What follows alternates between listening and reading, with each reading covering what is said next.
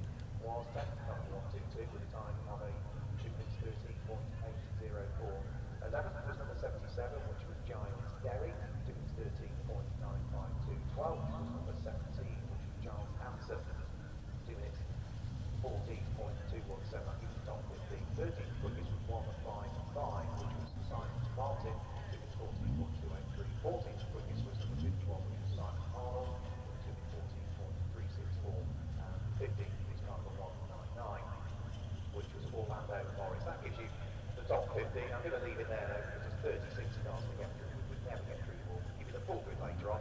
What we can do is hand you down a little bit early to map some of these down there with the drivers. Thanks, Mark. Yeah, waiting for all to arrive now down here in Park Maybe we can have a quick chat with our number 10 machine, because James Hackett is down here. James did very well there, qualifying inside the top 3. You must be pretty chuffed with that. Yeah, no, amazing. I didn't have to tell the whole way around. No, that's all good for the next one. So what you're saying is you had no say, so we're going to expect big things from you for the race, I think. I don't want to jinx myself, but no, I've won the championship 2 weeks in the past, but I'm not holding on any hopes, I don't want one yet. You're in the trophy class, so you're only taking 3 rounds from the championship, so that's the trophy you'll go for. Yeah, this is one of my next events. I did annual C and silver as well. Yeah, going well. And so you must be happy with the circuit, how it's all going, and what's your hope for later on then? Well, I suppose maybe a podium if the Podium is crazy names up there actually. But, yeah, it's going to be good, I think. I don't know, is it next to yeah, towards the race, maybe a podium. I got podium last time, but I was as well, so No, well, congratulations on top 3. If we can have a quick word with Tom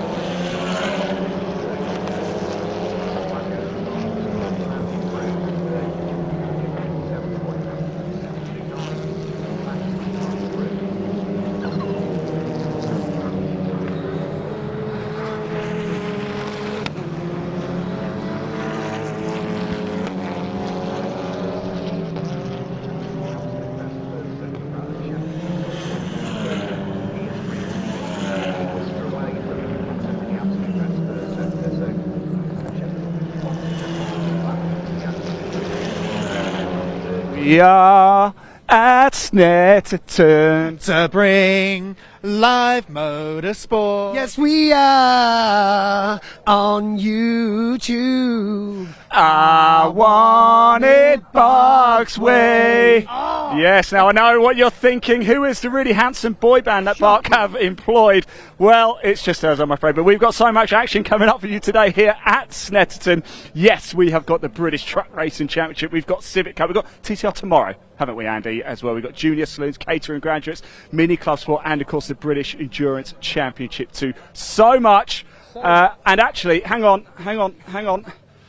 Simon Cowell, yeah, we are available. We are available for booking. Yeah. Contact Bark for details if you want to book us. Enjoy the racing, everybody. Let's go racing, guys. Come on. Tell me why we never get a lunch break. Tell me why ain't nothing's gonna go on time. Tell me why you're never gonna hear me say I want it Bark's way.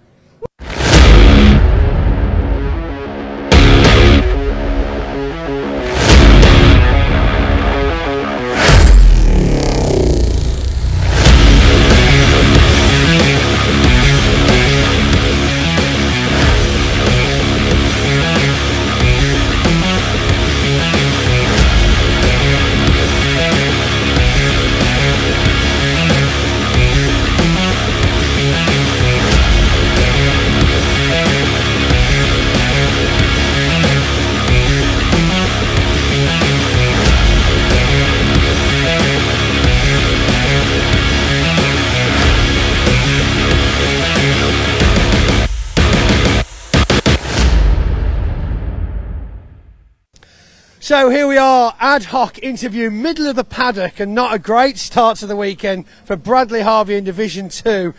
Tell us very quickly what happened in that qualifying session. So, qualifying session, just as we come out of the pit lane, injector. So not good. Yeah, it didn't even start. But we did have a good test session yesterday, so now we've fixed it. We are confident we'll be all right in race 1 and 2. So we've got the truck, we just didn't have the injector effectively today. What does that mean for those guys at home, might be the first time watching, what does that mean with regards to where you start for the first race of the weekend at Snetterton? So I'll have to start from the back of the grid now. We haven't got to start from the pit lane, but I have got to go do one formation lap. One lap behind the pace truck in a minute to get me 3 laps in, because I didn't do 3 laps qualifying. So there are quite a few regulations to these kind of things that people don't automatically think about all the time. Yeah. No, well, I didn't, because we tested yesterday. I didn't know I'd got to do the 3 laps today, but we have. And do you like Snetterton? How many times have you raced here before? I've never been to Snetterton before, but we were on pace yesterday for the first time, so yeah, we'll be good. That's excellent. We're doing very well in the championship. Let's fingers crossed those injectors, the new injectors, do the trick, and be excited to hopefully get some silverware to you this weekend. Hopefully, take a couple of trophies home. That'd be nice. Now, before I lose you for the rest of the weekend, possibly, Le Mans, excitement. We're all excited. We were a bit disappointed just because obviously when the engine went bang, we thought, oh no, Le Mans next week. But yeah, no, we're definitely, all the team are buzzing for ready for go Le Mans. Yeah. Excellent. Well, we'll see you soon. Thank you very much, Bradley Harvey. Well done for getting it fixed. Race 1 is ahead of us. Well done to the team. Well done to the team. Soon. Straight in the awning, engine apart and fixed. Yeah. Even though we've got video footage of him stood in the chassis taking injectors out of the truck. Right, Bradley Harvey, ladies and gentlemen. So here we are with a driver effectively just smashing it at life right now. Jake Evans doing very, very well in the Division 2. We're coming into the weekend. Obviously, we had some struggles earlier on in the year. Donington treated you quite well. Excitement coming into Snetterton. Is it your first time here, or have you raced here before? It is now. It's the first time I've raced anything here before. We did come for a track day as a bit of a scouting exercise a couple of weeks back. Obviously in a car, so it's a completely different thing. A couple of sessions of testing yesterday. We suffered horrendously with steering vibration yesterday, so we had 2 sessions effectively wiped out yesterday. We couldn't do a lot with it in the day. Last night it was all apart. The team have done a fantastic job, as they always do, and this morning we've gone out and back to rights as it was at Donington now. So I'm pleased with that, because it was a bit, disconcerting having it wobbling on us. But no, she's back to rights now. So What did you come here and do the track day in then, if you don't mind me asking? it was something that Weaver's got. It's got a Renault Megane, like a 2-litre thing. It's like a bit of a track car, but yeah, we both came on a bit of a scouting, because obviously it's his first time here as well. So we sort of joined forces and came with Dave Jenkins and sort of showed us the ropes and stuff. And I think Graham Poole did the same. And yeah, it's just good to get your eye in before you get here in the truck. Absolutely. I mean, it's something to be said for taking these vehicles the speed you do anyway, but to go on fresh tarmac that you've never effectively been round, yeah, great idea. And of course, first pole position qualifying, great start. Yeah, we can't complain. Yesterday we were struggling like crazy, and we're looking at the tyres. He disheartened just slightly, especially when we knew what we could do after the Donington weekend. And it's coming there, I think there's still time in it, as every driver will always say, but happy with the pole. Of course, at the minute, still a novice, so he'll be starting 6th on the grid, I think, now. Oh, it's a weird one, that, isn't it? Because obviously you can show by your lap times, by your results so far in the year, fantastic driver, plenty of skill. Do you feel like these, I mean, I have a more diplomatic opinion, but do you feel like these are a good idea for safety, or do you think they're actually hindering your championship? Or in fact, if you look at it, is it not just more of a shine on your ability, because they're not actually hindering your race results, are they? No, I think the rules are the rules. We always play by them. The 20 races thing is the same for everybody. We were just massively unfortunate with Thruxton, which is where we've dropped 5 races. Obviously, we didn't race anything at Thruxton. We do a lot of testing pre-season in these to get the licence to race the truck. So, arguably, you could say, if we did a little bit more of that up front, you could either drop the amount of races. Maybe there's something we can do for next year's regulations with any newcomers that are coming in. But I can't complain. I've just got to suck it up this weekend, and then at Le Mans we should be off, so we can go from wherever we qualify then. I was going to say, next question, Le Mans. Obviously, loads of buzz around the paddock. How many people are you taking with you? Are they excited? Yeah, we've got a slightly slimmed down outfit when we go there because of holidays and stuff for people. But you've got to find somewhere for everyone to sleep as well, which is not what people realise. You hear Le Mans and race, and you're like, oh, hotels, sunglasses, champagne. No, it's camping. It soon becomes expensive, yeah. So, no, we've got like an 8-man outfit going over on the Wednesday night. So we're really looking forward to it, having never been before. And everyone you speak to here says how good it was last year. It's an experience. And we're also looking forward to it as well, being off novice. If this weekend goes well, we can just do what everyone else is doing already. So can't wait. Follow the line. Exactly, yeah.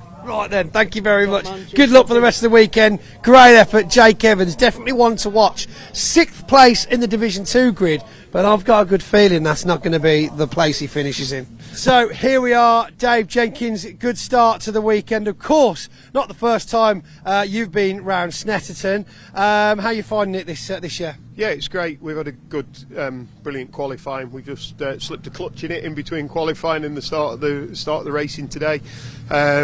Happy with the truck. Was a bit disappointed in qualifying. The lap times are like second a lap slower than yesterday in qualifying, but it was slippy in the hairpin still. So yeah, we're in a good place, and we're really looking forward to going racing today. And then consistency over the year so far. I mean, obviously, we're getting 75% of the way through the season now. How do you think 25's been for you? We've had a great year's racing. We boys have worked really hard. The commercial support's been great from the sponsors. We've enjoyed it. We're all smiling about it. The results have been coming. We had a rough Brands Hatch at the start of the year, lost a lot of points, and we haven't given up. We've just kept coming and coming and coming to where we're sat, in a really strong championship position at the moment. I feel like a lot of the teams this year, I think it'd be probably difficult to find a team that hasn't had at least one weekend that's been totally against them this year. It's weird, isn't it? How it's kind of been quite evenly spread out at least. Yeah, it wasn't the weekend. It was the competitors that were closely against me at Brands Hatch. Yeah, we got tapped round on Sunday morning, lost that race, and then we didn't quite get the setup right for the next race, and when we were a little bit on the back foot. But from that point on, we've worked hard, and I'm really happy with the progress that we've made. So that's with the past. Now to the future, of course, after this weekend, and we're talking a couple of days after this weekend, we're off to Le Mans in France. Excitement, obviously. What one thing would you say you're personally looking forward to the most? Just getting away and racing, some more racing, and going to Le Mans. It's a great circuit. It was one of the first European adventures I went on in 2001. Here we are 25 years later, still going on European adventures, so looking forward to it. That's excellent. And when are you setting off? Wednesday, I suppose, or? Yeah, Wednesday night in the night boat. So It's going to be. I tell you, that boat is going to be rammed. I think the entire literally party boat. That's like the entire championship's on one boat. The insurance must be astronomical. yeah, I don't think they'll care if we all sunk, would they? Right, well, Dave, continue to enjoy the rest of your weekend, and we'll see you hopefully on the podium. Definitely.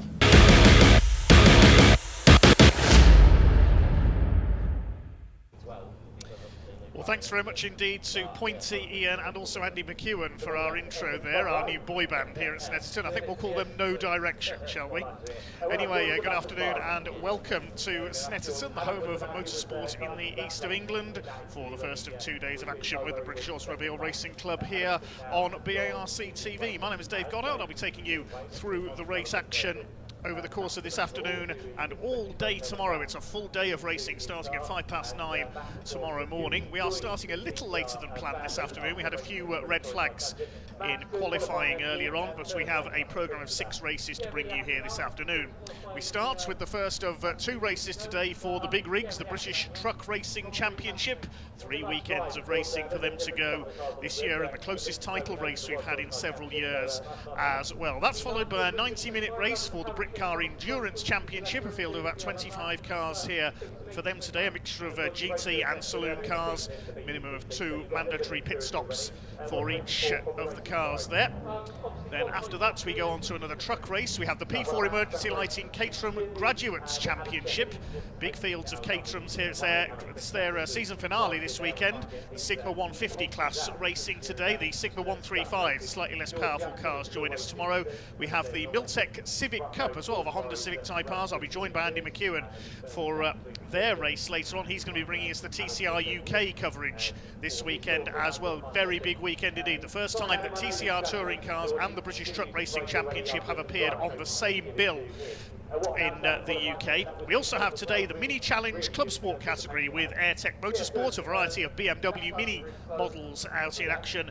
They've got 3 races across the course of the weekend. Very busy qualifying sessions earlier on today. As we say, we had a few red flag stoppages as well, running about 15 minutes behind time at the moment. But big thanks to all our marshalling team, first of all, for their prompt clear-up of the incidents. Nice sunny day. It's a little colder than we expected here at Snetterton as the autumn sets in. A little breezy. You've seen the flags flying, but the sun is currently out, so 1 or 2 drops of rain early this morning, but things have dried out the track in dry condition. So the trucks are about to be released for the first of 5 races across the weekend.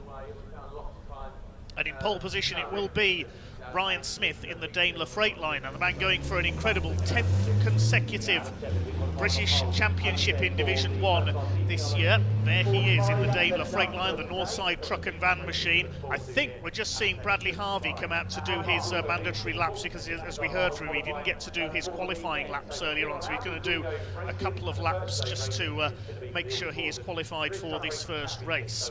Ryan Smith leads the championship and he's on pole for this first race, but he only leads by 5 points ahead of Stuart Oliver, the 10 times previous champion and former European champion in the number 7 Volvo, and David Jenkins, who joins Ryan Smith on the front row, is only 3 points off Stuart Oliver, 8 points covering the top 3 in Division 1. So what a showdown we are in for over the last 3 meetings of the season. As we heard from David Jenkins, they go to Le Mans next week, and then in November to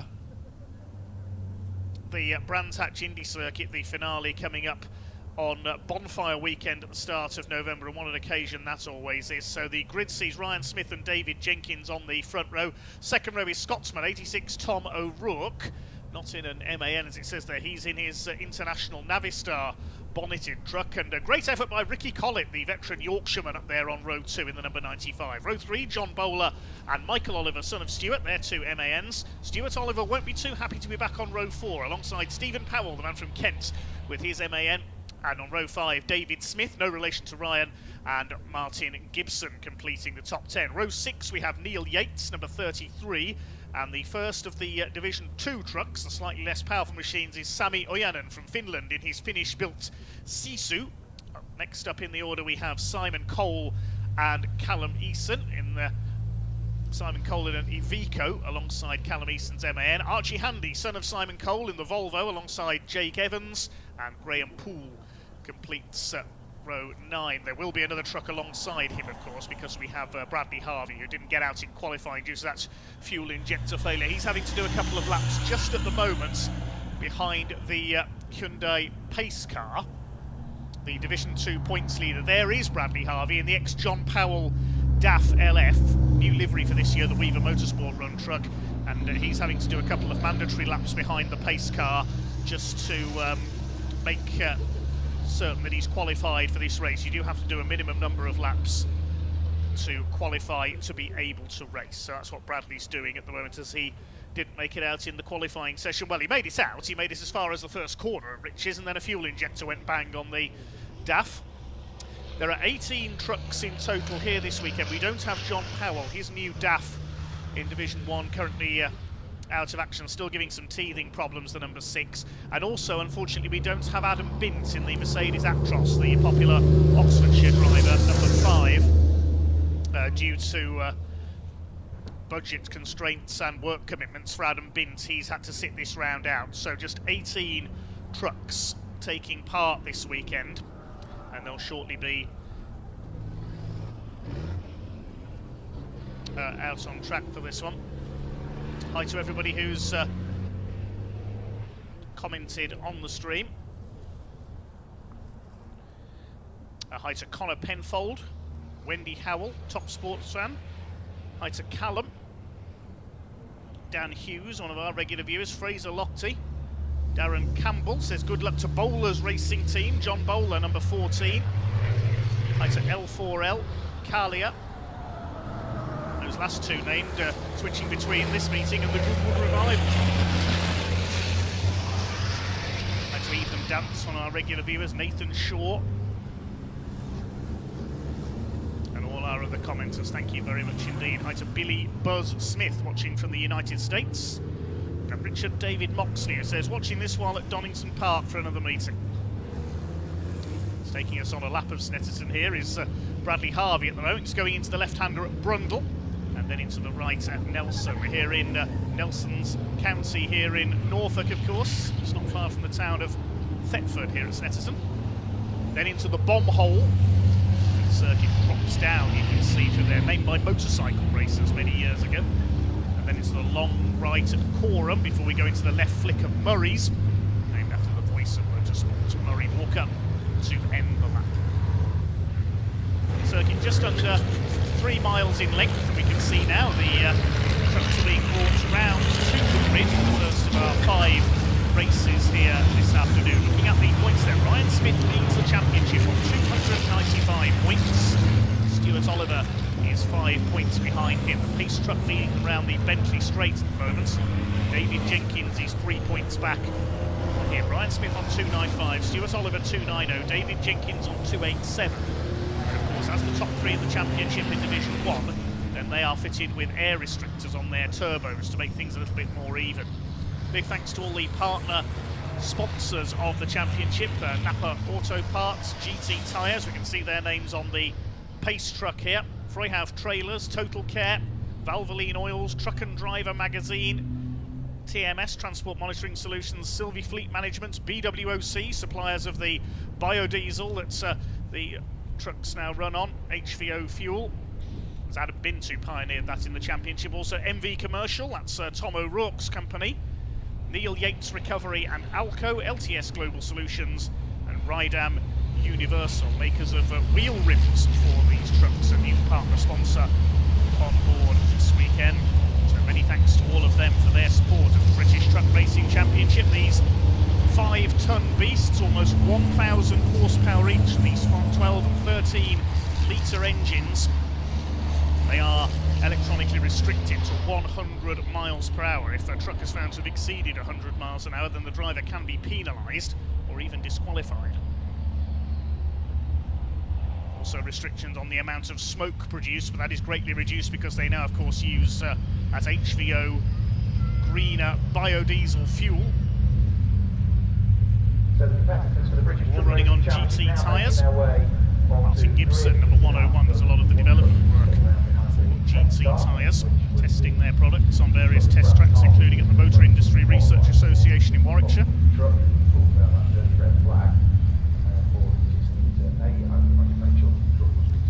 Billy Buzz Smith is supporting his namesake David Smith. Glenn Harrop says Bowler's my boss. Oh, cheering on his boss John Bowler. Steve Curtis says good luck to Team Oliver. Stuart and Michael.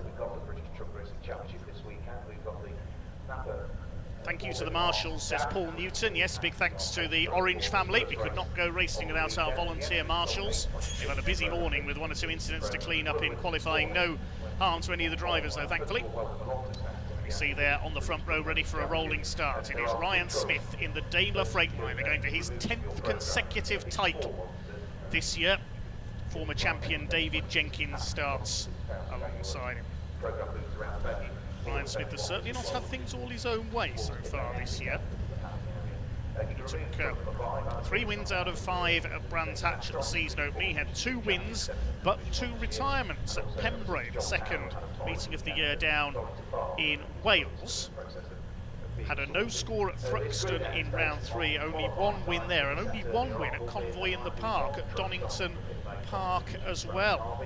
Some mechanical problems hit at that meeting. The man from Derbyshire, the Northside truck and van machine. Bradley Harvey looks like he's going to start from the pit lane in the number 96. He's come in at the end of his mandatory lap behind the pace car.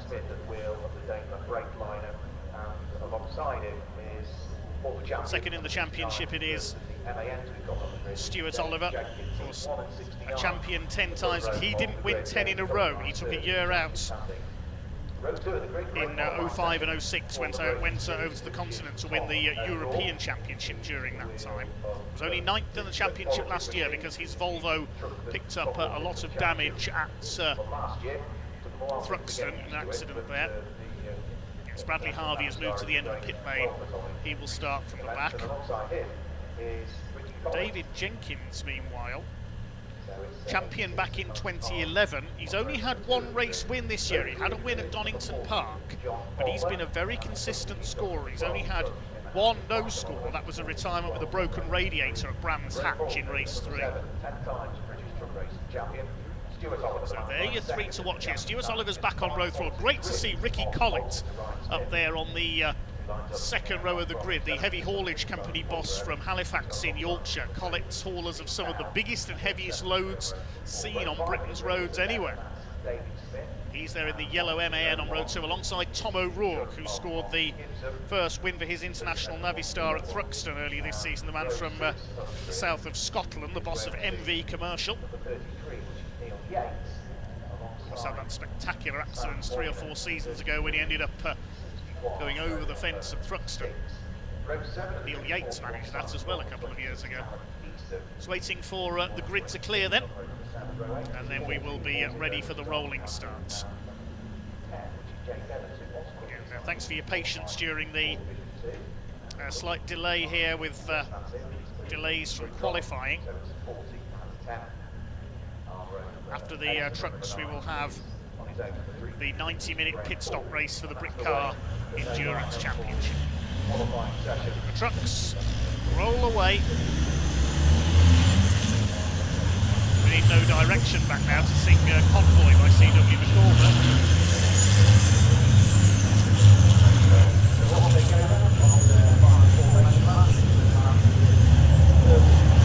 This will be a 15-minute race.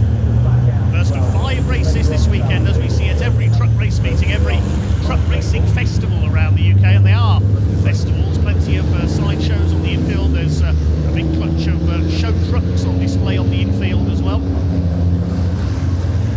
They head out of the right-hander at Riches, get it wrong there, and you're in the field next door to the circuit, and then up towards Wilson's hairpin. 180-degree right-hander, very tricky to get through in a car, never mind in a truck. One of the longest circuits used in British motor racing, just under 3 miles in length, the Snetterton 300 circuit.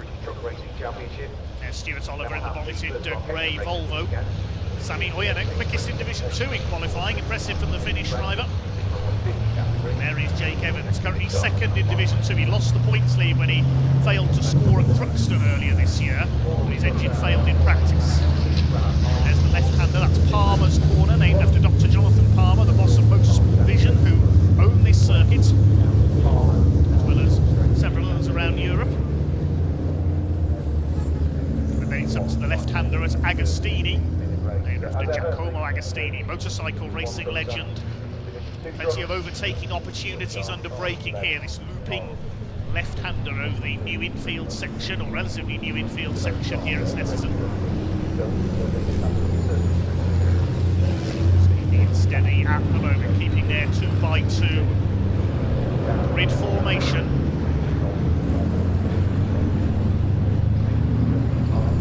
There's Bradley Harvey, he has joined in at the back. He's the points leader in Division 2 at the moment.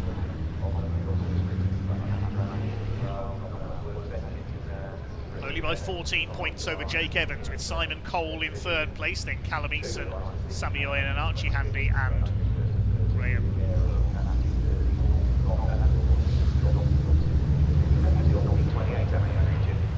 Out of the right-hander at Oggies and up towards another right of Williams' corner, named after Sir Frank Williams of the legendary Formula 1 team. And then into the Bentley Straights, takes the roads and the cars through the bridge, then down towards the left of Bruckles. Martin Bruckle, of course, local motorsport star from Kings Lynn in Norfolk. Keeping their steady pace at the moment before the power is unleashed. Almost 18,000 horsepower about to be unleashed on the Snetterton tarmac. This is certainly going to be not for the faint of heart. Just keeping it very steady at the moment. Through the right-hander at Nelson. Then down to the bomb hole. Big crowd in attendance here at Snetterton on this early autumn day. They wait with bated breath in anticipation of the greatest spectacle in UK motorsports, the British Truck Racing Championship.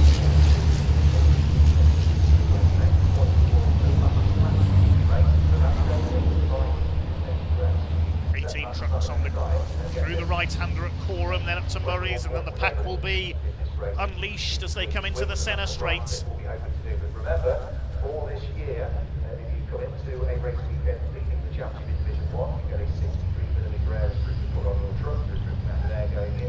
No idea what's going to happen here. 5mm air restrictor to the third. Marshals have been moved to a safe distance back off their posts behind the barriers. Bradley Harvey and Jake Evans, Division 2 points leaders towards the back of the grid. There's the left flick at Murray's. Now the pace beginning to rise. You can hear the revs rising as they head up towards the start-finish line. The British Truck Racing Championship is about to get underway here at Snetterton. It's go.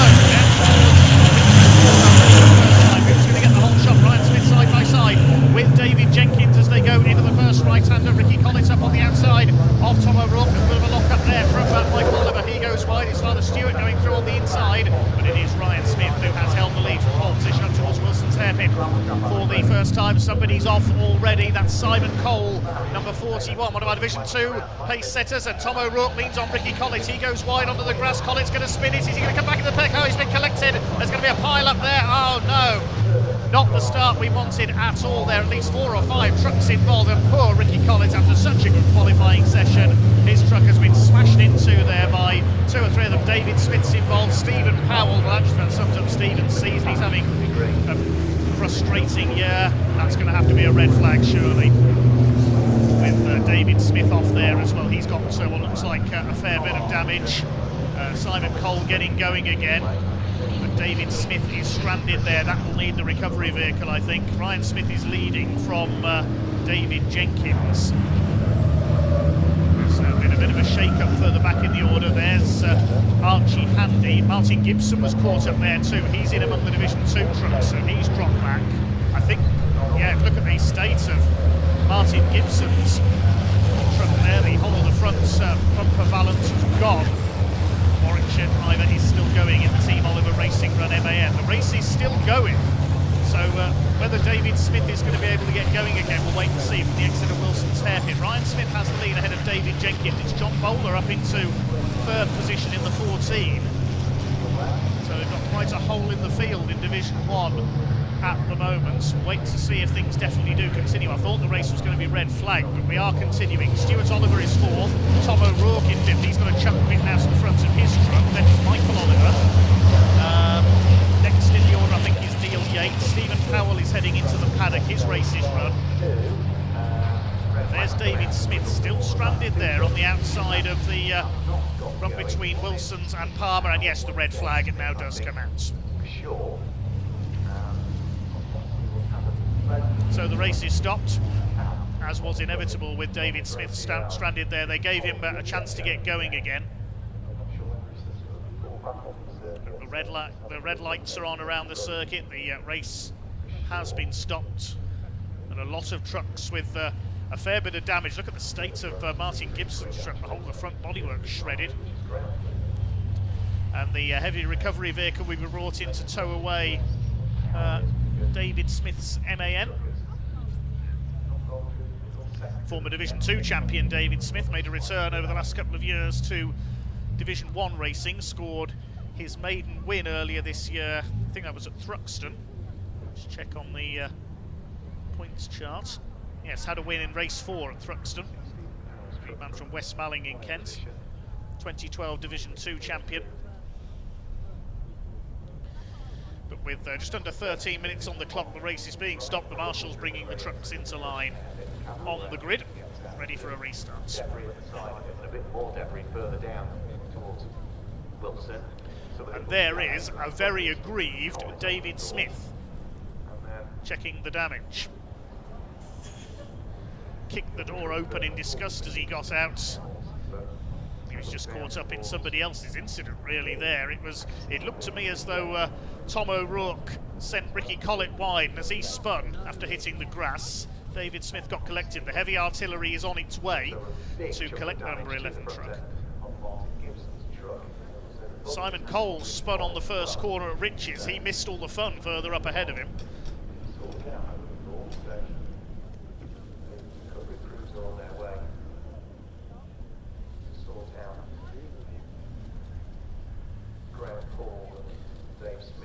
Now we'll take a look back at the incident there at Wilson's hairpin. Ryan Smith led into it. Tom O'Rourke locked up and bounced into the side of Ricky Collett, who hit the grass, then spun on the way out. He collected David Smith, was hit in turn by Stephen Powell and Martin Gibson, so Collett just got attacked from every side as he spun back into the pack. Nothing they could do there, just too many trucks in too small a space. And now here come the recovery vehicles. Trackside Recovery organised those vehicles through Steve Bewers, but it's the NWVA vehicle, Nationwide Assistance Group. DAF that's there to tow away David Smith's MAN. Jason Farnell, the driver, new to the NWVA fleet this year, Nationwide Vehicle Assistance Group. This is their big 3-axle DAF XF we see in action. A lot of interest in the recovery vehicles, in some cases just as much as the race trucks for some enthusiasts. So it might have been damaged, so a mechanic is just in the process of looking at that and seeing whether crowbar is needed to try and get it off any bodywork. Or it may well be that the end of the bumper is damaged and there's some welding that will need to go on. I'm sure the scrutineers will just have a look to satisfy themselves one way or the other that that is not going to present a danger. So Steve, there is bodywork missing on Tom O'Rourke's front right-hand corner. New scuffs on the front right-hand corner of Martin Oliver's truck.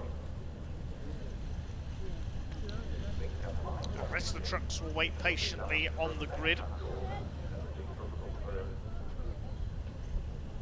next truck on the grid, which will be John Bowler's truck. Stuart Oliver took them away unscathed.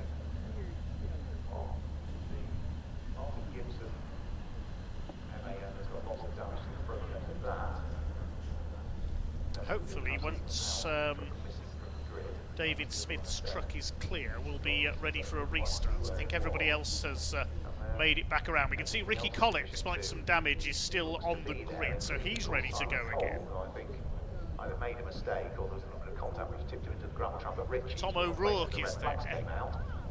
That's a bit of a let-off for him, so that will allow him to take a bit. Martin Gibson has made it back round, so it looks like it's only cosmetic damage for most of these trucks, the exception, unfortunately, being David Smith. The truck is on the back and front of the recovery units, that didn't take long.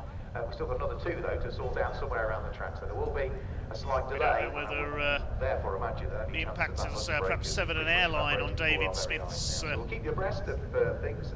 Truck, or perhaps jammed the brakes on or something. He wasn't able to drive away. In a position to get it back underway. Maybe now that bodywork has been taken away, that the truck is able to move. Yes, it looked like just the bodywork that was preventing it moving there. There's another truck being towed in the background there. Who was that?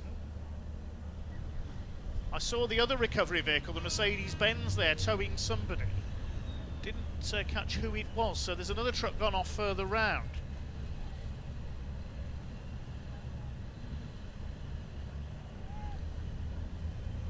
I'll very kindly ask the marshals if I could jump onto the grid, which they have allowed me to do, so while we wait for the recovery of these trucks over there. David Smith is able to drive away. Smith, who sits aboard this wonderful Daimler Freightliner.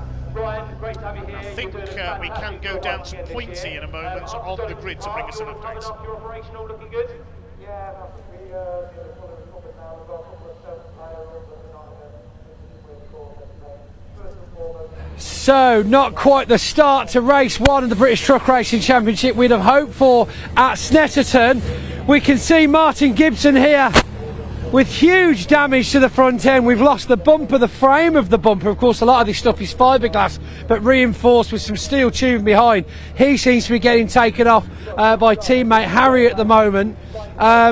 There's a rumour that someone might be dropping through. We're not sure who it might be. Someone out there. Let's have a look and see how the rest of the truck's got away. Obviously, clean start for Dave and for Ryan Smith. This is the re-grid as we've got them back into position. Ricky Collett, of course, coming off wide, losing it on the grass, coming back on and finding Dave Smith and quite a few other drivers. This is the kind of damage that we've ended up with. You can see this huge steel tubing, not easy to destroy, but then the damage is incredible. We've got loose grille here, the fiberglass bodywork severely damaged.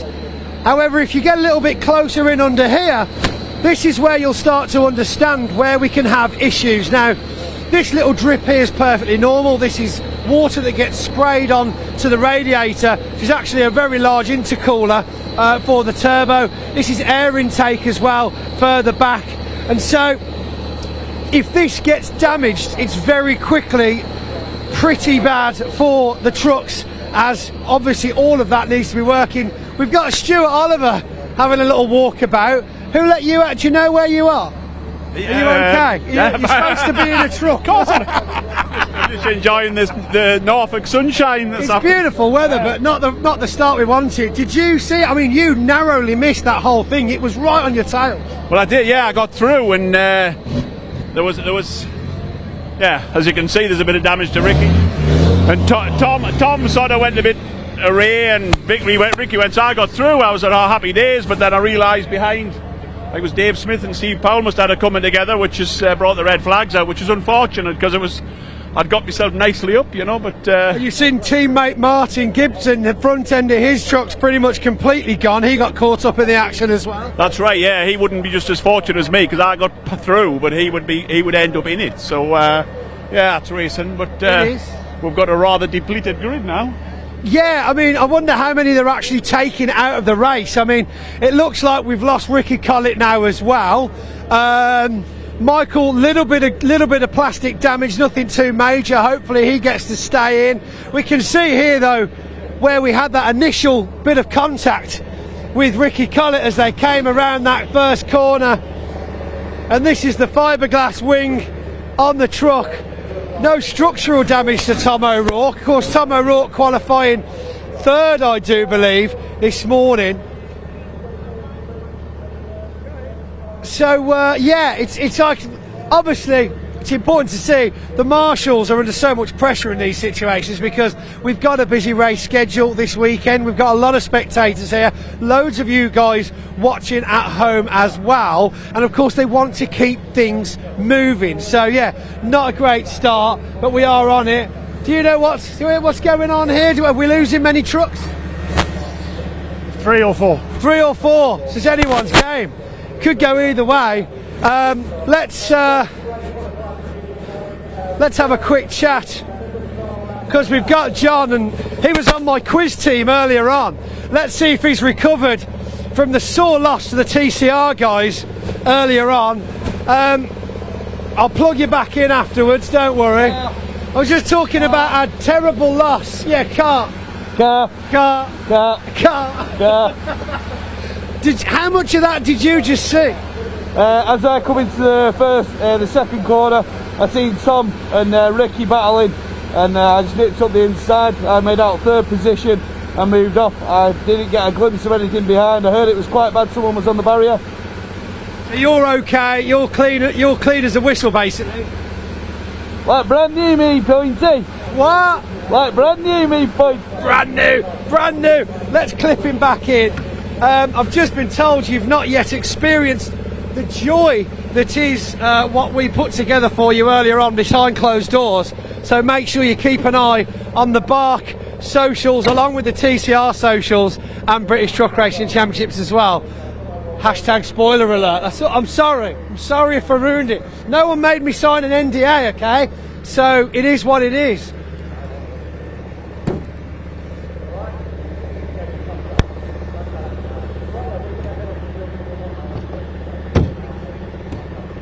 Why is it not locking properly? Just shot it. Okay, ready? Doesn't line up nice, that, does it? Doesn't line up, mate. Doesn't line up. Useless. We'll see if we can get Ryan Smith. Ryan, I've got your door. I did look for you earlier on, but you disappeared. I even said to him, I says, don't go far, Ryan. I want to chat in a minute. Disappeared. So, still starting at the front of the grid. I know that was a question at one point after qualifying, so good to see you here at the front.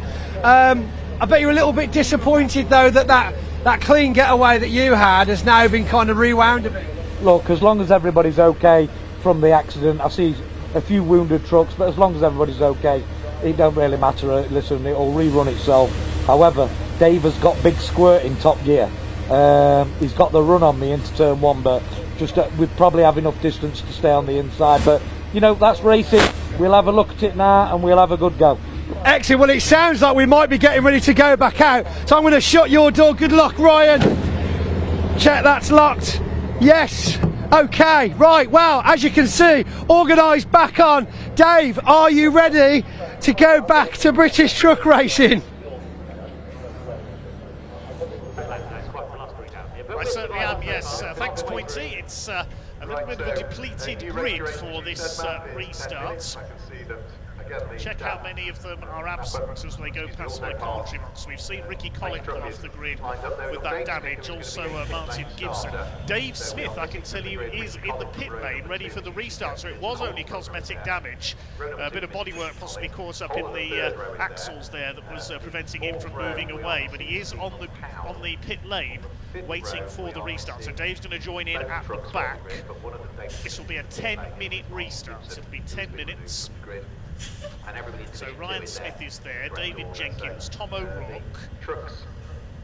Looking at the original grid sheet, Ross comments. John Bowler is there, Michael Oliver and Stuart Oliver are there.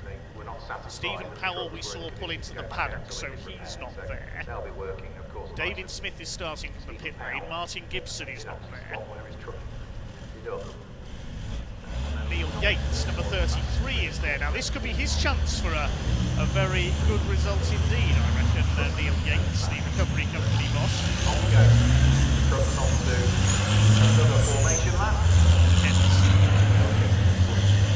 And then we've got the Division 2 truck, Sammy Oyen and Archie Harvey's lost the side padlock pizza.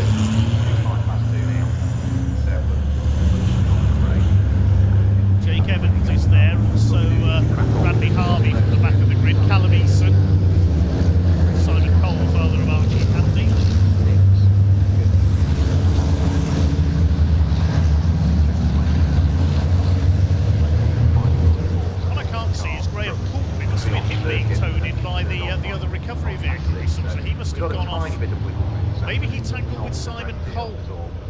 saw Simon Cole off on the first lap for Ryan Smith. So Graham Paul's tangled with him.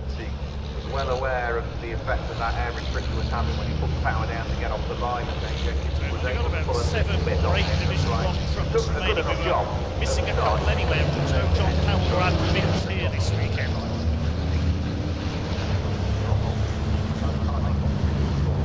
So it'll be 10 minutes. By tradition over the last few years, Ryan Smith has always won the first race of the weekend.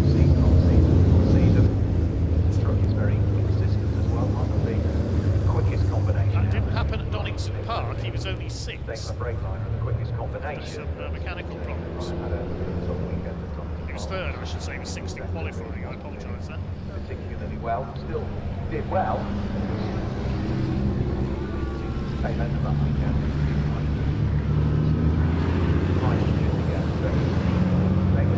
There's the Tcr Uk. Bradley Harvey, the points leader, at the back after those issues in qualifying. Let's hope we don't lose any more trucks at the second attempt here. Still on the rolling lap at the moment through the left flick, which is named after Sir Lewis Hamilton. Then it's the right-hander at Oggies. And then Williams into the Bentley straights. We'll see what happens in Division 2 when the lights go out. Again, Sammy Oyener will be hoping that he can hang on to the early lead in Division 2.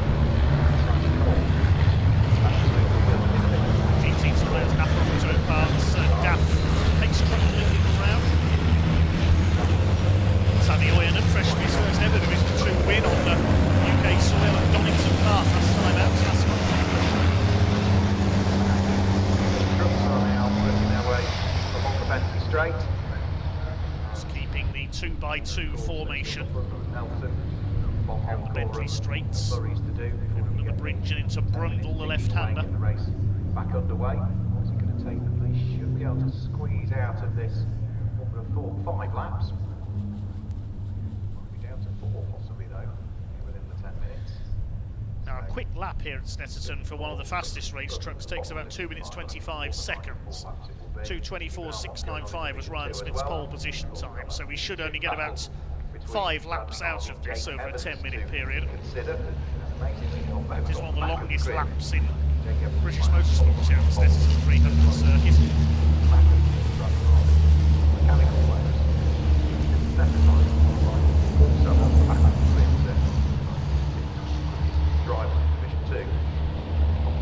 But it's still quite tight in that particular division as well. There's only 16 points separating the top 3 in the Division 2 Championship standings coming into this weekend. Bradley Harvey, the Championship leader, Jake Evans, 2nd in the Championship, Simon Cole, 3rd in the Championship. 303 to 289 to 287, that's how tight it is in Division 2. And in Division 1, Ryan Smith's on 295, Stuart Oliver's on 290, Dave Jenkins on 287. Ryan Smith and David Jenkins on the front row then. Second attempt at race 1 here at Snetterton for the British Truck Racing Championship.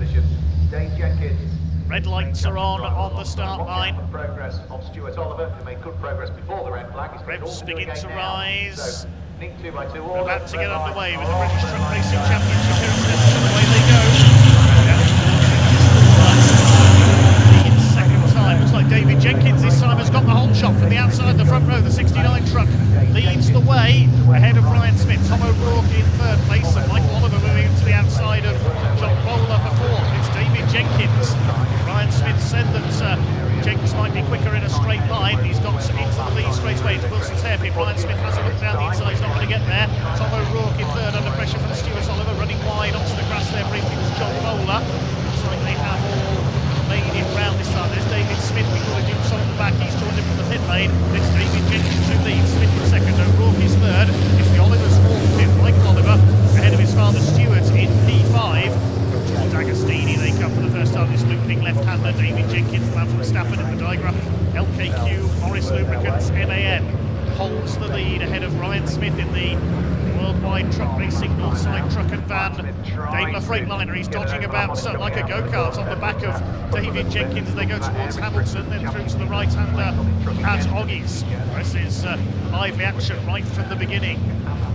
Down there and finally able to unleash the full power of these trucks. And Ryan Smith tries to get over on the inside as they go up towards Williams. He knows he's got to be strong in the turns because Jenkins is strong in a straight line, and Smith forces the issue down the inside. We've got the force driver anyway, Ryan Smith, and he goes through. And now Jenkins, we heard from Ryan Smith earlier that Jenkins is stronger in a straight line in top gear. They're into the Bentley straight now. Tom O'Rourke keeping pace with them. Stuart Oliver side by side, further that's John Bowler trying to get up the inside for 5th place, but Ryan Smith has now got the lead ahead of David Jenkins in 2nd place. O'Rourke in 3rd as they come through the right-hander at Nelson, then the Olivers, then John Bowler. It's completed Division 1 field, bodywork hanging off Tom O'Rourke's truck there in 3rd. He was part of the initial contact with Ricky Collins on the first start. Looks like it's Neil Yates in P7 at the moment. Then a gap back to the first of the Division 2 runners, I think, for P8. Murray's, and who does that belong to? That's a water tank that's come off one of the trucks there.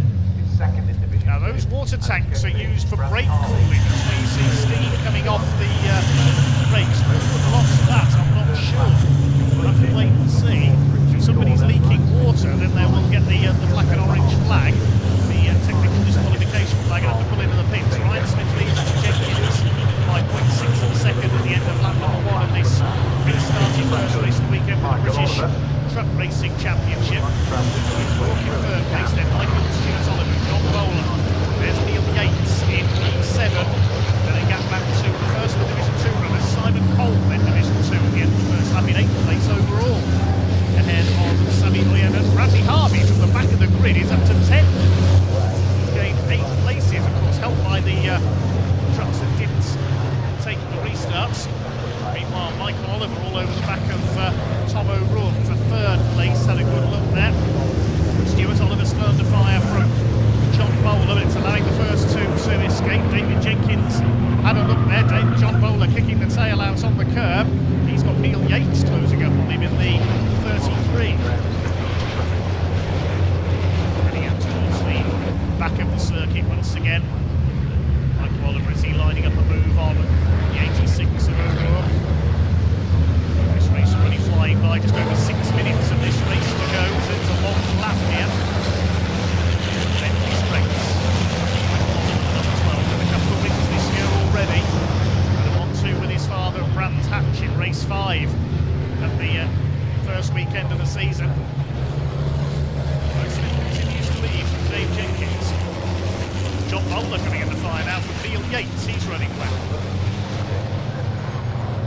Simon Cole, the leader in Division 2. Michael Oliver takes some curb there through Nelson.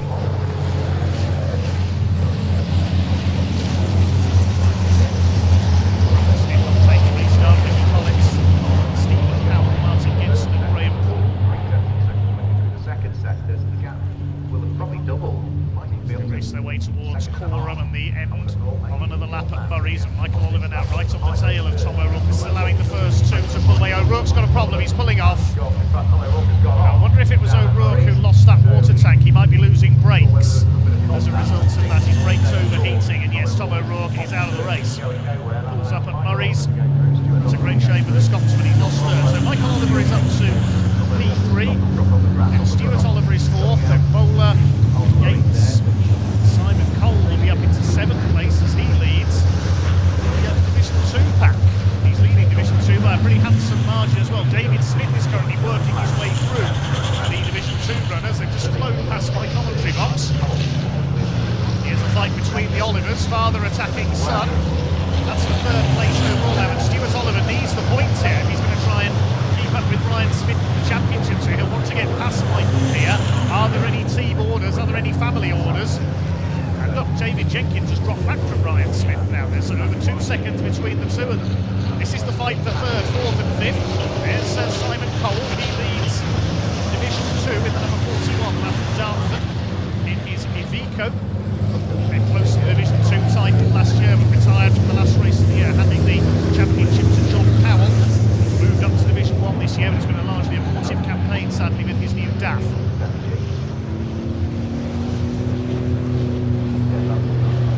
Simon Cole leads Division 2. That's David Smith coming through from his pit lane start.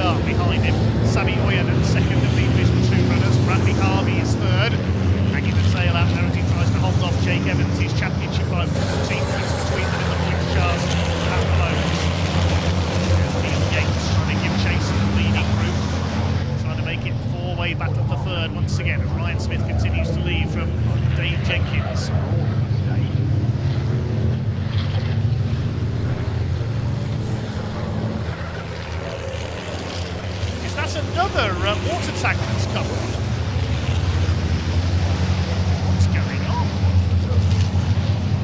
This is truck racing, not Mario Kart. Tom O'Rourke, we think it was, who lost one of them. His water tank for brake cooling has come off. So who's lost that one, if that's a different one?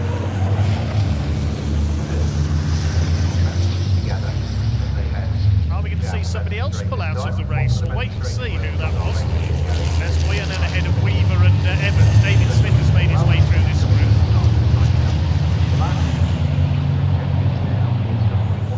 Ryan Smith has just gone over the line. I can tell you he's 3.5 seconds up on David Jenkins now.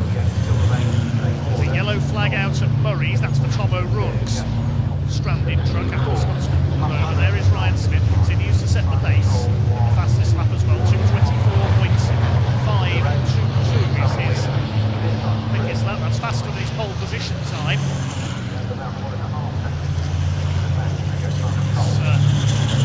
Simon Cole still leading Division 2.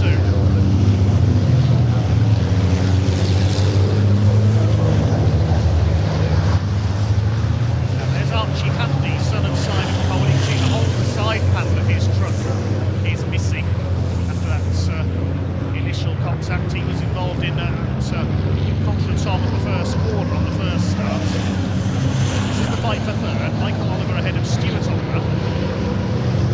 Looks like there's no team orders among the Olivers. John Bowler in 5th, Yates 6th. David Smith is up to 7th. Made his way through the slightly less powerful Division 2 trucks. They're all still going except for Graham Cook. There's the lead gap. Smith ahead of Jenkins.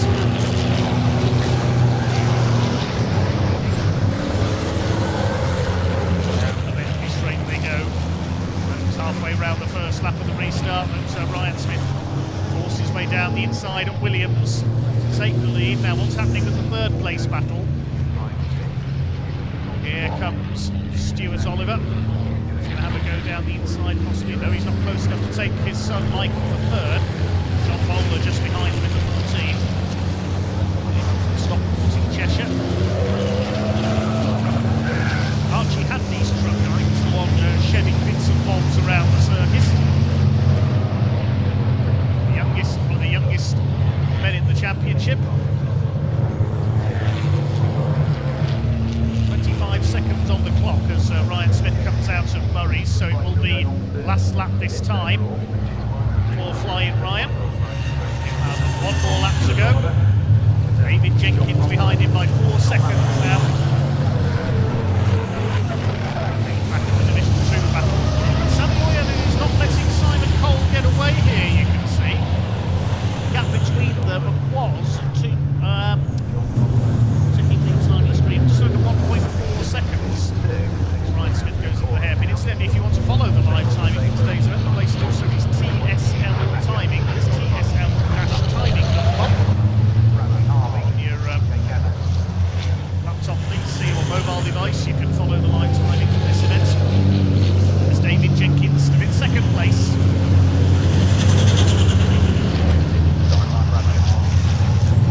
Going past my commentary box, Bradley Harvey was about to make a move on Jake Evans. I think they're the battle between the Division 2 pace setters. Here's Archie Handy in what's left of the Volvo, the ex-Paul McCummersky truck. It's a Volvo Superleggera now, and it's getting rather smoky as well. Hope he'll make it to the finish line. He's got it in the back of the field in 13th place. This is the fight for third. Still the Olivers going at it with John Bowler. It's all for third place. John Bowler goes a bit wide there through Hamilton, just gets 2 wheels onto the grass.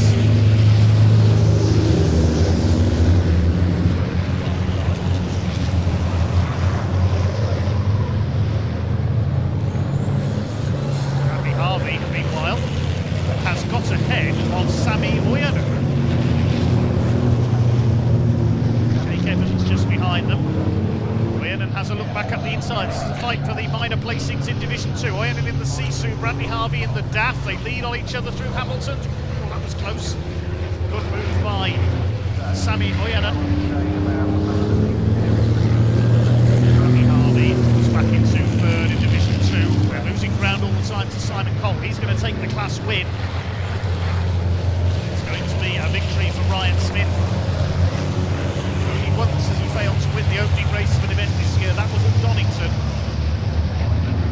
Flying Ryan, the Derbyshire driver, is coming in to take the win in the Worldwide Truck Racing Daimler Freightliner up towards the checkered flag. Ryan Smith takes the win in race 1. David Jenkins will come through for second place. Gap at the line just under 5 seconds in the end. He was pulling away by the rate of nearly a second a lap there. Michael Oliver will take third place ahead of Stuart Oliver. John Bowler, Neil Gates comes over in 6th position. What about Division 2? It's going to be Simon Cole, I think, who takes the class victory. Tyre squealing their way through the final corners. There's Cole in the pink truck. It's Oyanen in second place. Bradley Harvey, desperate for points to keep his championship lead, in third place in the DAF. This line comes David Smith to take 7th place, having started from the pits. Simon Cole will come over to take Division 2. Who's going to be second? It's Oyanen just ahead of Bradley Harvey. Then Jake Evans is next home. Callum Eason a bit further back with his MAN, and then Archie Handy will be the final finisher. An incident-packed first race for the British Truck Racing Championship. Callum Eason has just crossed the line in his MAN, and now here comes the remnants of Archie Handy's Volvo.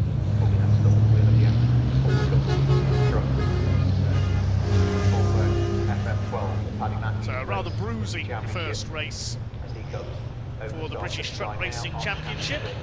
Archie Handy 13th place, 13 of them go the distance in our opening race of the day, opening race of the weekend here at Snetterton. And it is Flying Ryan Smith who starts as he needs to go on. Stuart Oliver and David Jenkins, his championship rivals, behind him in 4th and 2nd respectively, so he'll extend his lead slightly in Division 1, beating David Jenkins by just under 5 seconds, getting the fastest lap as well. Michael Oliver holding off his father Stuart for 3rd place. John Bowler 5th ahead of Neil Yates and David Smith. They were the only finishers in Division 1. Simon Cole takes the win in Division 2 ahead of Sammy Oyanen, taking the win there by just under 2.5 seconds. Oyanen holding off Bradley Harvey. Take second, battle between those two in the closing stages. Jake Evans was next, then Callum Eason and Archie Handy. We lost Tom O'Rourke, and the remaining trucks didn't take the restarts. To the race winner, Ryan Smith. Let's head down to Pointsy in Park Fermé. So that's the British Truck Racing Championship done and dusted for the moment. And we are back down in Park Fermé, and we got there eventually, ladies and gentlemen. You might have seen on the feed there, someone's been losing air tanks. Don't know what's going on there. Let's have a look if we notice. You can let me know if you notice any air tanks missing off trucks as we go around Park Fermé. 41 for Archie. So Simon Cole, no, it's not. Where's Simon Cole? Is he further back? He's here. He's hiding. Sorry, I'm not used to your truck being in such good condition. What's windscreen's clean, and what a result. First race, well done you. First win ever. I've had podiums here, and we lost the water tank. It's over there, look. Is that your well? We found out the answer to that, ladies and gentlemen. If you can't, we found out whose tank it is. So we had no water from about lap 2 on the brakes, on the intercooler, nothing. So it actually went better without it. Apparently so. Would you reckon the regs would classify that as losing weight though? No. Not with me sitting in it. That's a very good point. I'll let you have that one. Spirits are obviously very high. Great result for the team. What a way to start the weekend. That's going to really boost you for the rest of the week, isn't it? Yeah, it really is, because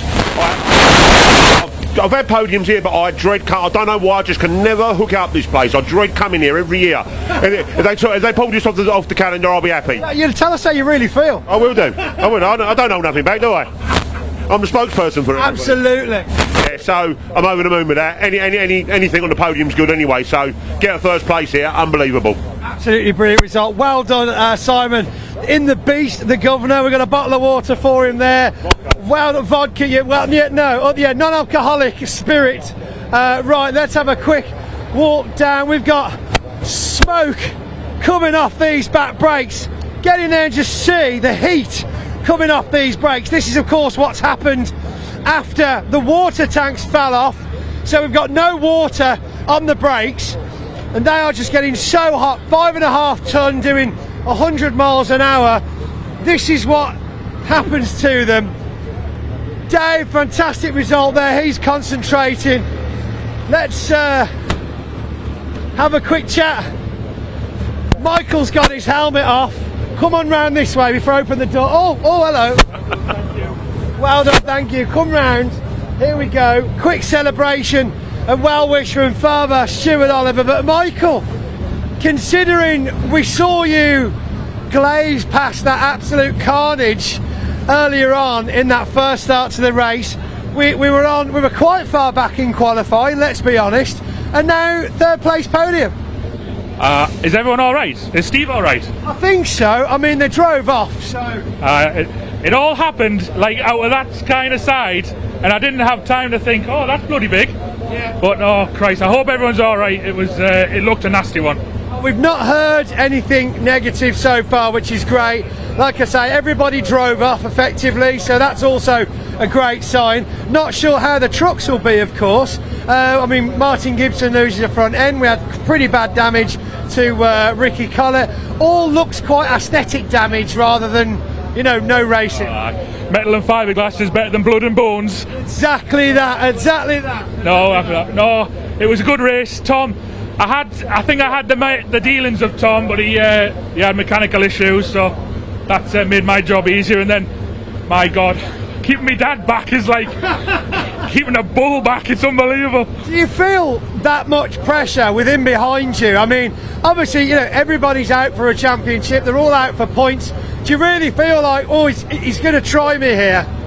Oh, he's a race driver. I know he's a race driver, and I had problems getting stopped in the turn 2, and I thought he's just gonna annihilate us here, but no, very respectful, and it was the pressure was unbelievable. We're just hearing accusations of the pressure you were putting Michael under in that race. Yeah, well, I was just future-proofing him. Oh, is that what it was? Yeah, that's right. Unbelievable, unbelievable. Let's train him. We're going to bring him up right in the BTRC. We're going to bring him up right. Right then, let's see if we can't find Jake or Bradley. Hold on. Here we go. We've got Bradley Harvey and Sammy O'Yannon. Good. Good. Good, good. The last lap he did, didn't he? He did it last lap. Last lap. That's all that it takes. The fight for second place. One silly mistake and that was it. Game over. I mean, you know, he could have been another silly mistake and in fourth. So that's could have done. No, at least we've got silverware. Let's move out of his way because you don't want him to fall on your head. Unless we get track limit penalties in a minute, but I don't think I did. Well, I'm going to do this thing where I don't look at the results until after I've handed out the trophies. So then I give you the trophies and then we take it off and decide whether I've done it wrong or not.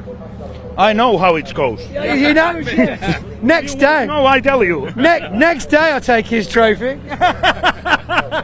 Good race, enjoy that? Yeah. Yeah, good result? Yeah. And now 4 more races, same result or better result? Better. There we go, very good, very good. Sammy O'Yannon, all the way from Finland, cracking truck, cracking driver. We've never not seen great skill come to us into the British from Finland. Anyway, I've got some trophies to hand out. We've got loads more racing. Ian, come on in. Yes, right, we've got a British Endurance Championship race coming up next. It's 90 minutes. I've been told, now if you are looking at the timetable, we are a little bit behind, as you could probably gather. I've been told it's lights out at 2:55 for that one, so not too long to go. We're going to go get ourselves off for the grid walk. Maybe time for a quick cup of tea. Oh, you got to go do. I'm going to do some trophies. Bye. See you later. It's been emotional. We'll be back soon. Don't go far.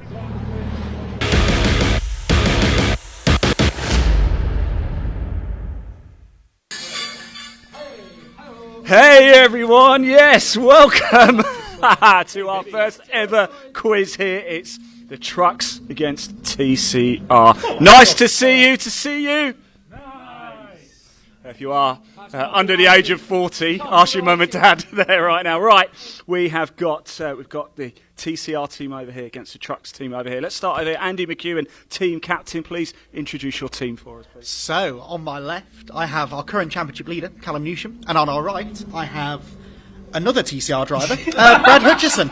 Fantastic. And how old are you and where have you come from? I'm 26 and I've come from Southampton. Oh, lovely. How about you? How old are you? Where have you come from? I'm 27 and I'm from Yorkshire, West Yorkshire. Over here we have team captain Pointy. Pointy, please introduce us to your team.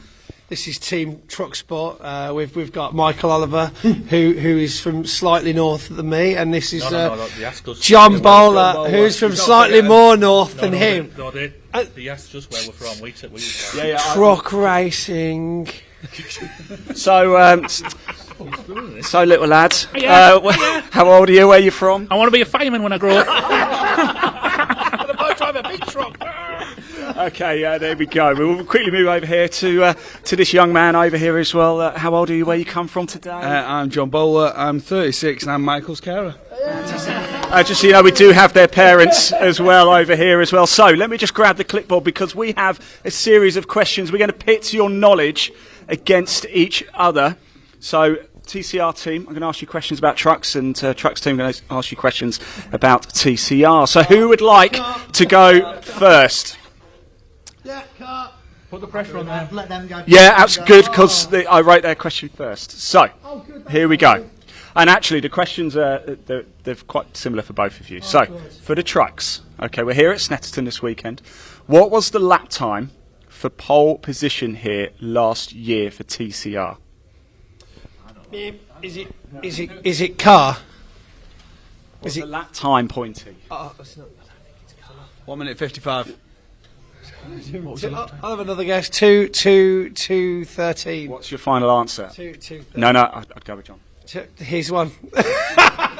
Well, you get a bonus point as well if you can name the driver. Ask John again. He's leading the championship. That one. Okay, well. Okay, answer. Was it Bob? Was it Bob? It wasn't Close. Just worth guessing a random name. Right, the answer. Robert. The answer, no. No, it's not Robert. Do you know the answer? What was the question?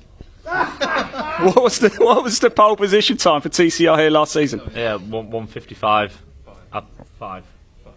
Yeah, done by Adam Shepherd in a Cupra. Okay, well done. It was Adam Shepherd, that's correct, and it was 155.6. So well done, guys. Point over there. Sorry, you should have got that anyway, so you don't actually get a point. Right, question for TCR about the trucks. Same question, actually. Well, let me just double check it was. What was the pole position time here last year for Division 1 trucks? And bonus point, if you could tell us who it was. Confirm. 223 by 223. Jamie. Is it Jamie? The blue and yellow truck? Jamie. No, Ryan. Someone. Ryan. Jamie. 2 minute 20. Somewhere. 223. 223. No, 222. They'll turn their engines up. Yeah. 222. How did you know they do that? Okay, do you know what? Did you have a look at my clipboard earlier? It is 222.563, and it was. I mean, You were close with Ryan Smith. Yeah, well done. So is that 1-1? Is that 1-1? 1-1? Can somebody keep score? Phil Kinchuk. Yeah, 1-1. Right, okay, let's move on. Trucks question for you about TCR.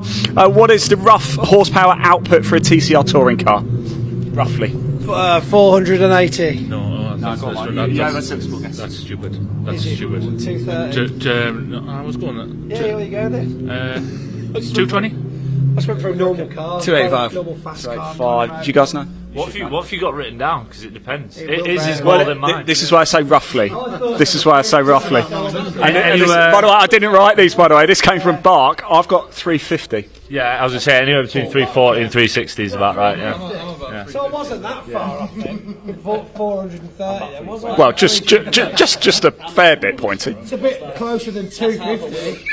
Okay, right, same question actually for you guys, TCR, about trucks. What is the rough horsepower output for a Div 1 truck, roughly? We think it's over 1,000 plus. No, you've got to have a number. Yeah. You think it's over 1,000? There's a lot of numbers over 1,000. I'm not having that either. Okay, I can tell you the answer we've got is between 1,200 and 1,400, so no points. 0, 0. For being closest. No, yeah, that's true. Yeah, but yours is a smaller number. No points. Still 1-1. Nil points. 1-1. Stays 1-1. Well done. This is going so well. Okay, here we go. Question for the trucks. You're looking at your clipboard again. Oh yeah. Jeez. I'll tell you, if you can read this writing, then fair enough. You know. So, okay. Pointy, Michael, John. Who is leading the TCR Championship? You said it earlier. You said it earlier. What's his name then? It's Bradley, isn't it? Callum. Is it? Callum what? Callum. Bob. It was Bob. Callum what? I said it earlier. So. Dave Sinsenstein. Half a point. Callum Coffey. Callum Coffey. Callum, put him out of misery. No, Waterboy. Waterboy. It's Callum Newsham. So half a point. Callum Newsham. No, I didn't hear that. Half a point. Right, okay, guys. Similar question for you, actually. Who is leading Division 1 in the truck championship? That would be Ryan Smith, right? Yeah. The number one. Any advance on Ryan Smith? The number one truck. I looked at it earlier. Final answer? Ryan Smith. There you go. Correct. So it's 2 and 1.5. Over. You boys got to get cracking. Hang on. Let me just hold this up a little bit so you can't see. Okay. Question 7 for trucks. I didn't write this. Who won the most? Ryan Smith. Who got number 1 last year, Ryan? I don't know. I've been up there. Michael's won a couple of times actually. So Who was fastest in qualifying at Donington last year? Yeah. Yesterday, Yeah. I know that. I know that one. Right, let's go. All right, come on. Right, trucks. Question about TCR. How many events, not rounds, are there on the TCR calendar this year? 14. How many events? No, so how many meetings essentially? Not. So how many weekends do they go racing? Yeah. Right. 14. Thank you, Ryan. I want to say 14. 14. Yeah. No. Well, we do 7. How many is it? You can have that one. Okay, well done. Trucks is 7. Another point. 3 points over here. Just nice guys, aren't we? See, that's 10, how we roll. 10. All right. No, wait. 9. 8. 9. 8. 7. 7. Well done. Point over here as well. Point over here as well. Drive a truck. Listen, they're miles behind. Don't worry about it. Answers. Right, where are we? Okay. Enjoy myself. This is a good question. Thanks for coming along. You do have some adults to drive you home, though. Oh, thank you. Good. Thanks, John. Okay. Right, trucks for TCR. Here we go. Can you name what's the highest and lowest racing numbers on the TCR cars this season? The highest and lowest. So we've got a 1? I don't know. Tell me. That's the question. Well, if I told you that, then I'd give you half the answer. Give us half. What was the question? As a car. So, and it's the same for the trucks. So think about it as well. So for the trucks and you guys for TCR, the racing numbers on the cars. Who's got the lowest? Yeah, the smallest and the biggest number. Both. I reckon the lowest number is 2, and the highest number is 666. No. Oh, it's a guess. Wait a minute, guess. What are you going to do? Come on, you got the answers or what? I was going to try and get them out. Give us one, Max. I'll tell you what. Okay, we'll come back to you. What do you reckon for trucks? Right, what's the question? So what the number? Highest and lowest number. The highest and lowest race number. That's correct. So point over here, please, Phil. 1 point for that. What's the highest? This is a bit of a shot in the dark. I'm sure it was a 3-digit. 3 maybe? 323. Oh, correct! Oh, 2 points! I know. Don't blame me. Guys. We're going to go 1 and 101. Come on. 617. Oh, 617. 2 points here as well. Well done, guys. 617. 6 and 117. So I got Bradley Burns as 6, Adam Shepherd as 117, Ryan Smith is number 1, Graham Paul 333 for the trucks. Now, final scores, please. Phil, I think we have a clear winner here, don't we? Do we? Yeah, I'm pretty certain it's TCR 4-3 maybe, 4-3 or 2.5. Watch our sport. One final question, no. One final question. We don't watch anything other. That's what I mean, yeah. One final question for you. How many BARC championships have been racing in 2025? Closest gets a prize. No, we'll just next point wins. So next point wins. Yeah. So how many BARC championships? How many BARC championships are there? No, don't go stupid number. I'm We'll try and win being this. serious. I'm thinking, well, there's this one we could. Comment below. Comment below. Let us know what you think. Are we actually returning? We've come to the agreement on 22. 22. They've gone 22. Can we just go lower? Go higher or lower? I'd go higher. Higher than 22. All playing higher and lower now, Is it closest Let's do 23. Closest wins. Yeah, 23. 34. TCR wins! TCR, you are more knowledgeable. Congratulations. Well done, guys. Congratulations. The extra prize is tickets to the next TCR round. Well done. Yes. Congratulations, guys. Guys, thank you so much for joining us. Enjoy the weekend, everybody here at Snetterton. Thank you. Right, I'm here with Archie Buckle, the British Endurance Championship. And Archie, we're going to have a little look around your car in a minute. But before we do, you're only a youngster. I can see as well, I'm very jealous. But tell us about your journey in motorsport so far. What have you done to get to this point? Yeah, so currently I've had a karting background since I was about 12.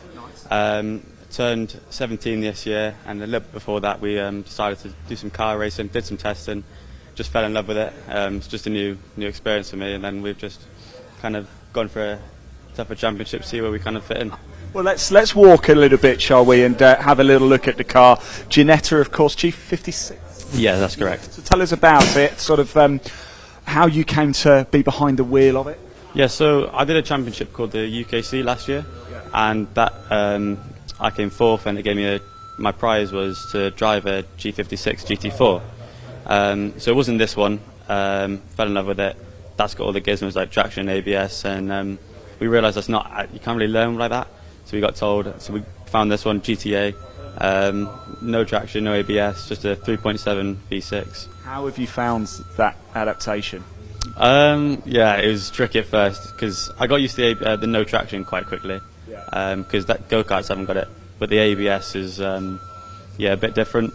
Because the first time I ever kind of drove one with no ABS, hit the brake and locked up, and I went straight on into the gravel.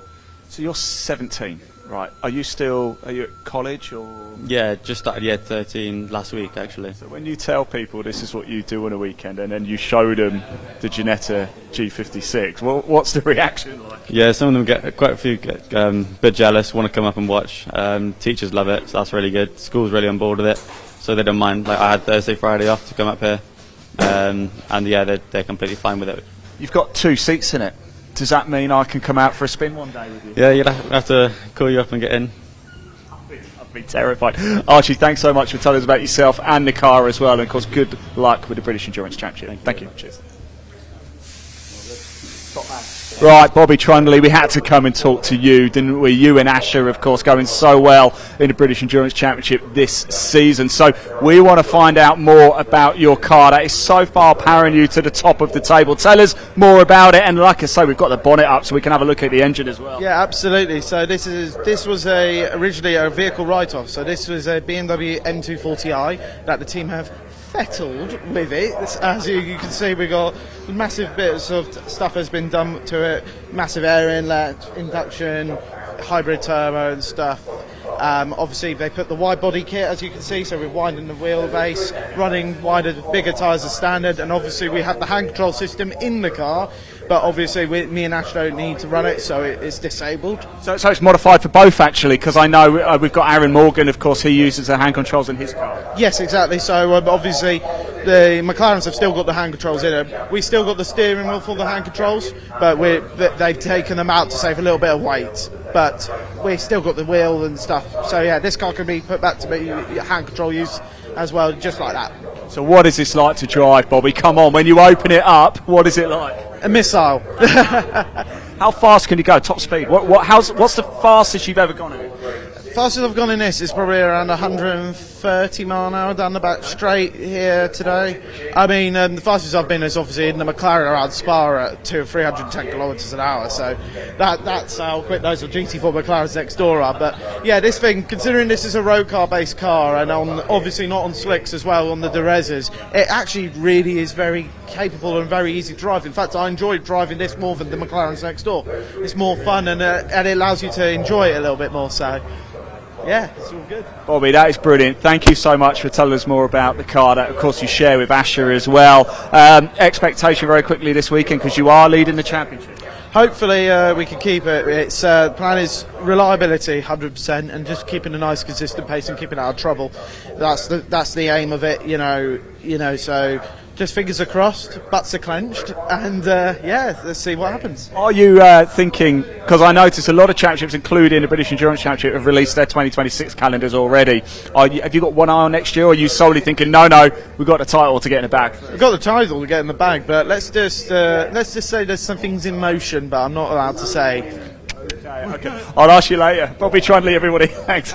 Here they come then, at pace, and it is going to be, without further ado, well, they make the way along, and it's lights out, away we go as they roar the way down to Richards Corner at turn number 1. Now as they come down into that right hander, while leaders going side by side. Further behind, we do have our 2 BMWs doing battle already. Through the right hander they go, and it looks though all of our drivers safely on through the opening corner of Richards. Very tricky one to get right, particularly on cold tyres and cold brakes. But coming in towards the Wilson hairpin, well, our number 16 up Ferrari there starts to pull away, as already the Toro Verde at Porsche is now starting to play tracks. Oh, going to be a big lock up there from our, I believe, one of our McLarens. And as our Ginetta tries to get it back on track, well, the 118 struggling along there. I wonder if it's potentially stalled or something's broken on the car. I'm not quite sure. We'll try and find out when we can. But as always, the field make the way into Palmer Corner. Let's look to the front of the field, and then we do see our top 2 runners starting to pull away. It's going to be that battle of the 16 and the 8 for the overall, as we believe. A little bit of a dicey move being made there by the Team Brit McLaren, looking up the inside, not quite able to make that happen. And further back, it's 2 by 2 they go,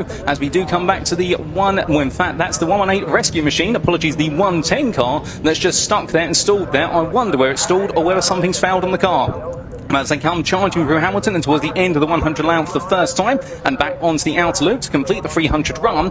Well, the field right now is gradually starting to compress the way down into single file formation, albeit you can see there move around the outside from one of our cup class, or one of our TCR machines, and I believe that might have been the TCR machine of what was Caterham Motorsport. But as the field roars their way in towards Brundle into Nelson, well, now we can start to see all the drivers coming on down. In fact, I think we may have a safety car, unless I'm mistaken. Give me a brief moment. No, we're still green flag racing by the looks of things. We'll just get an update on that as the drivers make the way on through. We are, in fact, I think we are under safety car. Yes, we are. We get that confirmed there, and we are under safety car conditions, ladies and gentlemen, due to the broken down Ginetta that has not been able to move forward after coming out of Wilson. We'll have to try and understand what happened to it with regards to that early instance. It looks like there's a big lock-up from a number of drivers and a bit of a concertina effect and a bit of contact, and in the end, well, unfortunately, it does look as though our drivers have come off the worst there with regards to our Ginetta run, as the field makes its way across the line to complete its first lap of racing. Unfortunately, not quite a full pace at the very end of it. But there's your standings after 1 lap, and now on the safety car, and it is still the car of Grimes that leads. And starts on pole, will get in the jump there on Gambrel and just starting to pull away, but suddenly all that progress being nullified by our first safety car of the day. In third, we do see the car of Barton there, right now being driven by Barton. That is the BMW E46 M3, our pro guest driver, who did a brilliant start. And we have Smith sitting in fourth there, the Smith and Turkington pair, and Turkington will be taking over the car in the second half of the race. But as our drivers make the way on through, it looks like that Ginetta has been moved aside there. At least I can't see anything visibly wrong on the track surface. And so perhaps a little bit there of just an issue on the car, something breaking. But as I say, we'll get an update when we can. But as all the field makes its way, this little wonderful hairpin shot there demonstrating all of our cars making the way around. And one of the biggest machines, which is going to be a big question mark over the course of the racing today, will be one of our TCR machines. And that being, I believe, as we just double check regards to the TCR machines, one of them definitely having a bit of a nightmare day, and we're just trying to get the name of the driver there, as it does escape my mind. And I believe it was none other than Darren Ball, the number 25, who had a nightmare day this morning. He had an absolutely fantastic day yesterday in practice, was looking absolutely brilliant. But coming into qualifying, things started to break on the car very quickly. The first thing that went was a bit of a noise coming from the car, and they worked out in the end it was the drive shaft, so they had to replace that. Now, after replacing the drive shaft, something else started to go wrong, and the car started to misfire in its qualifying. So in the end, he was only able to get out on the circuit for 5 minutes right at the end of the qualifying session. Was Darren Ball for Caterham Motorsport, and in his Cooper TCR competition Gen 1 machine, well, he's had to start all the way from the back of the field and try to carve his way through by looks of things. But to be fair to him, he said regardless of where he starts, his plan was to try and carve his way through and look to try and take victory, given he feels so confident in the car, and that confidence may be paying off here in the fact he has made progress already all the way up to 20th from a 24th place start, and that's moved him up into 3rd in TCR early on. But as all the field makes its way now onto the latter half of the lap, coming in towards Bombhole Corner, well, they all settle down once again here. No sign at the moment of when the safety car will be coming in, and well, I'm sure we'll get an update on that in due course as time gradually trickles away. However, as time does trickle away, well, one thing you might be wondering at the moment, well, how exactly does the pit stop work out here in the Brit Car Endurance Championship? Well, for 90-minute races, such as the Silverstone Grand Prix circuit a little bit earlier on this season, there's 2 mandatory pit stops. However, for these 45-minute races, there is 1 mandatory pit stop, and it must be served within a defined pit stop window. That opens after 18 minutes of the race, so when we have 27 minutes or less remaining, as you see in the top left corner of your screen, that timer there, you can use that as your reference for the pit stop window, and we close it when there's only 18 minutes remaining. So as soon as that clock strikes 18 minutes and counting down, that's when the pit stop window closes, and the pit stop must be taken within that window. If it's not, there will be a penalty applied to the team that doesn't take it. On top of that as well, the pit stop has a mandatory pit stop time, and there is a defined pit stop time.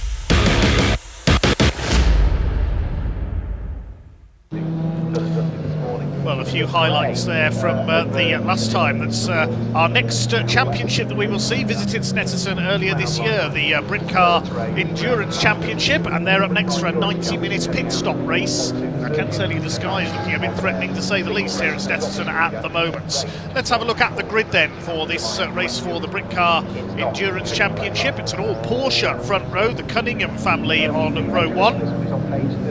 32, Mark Cunningham will be on the starting driver. Peter Cunningham will take over. In fact, I think we'll interrupt our grid because Ian Waterhouse has got news from down on the grid for us. Number 13, Tom Walker coming through. Yeah, hello everybody, welcome to the Snetterton start-finish straight. He has just started to chuck it down here as well. Sorry Dave, we will come to you very shortly, but we thought we'd quickly come down here. It is bucketing it down. Yes, an hour and a half for the British Endurance Championship, the 6th race, or well, 6th meeting of the season overall. Mark Cunningham and Peter Cunningham, the guys on pole position, but Bobby Trundley and Asher Silver, they are leading the championship at the minute. It is chucking it down right now, as you can see. Very quickly, if we do just swing round a little bit, we'll turn around and you can see the clouds up here. Look, this is where it's all coming from, and it is heavy indeed as well. Let me just jump in over here. We've got the Amspeed boys here, Don Malone, Adam Smalley, of course. Right, this wasn't in the plan, was it? No, the sunglasses are coming off and the hood's going up as you say that.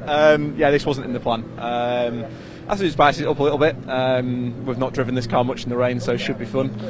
Dom's obviously starting, but yeah, he's been quick in the wet previous. Like last year, we probably haven't driven the car for a year now in the rain. But everyone's in the same boat, literally, by judging by these clouds. So yeah, it should be good fun. Do you like these longer races, the 90 minutes? Yeah, I enjoy it.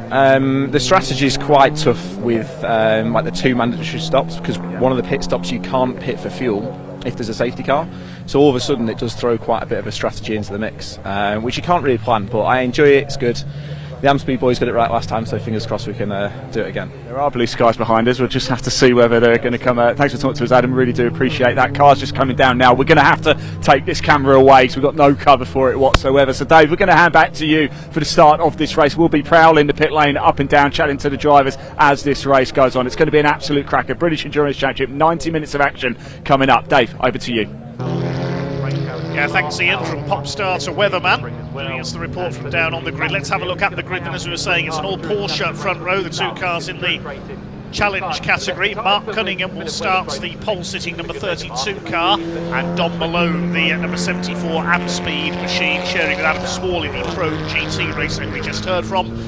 Row 2, the Ginetta of Chris Bingham, who will start. Michael Lyons, the Pro driver, will take over. Nice to see the Laidlaws out there as well. Number 100 Steve and number 2 Sam in their Cupra TCR cars. They start 4th and 5th on the grid. Completing the top 6, Martin Addison with his Aston Martin Vantage GT4. Row 4, Number 38, the first of the Team Brit McLarens. That will be started by Noah Cosby, Aaron Morgan taking over. David Fielder alongside with his BMW M3. Completing the top 10, number 68, started by Paul Fullick. Takuma Aoki, the former MotoGP race winner, will take over. Callum Bates, BMW, completing the top 10. Row 6, number 77, which is the Audi TT, started by Craig Fleming. Mark Jones will take over. They're running in the trophy class alongside the Ginetta, the first of the Ginetta Super Cup class cars. Marco Anastasi will start. Maurizio Cilio takes over. Row 7, number 118, another of our Ginettas, the Irish pairing of David May and Mark Skeets. David is going first, alongside Archie Buckle, the teenager we heard from earlier, running his Ginetta in the trophy category. Row 8, number 31, which will be started by Dan Morris. Ginetta veteran Colin White, the former National Hot Rod World Champion, takes over, and the Wilson family alongside number 22. It'll be Elliot Wilson going first. Ian will take over. Row 9 is the Mazda RX-8, started by Johnny McGregor. Josh Tomlinson takes over alongside number 70, the Jeff Steele Racing BMW, started by Lee Goldsmith, sharing with Gus Burton. Row 10 at 721 is Chris Murphy with his BMW M3 alongside the Cupra TCR number 7, started by Rob Ellick, sharing with Finn Jones. They complete the top 20 on the grid. Row 11 will be the number treble 8 Brookspeed BMW, started by Andrew Dauber. Nathan Wright will share alongside number 4, the championship leaders from Team Brits, the number 4 BMW, Bobby Trundley and Asher Silver. It will be Asher Silver who starts. Row 12 is the another of the TCR cars. Richard Avery will start. Nick Hull will take over alongside number 45, Alistair Camp in his Honda Civic Type R, the current Civic Cup points leader. Row 13, the Hayes family in their Seat Leon Super Cobra. Jamie Hayes will start. Chris will take over alongside Ash Woodman. Hopefully he's there. He had a shunt in qualifying, went into the tyre wall bomb hole in his Cupra TCR. He's up there, hopefully on row 13.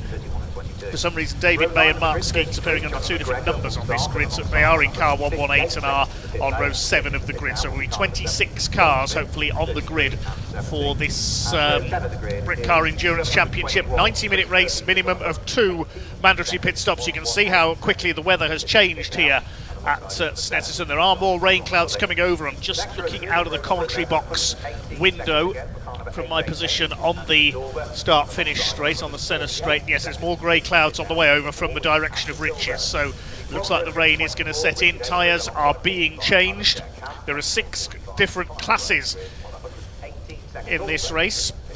The 2 Porsches on the front row are in the challenge category for the quickest cars, and it's been challenge cars we've seen do the overall winning this year. Mainly Porsches. We've seen Ferraris out there as well this year. We've seen the likes of Bon Grimes sharing with Johnny Molan. They were successful here last time out at Snetterton at the end of May. Don Malone and Adam Smalley have done some winning this year. We've seen the likes of Stephen Gambrell, newcomer this season, sharing with Dan Lloyd, touring car star, has had a few wins as well. Martin Addison just moving into line, the Plantire Company boss from the northeast of England, ex-Caterham racer among other things, with his number 189, the new Aston Martin Vantage GT4. He's running in the GT category for GT4 cars. That's along with the Team Brit McLarens, Chris Bingham and Michael Lyons Ginetta that starts 3rd on the grid, and also David Fielder's BMW M3. They're the GT category. We've got the trophy class, which is mainly BMWs and Ginettas, the Mazda RX-8 in there as well. The Ginetta G55 Super Cup cars have their own class. The pace setter in that division, Nick Casey and Adriano Medeiros, they're not out this weekend because they had an accident in testing and the damage couldn't be repaired, unfortunately, so they're not racing this weekend. We also have the TCR category, 5 entries there, including Steve and Sam Laidlaw. Great to see them joining. They're racing in TCR UK as well this weekend, but getting some extra track time in, and they line up 4th and 5th on the grid overall in their Cupra Leon Competición TCRs. And we have the Cup category as well, which will feature the likes of Bobby Trundley and Asher Silver, the overall leaders at the moment. The Audi TT of Mark Jones and Craig Fleming was going to be in that class, but they've changed to trophy. We also have the Seat Leon, the older Seat Leon Super Cobra of the Hayes family, Alistair Camp in his Civic Type R as well. But the championship situation, it's the Cup class leaders from Team Brit, Bobby Trundley and Asher Silver, who lead on 219 points. They're 4 points ahead of Rob Ellick and Finn Jones, the TCR class leaders. They're on 215, and 2 points behind them, Dominic Malone and Adam Smalley, who are on the outside, the front row, possibly the favourites for victory here I suspect we will see the two front row Porsches pull away from the rest of the field in this one. The interest will be in the class battles. Nick Casey and Adriano Medeiros are fourth in the overall points, leading the Ginetta category, but as I just said, they're not racing this weekend. And we might see one or two gaps on the grid. Yes, I can see a couple of cars that are going to be starting from the pit lane. One of them is the number 70 BMW, I can tell you. Lee Goldsmith and Gus Burton's BMW M2. That's going to start from the pit lane. Just looking to see if there's any other cars in there as well. There's at least one more in pit lane at the moment, after a late decision about tyres. Let's see what Ian Waterhouse has got for us in a moment down there on the grid.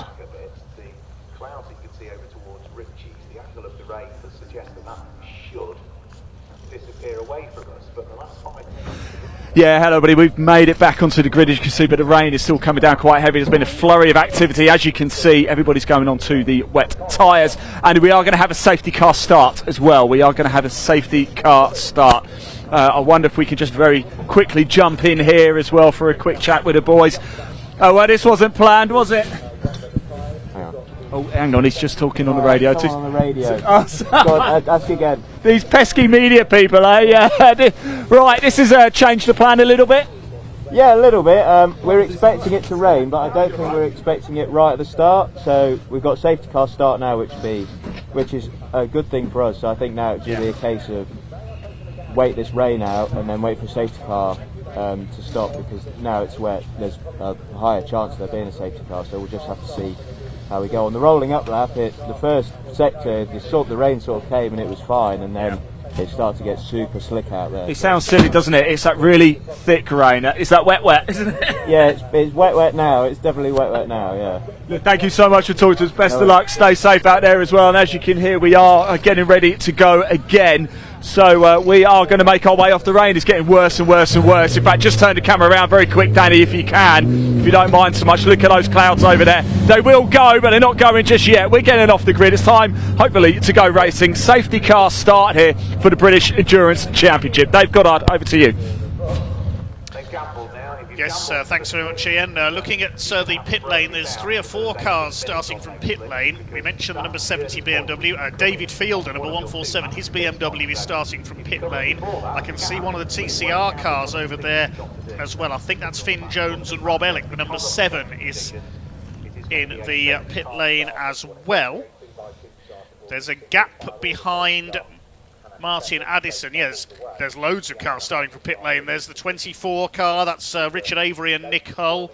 One of the Team Brit McLarens is there, the number 60 of Ash Woodman. That car repaired after it's off in qualifying. Chris Murphy is there, and the number 31 as well, which is Dan Morris, sharing with Colin White in their Ginetta. So we've got about 7 or 8 cars going to start from pit lane after a late change of tyres.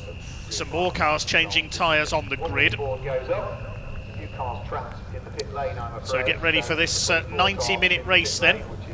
Big thanks to all the partner sponsors of the Britcar Endurance Championship. Goodyear tyres will be a very important one in this race. V-Box Motorsport's timing, Rowe Motor Oil, Stamp 21, Ryan Motorsport Insurance, GF Williams and Company, Sunoco Race Fuels, Mintex Brakes, Tesoro Timepieces and KCA Kitchens, all the title sponsors of the Britcar Endurance Championship. They say it will be a safety car start behind the new electric Hyundai. Hyundai, of course, partners with Motorsport Vision Racing this season, supplying all of the course cars. One also car that is in the directly below me that I hadn't spotted was David Fielder's car, which is number 147, and also number 70 is in the pit lane as well, directly below our commentary box. That's Lee Goldsmith at the wheel of the Jet Steel Racing. So instead of the regular rolling start here, we will see the race begin behind the safety car. The race technically does start as soon as the cars move off, which they're doing now. Yes, the countdown clock has already started, so we are racing now. As we say, it is a safety car start. So the yellow and black Porsche of the Cunninghams, who've been racing Porsches for many years now, Mark and Peter Cunningham, leads them away ahead of the all-white Porsche of Dominic Malone and Adam Smalley.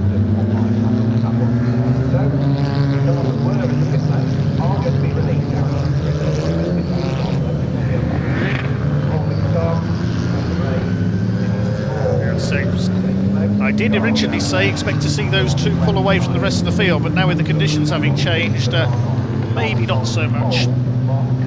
We haven't got the other amp speed Porsche out this weekend. That's of Ash Muldoon and James Kellett. We saw them out at Donington Park earlier this season. Malone and Smalley had wins in the shorter races at Thruxton earlier this year, the 50-minute races. This is going to be very tricky indeed. We've got BMWs out there, Porsches, Ginettas, TCR Cupras. Mazda RX-8, an interesting addition, the rotary engine car. Team Brit McLarens will be worth watching as well, the 570 SGT4s.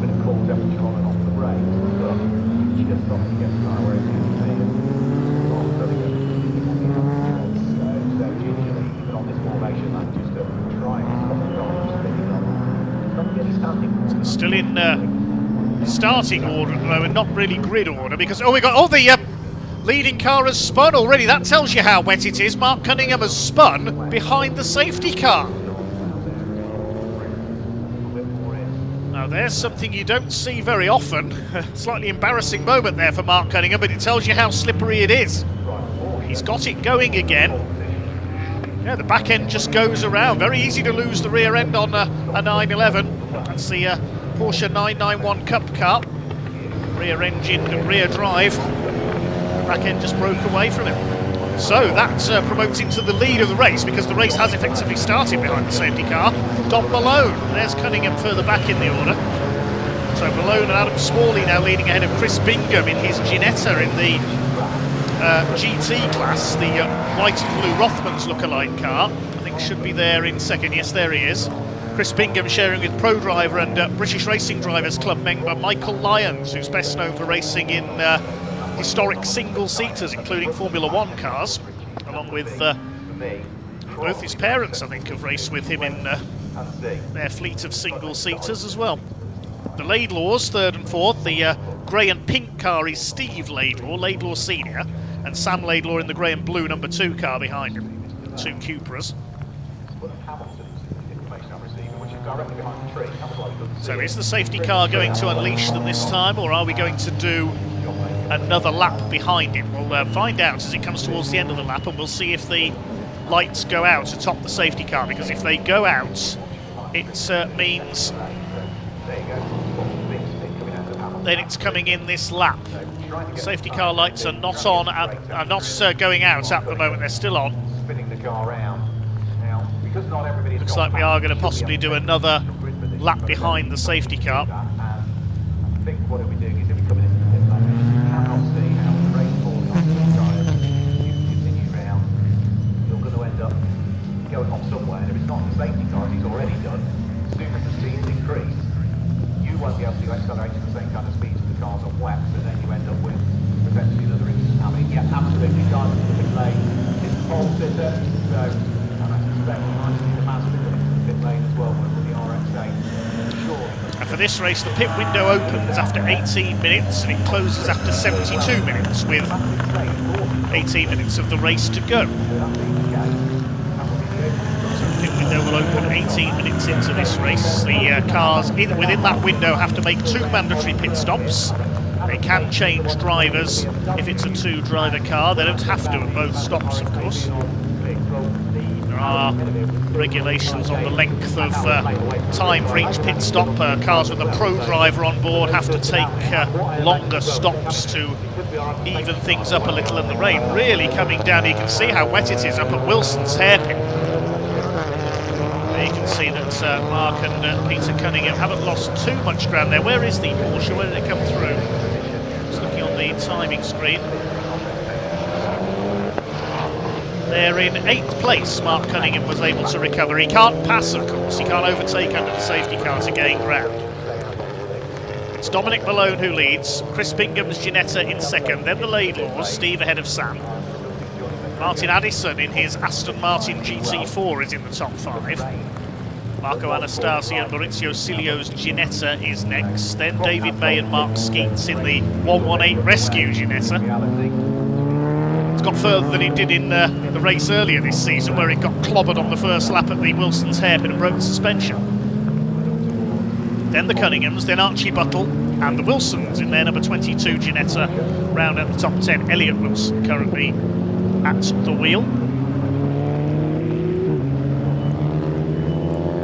There's number 31 at the back of the field, that's Dan Morris.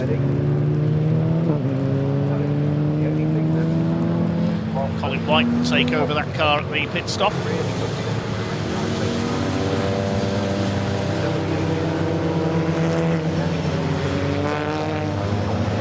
Just looking out of the commentary box window again at the moment. There is a break in the cloud beyond Rich's corner. I can see, yeah, there's definitely a break behind the rain clouds, but that's some way off arriving here at the circuits.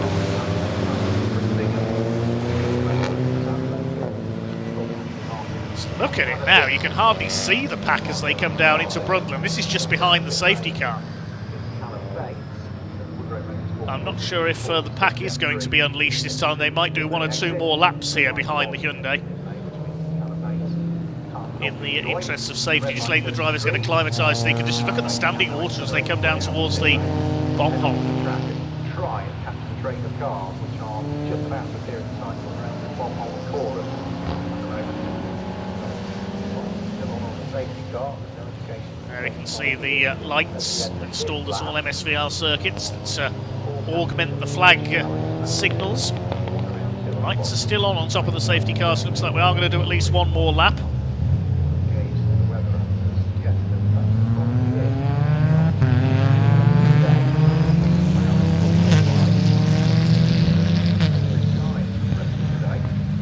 So Dominic Malone is leading the race.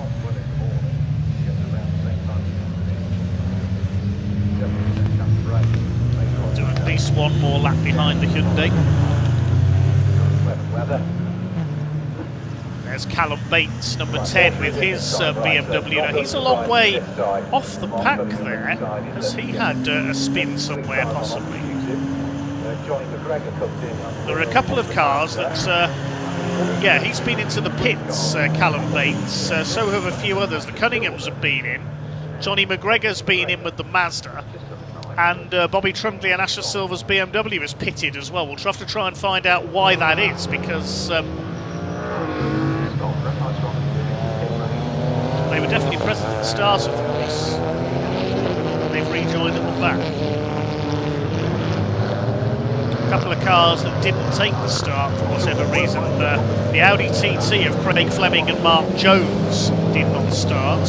And also one of the Team Brit McLarens, the car of Paul Fullick and Takuma Aoki is not there. So it's a slightly depleted field behind the safety car at the moment.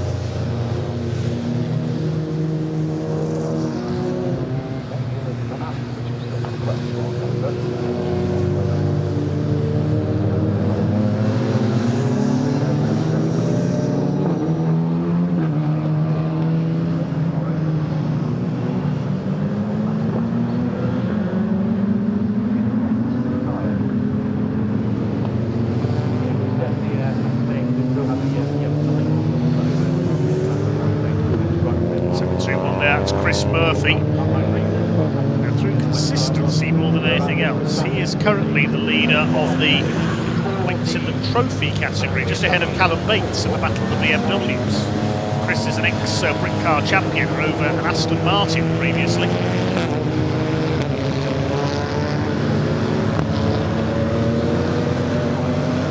Pace, if anything, is starting to quicken, so I wonder if we are going to go to green flag racing this time around.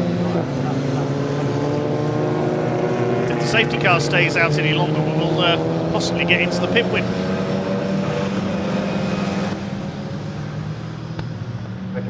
Speaking of pits, the Cunningham's car I've just seen out of the commentary box window rejoining from the pits. pit lane goes pole position Porsche. Maybe just check if the car was okay after that spin earlier on.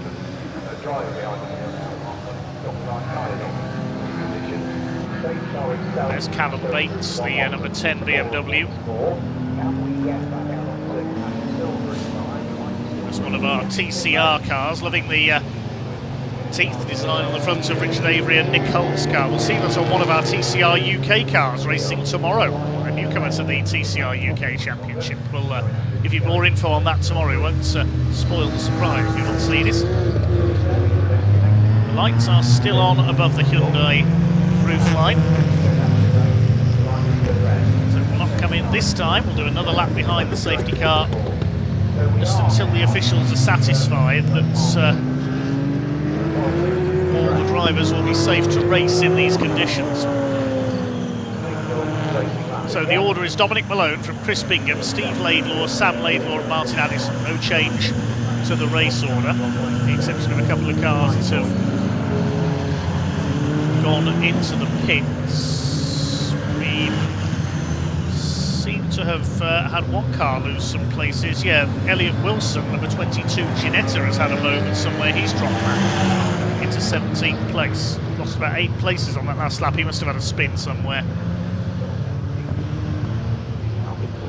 Of course, all these slip-ups and spins are proof that it is not quite yet safe to go racing. There's Mark Cunningham, who was leading until he spun behind the safety car. He's been into the pits to check the car over, and he's now 22nd.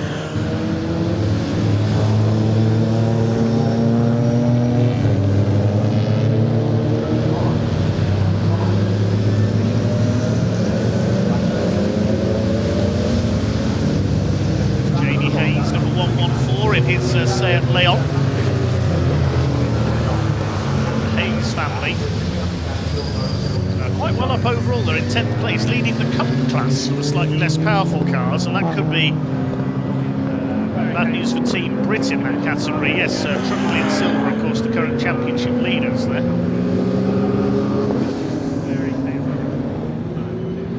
I don't think Alistair Campbell's at the start of the race either. The Honda Civic, the Civic Cup points leader. There is the championship leading car, Asher Silver, sharing with Bobby Trundley.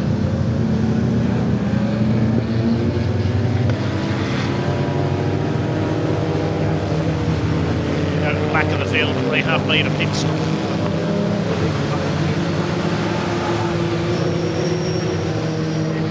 It's only 3.5 minutes until the pit window does open for this race.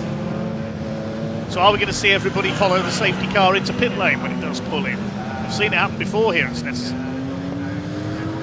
The safety car came out just as the pit window opened. It's a case of everybody in.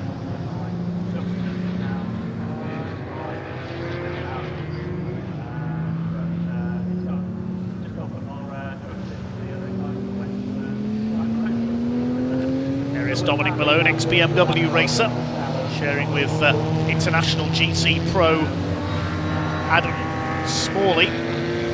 Still no sign of those lights going out. I reckon they're going to take them all the way through the start of the pit window, you know.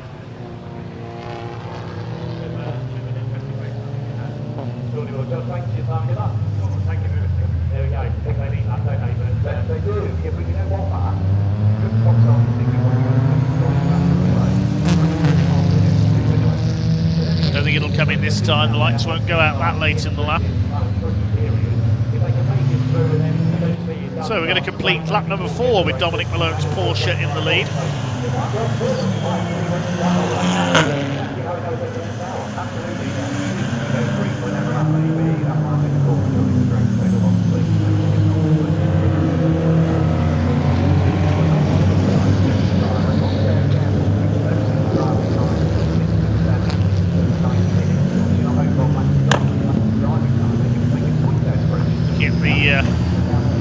Class pace setters at the moment. Class GT is led by Chris Bingham. Malone leads Class Challenge. TCR class by Steve Laidlaw in 3rd. Marco Anastasi, number 47, leads the Ginetta class in 6th overall, the yellow and black car. Just got a glimpse of it there. That's Trophy. That's led by Archie Buckle in 8th place with his Ginetta. Cup class by the Hayes family in their Seat Leon. There is Marco Anastasi. We, over the last couple of years, have seen him and Maurizio Cilio as rivals in the Brit Car Trophy Series.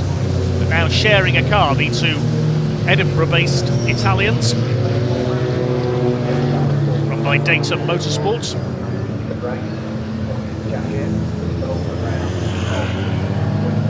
We do have some cars now starting to weave to keep their tyres warm. David Fielder, number 147, is one of them.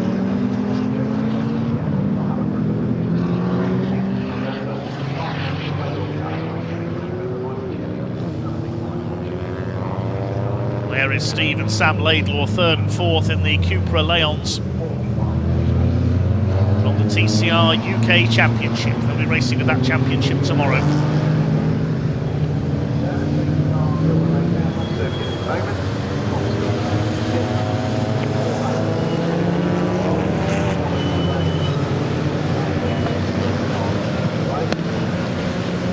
Make their way into the Bentley straights once again.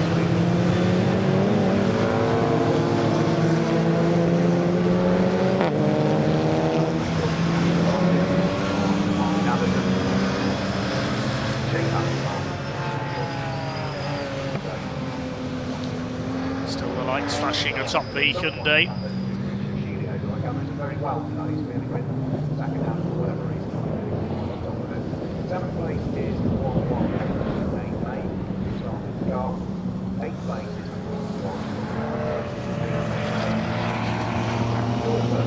Behind Marco Anastasi there is David May, sharing with Mark Skeets. He used to race a Nissan 370Z in Brit Car Trophy, upgrading to the Ginetta. Lights are out atop the safety car. Meanwhile, we are going racing this time. And I think we're going to go green just as the pit window opens, as I thought we would. Let's wait and see as they come across the line. It might be just a few seconds too early, actually, for the pit window to open. They're all going to race past it just as the pit window opens. The safety car is into pit lane and the race is on. The Brit Car Endurance Championship goes green flag here at the Snetterton circuit. And down towards Riches go the leaders. Dominic Malone in his Porsche leads them off. They swing their way into Riches. Chris Bingham in the Ginetta giving chase. This is going to be interesting. Let's hope we don't get any spinners in the first few corners here. Into the hairpin they go. Now, is the pit window open yet? Not yet, so not got the notification. We'll wait and see as they swing their way through the Wilson's hairpin for the first time under green flag conditions in this Brit Car Endurance Championship race. The pit window should be open, but we haven't had notification as yet. So Malone leads the way from Chris Bingham. Everybody else in the wall of spray behind. The Laidlaws 3rd and 4th. Martin Addison is up behind. Then it's Marco Anastasi's Ginetta. David May with his Ginetta. And the number 42 is next in the order, which is Archie Buckle. The 33 Mazda is in pit lane. So I think the pit lane has opened as that car is in and was changing tyres. We haven't had notification on the timing screen. We have gone past 18 minutes of the race, so I think the pit window is open. I think we had a bit of thunder and lightning there as well as the race got underway, just for a bit of added effects. I suspect we're going to see some fireworks on track here as well now. David Fielder coming under fire from the number 7, which is Rob Ellick in the green Cupra TCR. There are the Laidlaws, 3rd and 4th, and not all of these cars have got headlights on them. This is very brave by some of these drivers. David May and Archie Buckle in there. Archie Buckle, who hasn't yet passed his road driving test, I don't think, the 17-year-old. David May puts a wheel onto the dirt there. And Buckle goes for the inside through the bomb hole. We don't very often see overtakes made there. And Buckle thinks better of it, perhaps, given the conditions. So Dominic Malone sharing with Adam Smalley, continues to lead in the Porsche. Looking for race win number 3, I think it is, of the season for that car. There's a long way to go yet. Second place in Bingham in the Ginetta. Then we've got the Laidlaws. Martin Addison and the rest of them come across the line.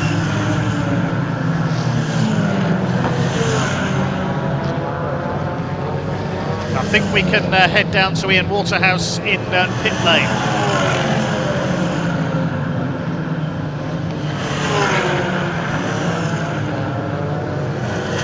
Yeah, hello everybody, welcome down to the pit lane here with, I've got Johnny McGregor just off to my left, Mac G racing the 33 Mazda. They've just come into the pits and put onto wets. Johnny, everything all right? You didn't change tyre on the grid? No, we didn't. I don't think that was a mistake, because now we've got our pit stop out of the way, yeah. So we were always going to try and hang it out to the pit stop. Obviously it started drizzling again, so we'll get Josh's stint out of the way and see what we can do at the end. It's a shame really, it was quite a long time behind the safety car start, wasn't it? But the right call. We'll see. I think it was for us. Yeah, again, we'll see. Josh got a bit clear track now. He can see how he fares with the circuit. He's not under any pressure. He hasn't driven the car in the wet, so could be tactical masterclass. Obviously. Yeah, we'll see. Thanks, Johnny. Thank you. Dave, back to you. It's good to hear from Johnny McGregor. Oh, that's Archie Buckle, number 42, has come to a stop. Now, he was battling with a couple of other Ginettas. One of them was David May, the other was Marco Anastasiou. Has there been some contact in there, I wonder? Archie Buckle has come to a stop. Work out where that is as soon as we can, as Dominic Malone continues to lead. Incidentally, Mark Cunningham, further back in the order, has set the fastest lap of the race on our first flying lap of this race, 2:18.644. There are the Laidlaws battling for third place. Steve with Sam on his tail, but there's yellow flags out. I think the safety car's coming back out. Indeed it is. The safety car is coming back out because of Archie Buckle's stranded car. And Chris Murphy's had a spin as well, the trophy class points leader in the Woodrow Motorsport BMW. Well, with the safety car back out, you know what that means. It's going to be everybody in this time around. Everybody's going to make their first pit stop, I think. And there's no rule on within the pit window when you can make your stops, as long as they're within that window. You can make them on consecutive laps if you want to. There's the treble 8 car, which is Andrew Dorber sharing with Nathan Wright. There's Mark Cunningham.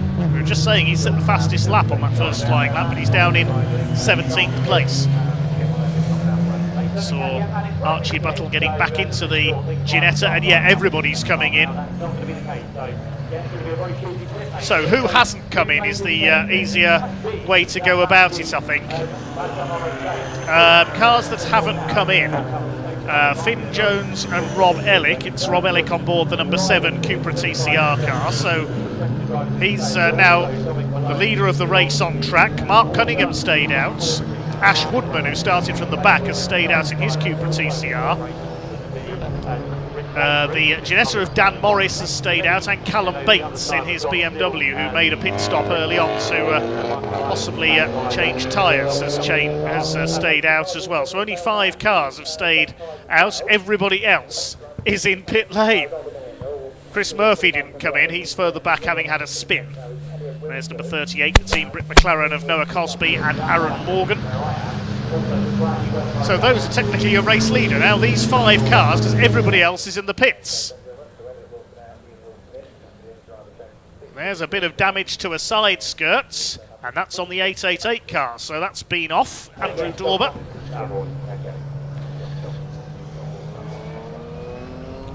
Any other cars that have not come in for their first mandatory stop? No, everybody has come in, as I thought they might, except for the 6 we've mentioned. The 5 we can see now, plus Chris Murphy, and one of the cars hasn't come in as well. That's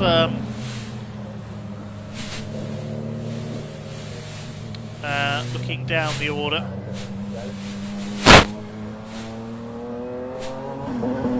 There's a car that's already stopped earlier on, I know that. Back out on the circuit. Oh, no, that car has now come in. It was Bobby Trundley and Asher Silver. So 1 hour 5 minutes still to go. Already plenty of drama in this Brit Car Endurance Championship race. Several cars now coming back out of the pit lane. It's going to be a very jumbled order. There's number 4 of Silver and Trundley.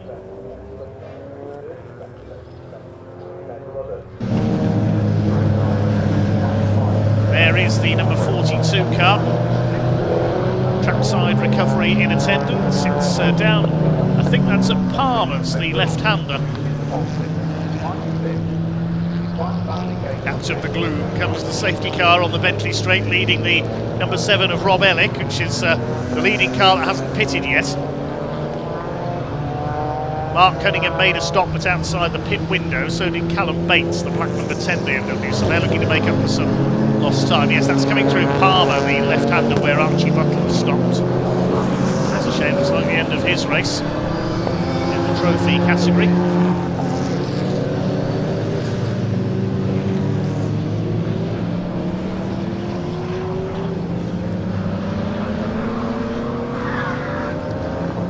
I think we can hand that back down to Ian in pit lane.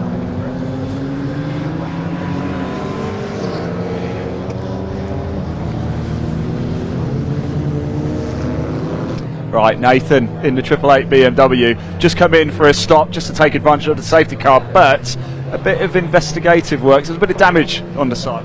Yeah, we're not necessarily sure where it came from, as Andrew hasn't told us yet, and I don't really want to distract him too much whilst he's in the tricky conditions. It is, I mean, we're talking about it now, it is hammering it down right now as well. Do you like the rain? To be honest with you, I actually love racing in the rain. My only anxiety is for Andrew, it's his first time racing in the rain, and this is quite a serious one, so yeah. He's doing well so far. I just saw a massive flash of lightning. Yeah, me too. Dramatic, right? I think very dramatic. Right, talking of drama, we better hand back to Dave. Dave, over to you, and good luck, Nathan. Thank you, mate. Thank you. Yes, fireworks on and off track here at Snetterton today. Thanks, Ian. Wasn't that a film that was released a few years ago? The Art of Racing in the Rain. Well, that's what we're seeing demonstrated here. Just look at it out there, so one of the drivers can see where they're going, especially those that don't have headlights on their cars, one or two of them. And we've got a car in the barriers while the safety car is out. It's a Ginetta, I can tell you that. I think that's the 22 car. I think that's Elliot Wilson's gone in. Now where that is, I think that's at Oggy's. I'm not sure this is going to be able to continue. I'm wondering if you might see the red flag go out, because it is, well, it's getting worse. It's almost horizontal here on the home straight in the rain. As we say in the West Midlands, where I'm originally from, it's absolutely ommering down. Look at the state of it. They can't continue in this, surely. It is getting too dangerous out there. Now the driver is out of the Ginetta. I think that's Elliot Wilson, the 22. Nearly everybody has made their pit stops. Only Ash Woodman in number 60 and 31 Dan Morris have not come in now. So everybody else has made their stops. The race order is completely jumbled. And even behind the safety cars are aquaplane. Look, Chris Bingham running wide there, the 63 car.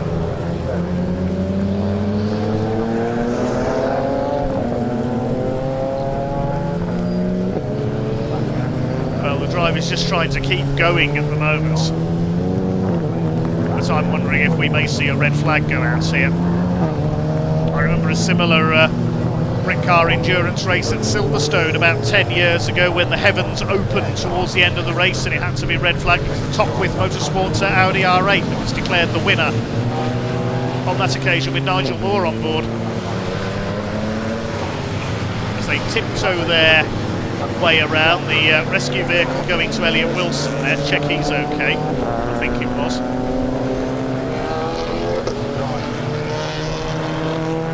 So the race order is Woodman in the Cupra ahead of Dan Morris in the Ginetta. They'll be the two cars behind the safety car.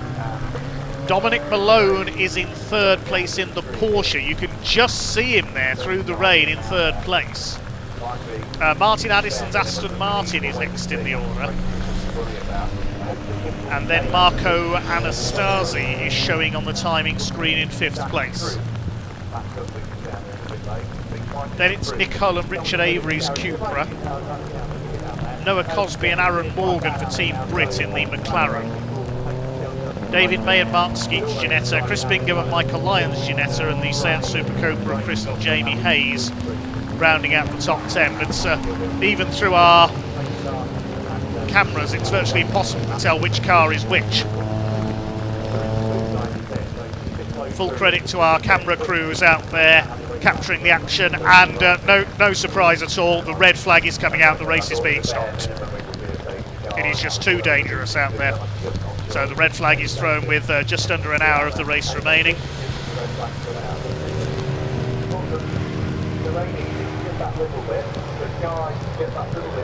So the red flag is thrown as I expected it would be. And, well, as we say, there is bright sky on the horizon over towards Riches, the start of the lap. So maybe the red flag is going to come out. We'll wait for the rain to stop and then restart the race. But we'll wait and see what the clerk of the course decides here. And now we can see the cars coming in to pit lane. This pit lane is almost flooded here at Snetterton.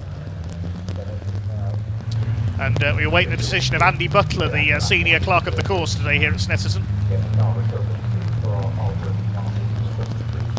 But it is just too wet, it is too dangerous out there, with cars going off even under the safety car.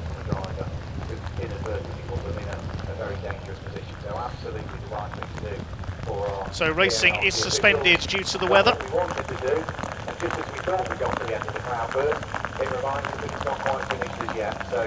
We are red flags for Brickcar at this stage.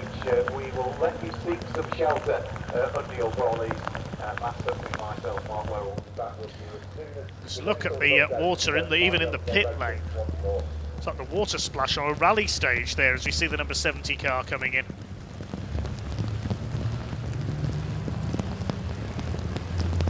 So all the cars will head back to the pit lane and they will wait to see if the rain... I think the rain is going to ease off. As I said, looking out of the window, there is a break in cloud approaching. But it may be a while before the rain does stop. If you look over towards Riches and the Wilson's hairpin over towards the west of the Snetterton circuit.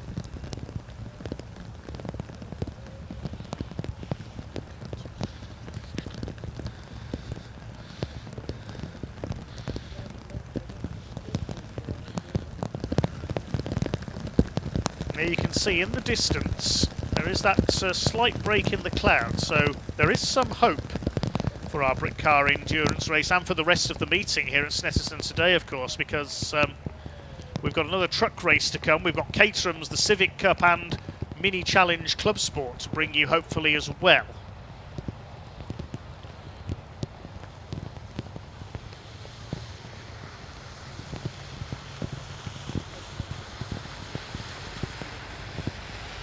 We have a full day of racing coming up tomorrow as well, of course. There's not really any space to fit races in on tomorrow's programme. I think we can hand down to our pit reporter Ian in the meantime.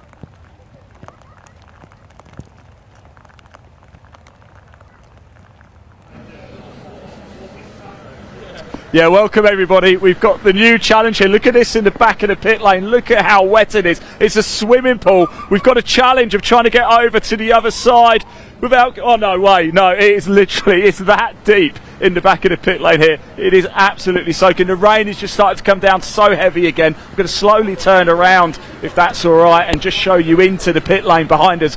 Big thank you to the Mac G Racing boys for letting us camp out in here as well. Just through here again, we've got a river coming down the pit lane here at Snetterton. Definitely the right call to red flag this for now. Although just off to the right I can see blue skies, so I think maybe another 5-6 minutes or so of rain and then it might clear up and I'm sure we can get racing. The only minor concern we do have though is there is a curfew here at Snetterton of 6:30. We've still got another truck race to go. We've got Caterham graduates to come. We've got the Mini Challenge Club Sport and of course Civic Cup 2. So mind you, there's plenty of time tomorrow. You never know. So we'll keep up to speed with everything and as soon as we can find out more we'll let you know. Hopefully we'll be going racing soon. Dave. Yes, thanks very much indeed, Ian. Just showing us in close-up how bad the conditions are out there. No wonder the red flag was thrown. Full credit and thank you to all our marshals who are out in these conditions as well, out in the open, all our other officials as well, the medical staff, recovery crews and so on, and of course to our camera crews as well, trying their best not just to keep themselves dry, but to keep their cameras dry as well, so they can bring you the action here on BARC TV here this weekend.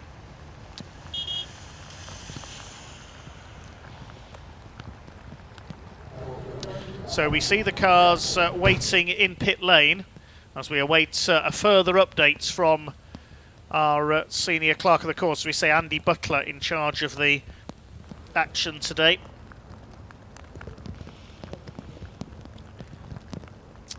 So we're just taking a short break here at Snetterton due to the weather, and we'll be back underway. We'll bring you any news as soon as we have it.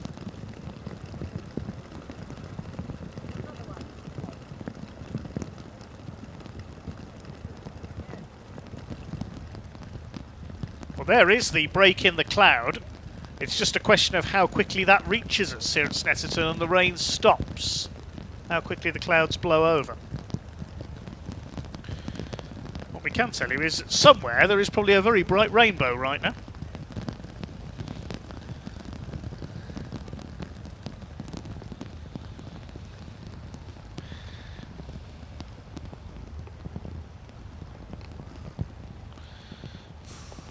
Nice weather for ducks. I was talking to one of our marshals earlier on a marshal's post on the Senna Straight. She had a duck mascot with her on the marshal's post. Maybe he's ordered the rain.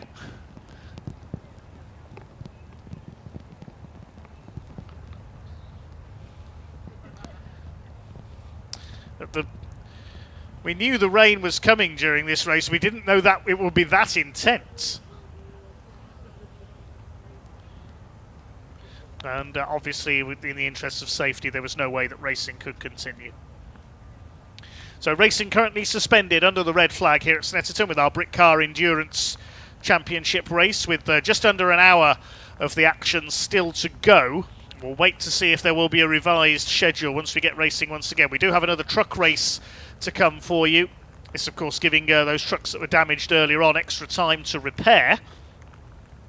To put a positive spin on things, we have the P4 Emergency Lighting Caterham Graduates Championship, the Sigma 150 category. It's their final weekend of the championship, and the championship's still up for grabs in the Sigma 150 category. I can tell you the Sigma 135 category, that's already been wrapped up by Tom McEwen.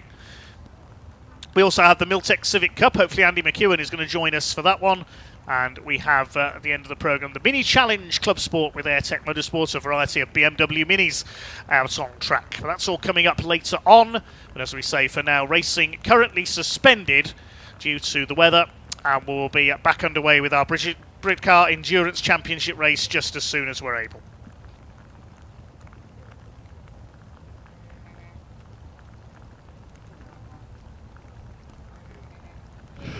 Right, we've ventured out into the rain. Very kind gentleman here's holding an umbrella for Danny, our cameraman. Callum Bates is in here. Actually, I don't want to get you too wet, Callum, but can you just describe what it was like for us for those final couple of laps before the red flag came out? Just absolutely skating about. You can't barely see anything, barely get any grip. Just trying to navigate your way around, really. This is one of those big challenges of motorsport, though, isn't it? Yeah, and it's hard to know tactically now how to play this. Yeah. We'll just have to see how we get on.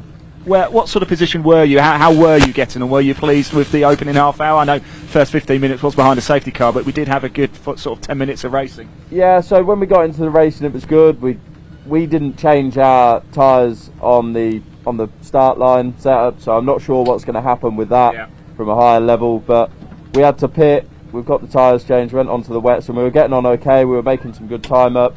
We then managed, as the pit window opened, we've got a pit under our belt. Yeah. So we're in a good position. We're probably quite a way down the grid now, but we're actually, race-wise, we're in a good position to move forwards. Now, some of the teams, they have two drivers. You're just doing this by yourself, of course. Do you like that you get the full 90 minutes? Do you think it's an advantage as well? Yeah, look, we're here to do endurance racing, so I want to do the whole thing. Yeah. Top man. Look, Callum, I'm getting you wet. I'm so sorry, mate. Best of luck out there. Yeah, thank you so much for talking to us. Really do appreciate that as well. I'm gonna move around a little bit. Thank you so much, Dan. If you do want to jump back in the garage, you can. But I've got Rob Ellick and Finn Jones, of course, we're just 4 points behind Bobby Trundley and Asher Silver coming into this meeting. I wonder if, oh my, look at this. Like, I'm just absolutely soaked right now. I wonder if I can just jump in. I want to be in there because I don't know if you can see, the water's going over my shoes. Can you describe for us what those final few laps were like before the red flag came out? It's going over my shoes. It's undrivable out there. Yeah. It's a monsoon. Yeah.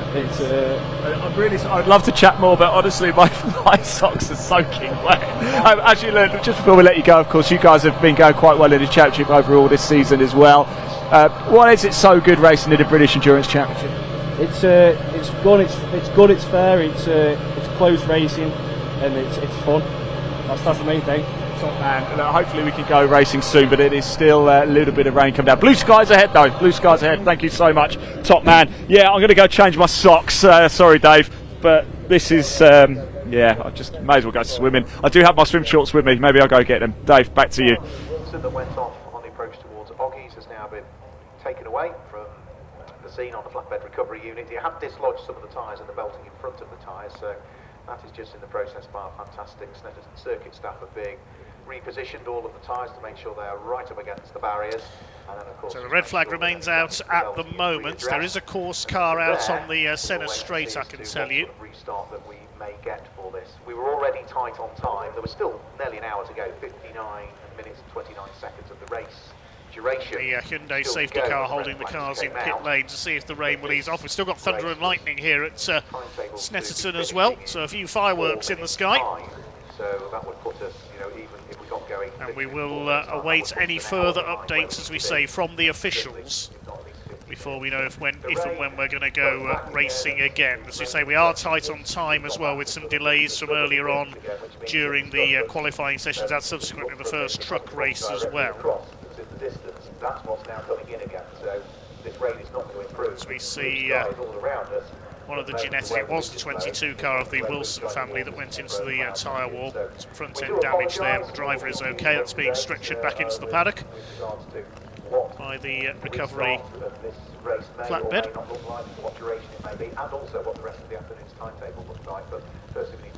There's the break in the cloud. It's quite a sudden break. Rather dramatic lighting conditions here at Snetterton, I can tell you at the moment. Hopefully the thunderstorm will blow through.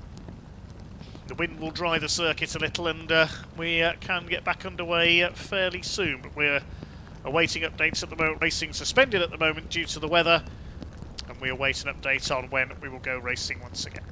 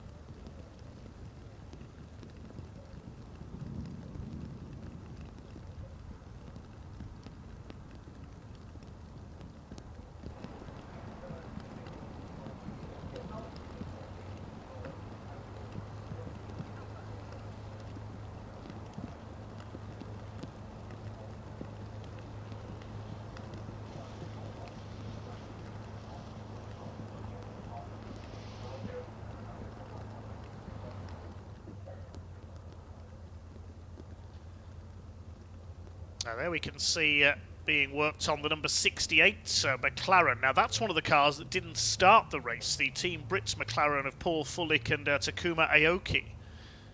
So there's something wrong on the right rear corner of that car. So we'll try and find out what the problem was there. They didn't start the race, nor did the Audi TT of Craig Fleming and Mark Jones.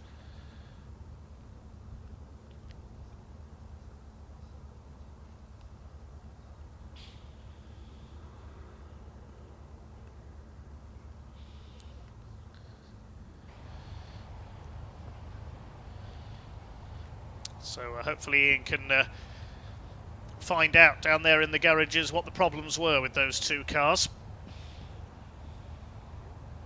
as we await a possible restart here. The rain is starting to ease off now, I can tell you, here at Snetterton, so hopefully we'll be back underway soon.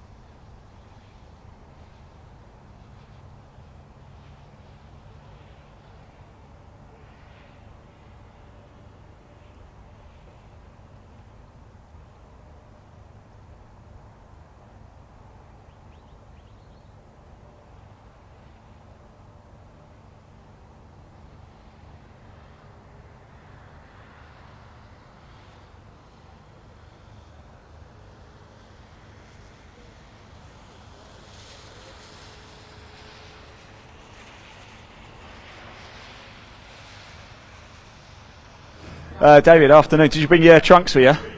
I think I'm going to ring the lads up and bring them round. Bring everything we got. Yeah. I just took my shoe off. Actually, tried to rinse my sock out because it's very wet indeed, isn't it? But what was it like out there? There's grip, but visibility's diabolical. You can't see a thing. If you get anywhere near a car, that's it. You can't see a thing. You miss your braking points. If you're, especially in a Ginetta, you put your foot down slightly. A kangaroo, you're everywhere, and it wants to spin you around. So it's just trying to manage that to get out the corners. Once you're on the straights, it's fine, but then it rained even more. So poor old Mark's in it now. So something we can't control, the weather, isn't it? But look, whilst we've got you, David May, let's find out a little bit more about you. When did you start racing? Wow! Oh God! I love it when somebody responds. Wow! 1994 started. Yeah, it was Slick 50 Championship had just finished. Started racing a Ford Sierra back then. Had no money. Still loved it. Ran out of money in about 99, 2000. Stopped racing. Thought I'd go back the following year when I had a bit more money. It took me 16 years to get back out on the track.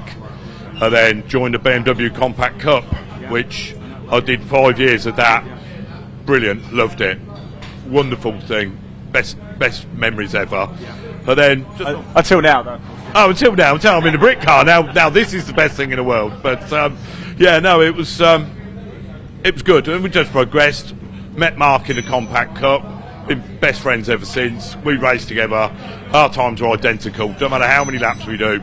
There's 2 tenths in it. Is that why the endurance racing appealed to you? So you could race with your mate?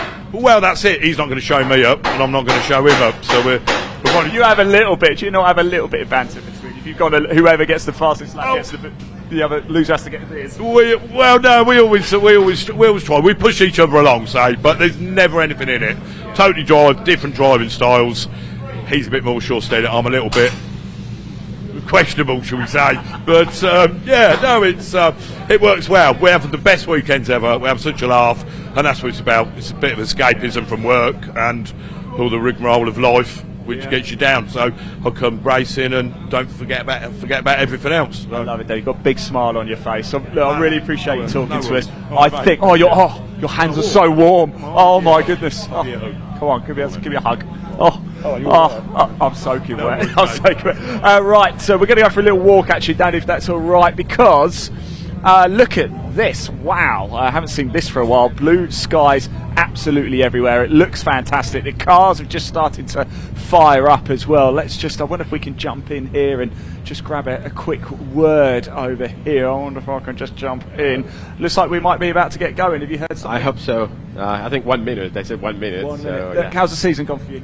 Well, so far so good. Yeah. So hopefully we get some racing today. yeah, not looking forward to jumping. You've competed for a while now with the British Endurance Championship. Why is it so special to you? Just the variety of cars, the circuits, the organisation, a bit of everything really. It's good format, yeah. Well, look, I think we're about to get going, so I'll let you crack on. Thank you so much for talking to us there. And look at this. Oh, perfect timing, Danny. Look at that. Cars are just heading out on track as well. I'm delighted to say, yes, it looks like we are about to go racing. Obviously, I believe we must be behind the safety car. Yes, we are. So, time to hand back to your commentator, Dave Goddard. Looks like we're going to get some more on-track action here for the British Endurance Championship. Dave, over to you. Yes, thanks Ian. We are indeed back underway. The race has restarted behind the safety car over its remaining distance. So the rain has eased off, I can tell you, certainly down here on the centre straight where my commentary box is. There has been an amended timetable issued as well by the BARC. I can tell you we won't see the Mini Challenge Club Sport race at the end of today's programme. That has now been bumped to tomorrow. So we'll see 3 Mini Challenge Club Sport races tomorrow instead of the one at the end of today's programme to save time today. We'll hopefully see the remaining 3 races, the British Truck Racing Championship, the Caterham Graduates and the Middlesex Civic Cup today, but we won't see the Minis until tomorrow.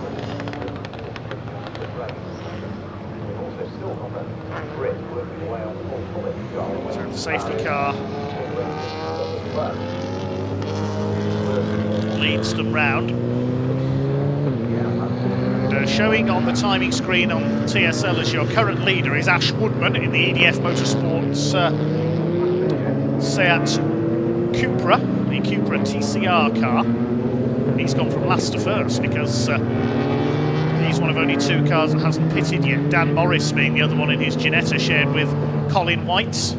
It's Callum Bates BMW. We heard from him in the pit lane saying it was completely impossible until the red flag came out. It's going to be very tricky. There's a lot of spray out there. So there's Woodman and Morris. That's, I think, the Mazda RX-8 behind them. So the de facto race leader of the cars that have made their first pit stop is Dom Malone in the white Porsche, ahead of Martin Addison's Aston Martin and Marco Anastasi in the yellow and black Ginetta G55 Super Cup car. So I'll probably do a couple of laps here behind the safety car before the pack is unleashed again to let the drivers acclimatise to these still very, very tricky conditions. So I wonder they can see where they're going.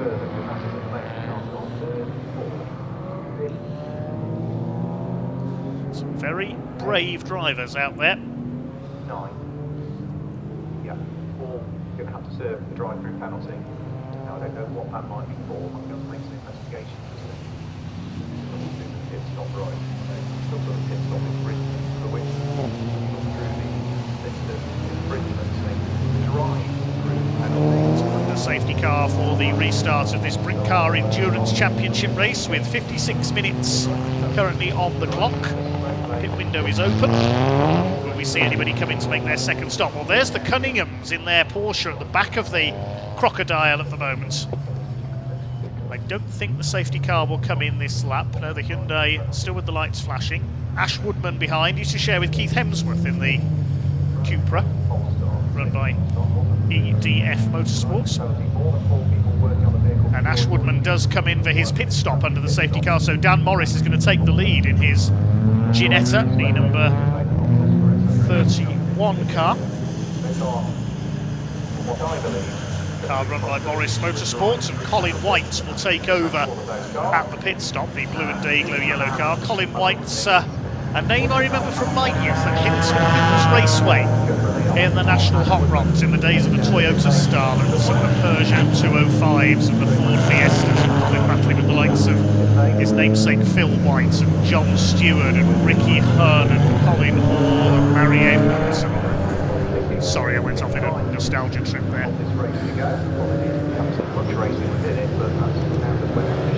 I'm prone to doing that, as regular viewers of BRC TV will know.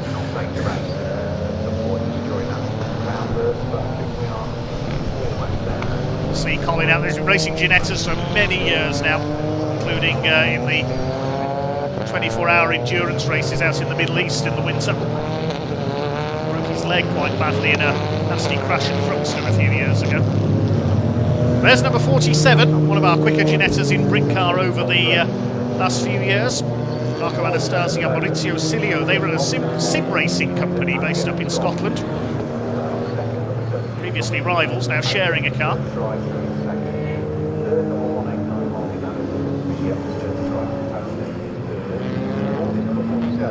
On team, Britt McLaren still going, the number 38 of Cosby and Morgan. As we saw, Aoki and Fullick did not start. A drive-through penalty has been handed to car number 888. That's Andrew Dauber and Nathan Wright. We know not why. It's just come up on our timing screen. Drive-through penalty for car 888.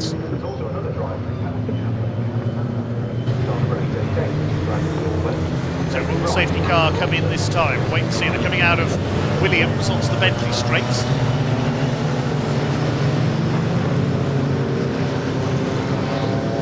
Race is still on, of course. The clock is counting.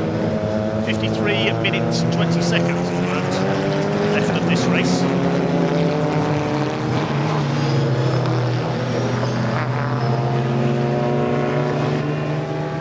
Still visibility, especially over on the back of the circuit there, very limited indeed. I think it's a little drier now on the pit straight section, on the front half of the circuit.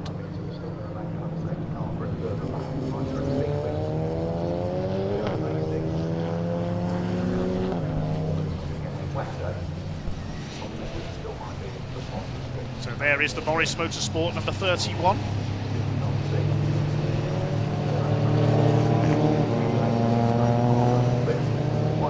So leading the way, you can see there a few dry patches appearing down at Coram. There's Ash Woodman. He was leading, but he's been into the pits.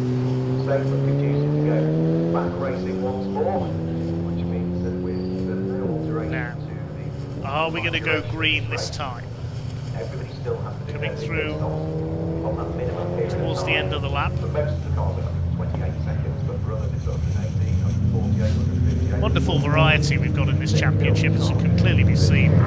Riot of colour, as well as the sun does burn through the clouds very slightly. And I think we're about to go back to green flag racing. Indeed we are. The race gets underway just as the sun comes out here at Snetterton. And it will be Dan Morris in the Ginetta, the only car that has yet to make a pit stop, who takes the lead under green flag conditions. Look at the great rooster tails display. It looks like a powerboat race as they head into Riches, up towards the Wilson hairpin. There's the Ginetta in the lead, but Don Malone's Porsche is in second place. There he is. Martin Anderson overshoots the hairpin. He runs out wide, just avoids the grass. The Mazda RX-8 is laps down behind him after they made an extra pit stop early on. The rest of the field makes its way through, just tiptoeing their way, some of them around the hairpin, finding where the wettest parts of the circuit are. There's one of the Cupras, that's the Hull and Avery cars ahead of Chris Bingham and Michael Lyons' Ginetta. We didn't see the pit stops, so we don't know if any of the two driver cars did change drivers or not. There's the Mazda RX-8 just keeping out of the way. Well, he gets nudged out of the way there by one of the Cupras. Car having already made two stops, as we said. It made an extra stop early on. They're running in last place at the moment in 21st. Trundley and Asher Silver's BMW has come in to make its second stop already. I think that's the second scheduled stop for that car.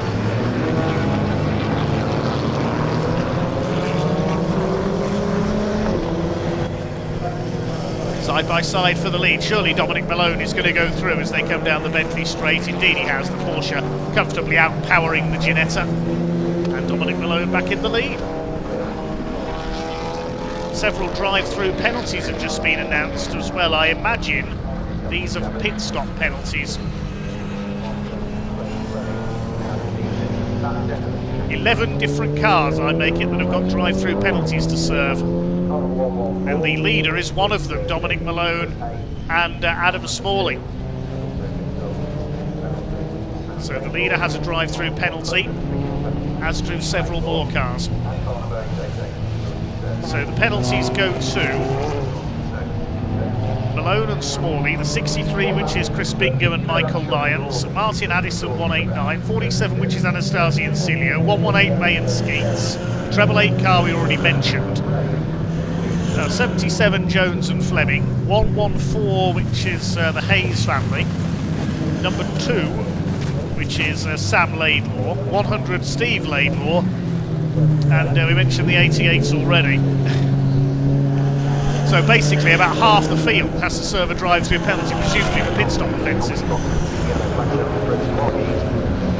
There's a whole line of cars going through the pit lane in front of me, and I think the marshal with the boards that announces drive-through penalties is running out of hands at the moment, so fair play to him for trying to get all the numbers on there. So those cars have gone through the pits, or some of them have anyway. Anastasi's been in, May and Skeet, Anastasi and Cilio's cars have been in, May and Skeets, the Laidlaws and the Hayes have been in. With the sun now coming out, shining straight under my timing screen, which is a bit annoying. I can't win here at Snetterton today, bear with me one moment.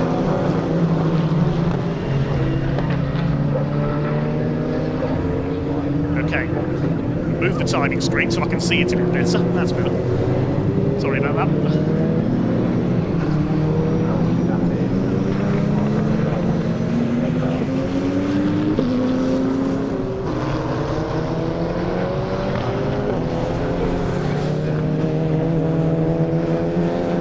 So Malone and Smalley's Porsche has taken its drive-through. So this is the battle for the lead, because Dan Morris still hasn't come in. Martin Addison giving chase, and it's Noah Cosby and Aaron Morgan's McLaren in third place. So this is the battle for the lead now.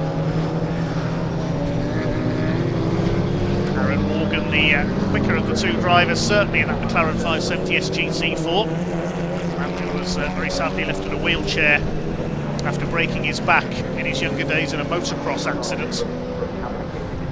Team Brit has helped him, as they have helped so many others, those with physical and mental challenges in life, to fight back through the medium of motorsports. A wonderful program of rehabilitation for so many that Team Brit have helped. 3 cars out there for them today, the BMW and the 2 McLarens. As they race through the spray here at Snetterton. Just under 47 minutes of the race to go. There's the number 7, that's the Rob Ellick and Finn Jones Cupra, being chased by David Fielder, number 147 in the BMW. Fielder is in 6th position. There's Ash Woodman. And Jones and Ellick battling with Fielder, and the Cunninghams are coming up on them as well. So the Cunningham Porsche is fighting back. Oh, that's Cilio and Anastasi's Ginetta. I think that's on the exit of the Wilson hairpin that they've gone off. So we'll see what's happened there. Stationary Ginetta at the hairpin. That's one of our leading players in the Ginetta category as well.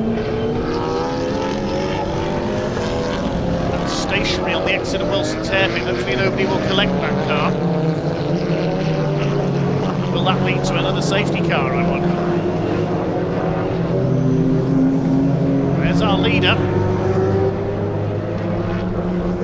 Well, has Martin Addison got through? Because it was the McLaren of Cosby and Morgan who was up there behind them. Behind the Ginetta.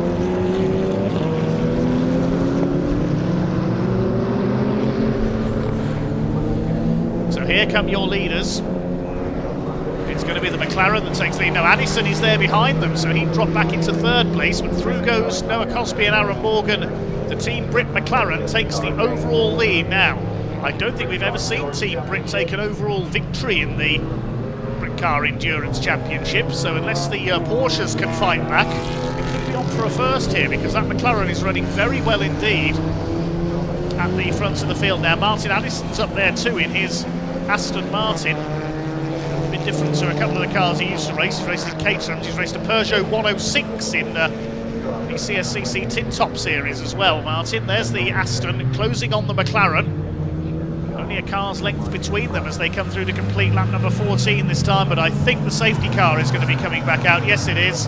And the McLaren takes the opportunity straight away and dives for the pits, I think. So the safety car is back out because presumably that stranded Ginetta at the hairpin. At least this time they were able to get a spell of green flag racing in. And I think this is going to see quite a few people make their second stops.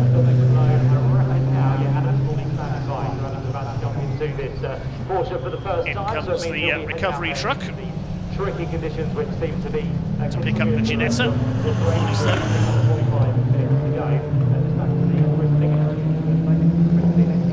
Let's take a look at the class leaders at the moment while we have this hiatus behind the safety car. Addison leads overall and leads the GT class, the Aston Martin. Morris and White still yet to stop. They lead the Ginetta class. TCR class is by Nick Hull and Richard Avery in their Cupra in third overall. Challenge class is now led by the Cunninghams because Malone and Smalley have come in to make their second stop. They had a drive-through as well, of course. Trophy class is led by Callum Bates, number 10, who we just saw, and the Cup class by the Hayes family and the Seat Super Cobra. So those are your class leaders at the moment. So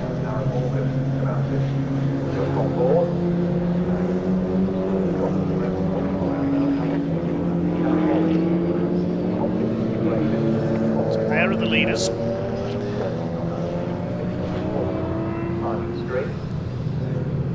Look how the Cunningham Porsche's risen back up the order. They're in 6th place. There's the Ginetta. They got going again, but have made their way to the paddock back entrance there. Maurizio Cilio or Marco Anastasi. We don't know who it is on board that car at the moment, unfortunately, after the pit stops earlier. It was Anastasi who started it.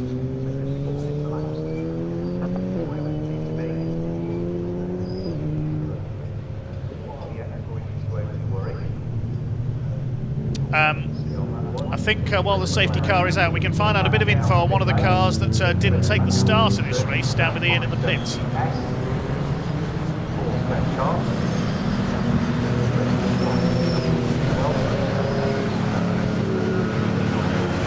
Mark, I don't know why you ever talk to me anymore, because certainly this season it hasn't quite gone to plan. Well, it's racing, as they say, but yeah, gutted. What's happened? Gearbox again. Nice shiny new gearbox and bang, first lap. Sorry for you. Well, next time.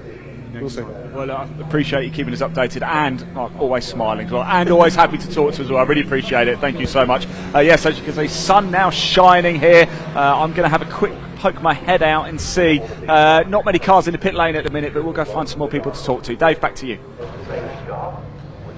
Thanks for the info there, Ian. Great shame for the TSR Performance team and their Audi TT, Craig Fleming and Mark Jones. Used to compete in a VW Golf in the old Brick Car Trophy series, Mark.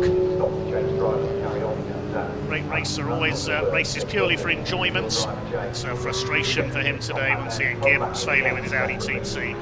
Lights are out atop the safety car, so we'll be going racing very shortly with Martin Addison, the plant hire businessman from up in the northeast of England, the race leader in his Aston Martin.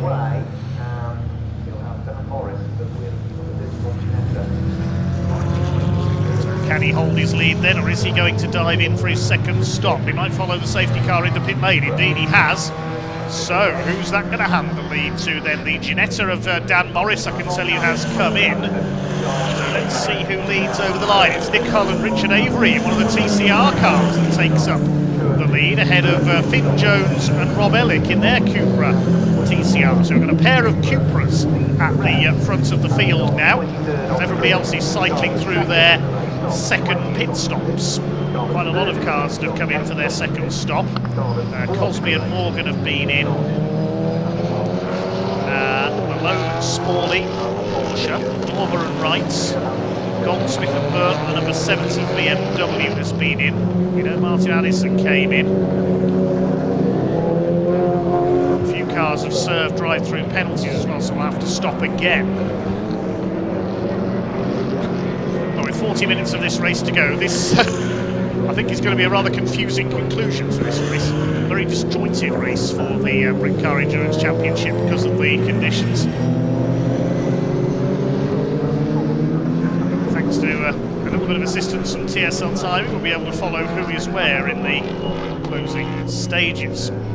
Dan Morris is in, handing over to Colin White. Callum Bates has made his second stop as well from the lead of the trophy class. It's Cupra's 1 and 2 at the moment. David Field's BMW GTR is in third place. The Cunningham Porsche is up into fourth.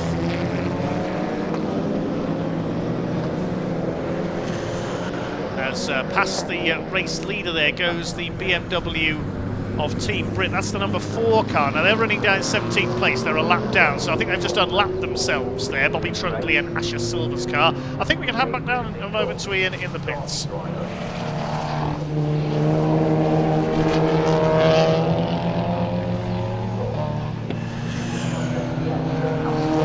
In the pits here with Archie Buckle. Archie, it's never good when the car's parked in the garage. What happened? Well, yeah, got a good exit out of the first hairpin and then just lost drive. Simple as that. It's a shame because you were just saying to me there, you know, the pace is there with you. Yeah, we had the pace. We were leading in class and we were like having a nibble at the cars in front. Yeah, it's just a shame how it went because I was mid-overtake as well. It's one of those. The weather, of course, has played havoc out there. You're going to have another go at it. We're going to see you at the next round. I hope so because pace was strong this round, so I want to try redeem myself and redeem the car. Man, look, Archie, I know it hasn't quite gone how you wanted, but thanks for talking to us today. Really appreciate it. Best of luck next time. Dave, back to you. Yes, great shame for young Archie, the 17-year-old in his Ginetta. Sounds like a driveline problem for the car, unfortunately. The race leader has come in, Nick Hull and Richard Avery, the ex-Porsche racers in their Cupra. And the Hayes family and the Seat have come back in as well for their second stop. So that makes Finn Jones and Rob Ellick in the green Cupra TCR car, your new race leaders, ahead of David Field's BMW. They're separated by 3 seconds at the moment. Further 3 seconds near enough back is Steve Laidlaw and Sam Laidlaw. They're running together, the father and son pairing. Coming out of the sunlight, I think that's the 2 Cupras we can see now. Indeed it is. So we've currently got 3 TCR cars in the top 4 places. And look who's behind them. There's the Cunninghams. The Porsche is closing up as well. I think that car has made its second stop, so I'll have to just double check back. If did that car have a drive-through penalty? I don't think it did, no. No, they haven't made their second stop because they came in early, of course. They came in after the car spun under the safety car early on. So they have got to stop again. Finn Jones and Rob Ellick have got to stop again, as has David Field. The Laidlaws had drive-through penalties. So what's happened here for Dan Morris and Colin White? They've overshot at Brundle and gone through the escape road. That tells you how wet it still is up that end of the circuit. Dan Morris and I think that's Colin White on board now, taking a shortcut. I mentioned rainbows, we can see it there in the background as Asher Silver and Bobby Trundley's BMW comes through Caterham. That car a lap down, it's made a couple of extra stops. Nick Hull and Richard Avery just leaving the pits in front of my commentary box. So Finn Jones and Rob Ellick, if they could win the Cup class today, they have a chance of taking the overall lead in the championship.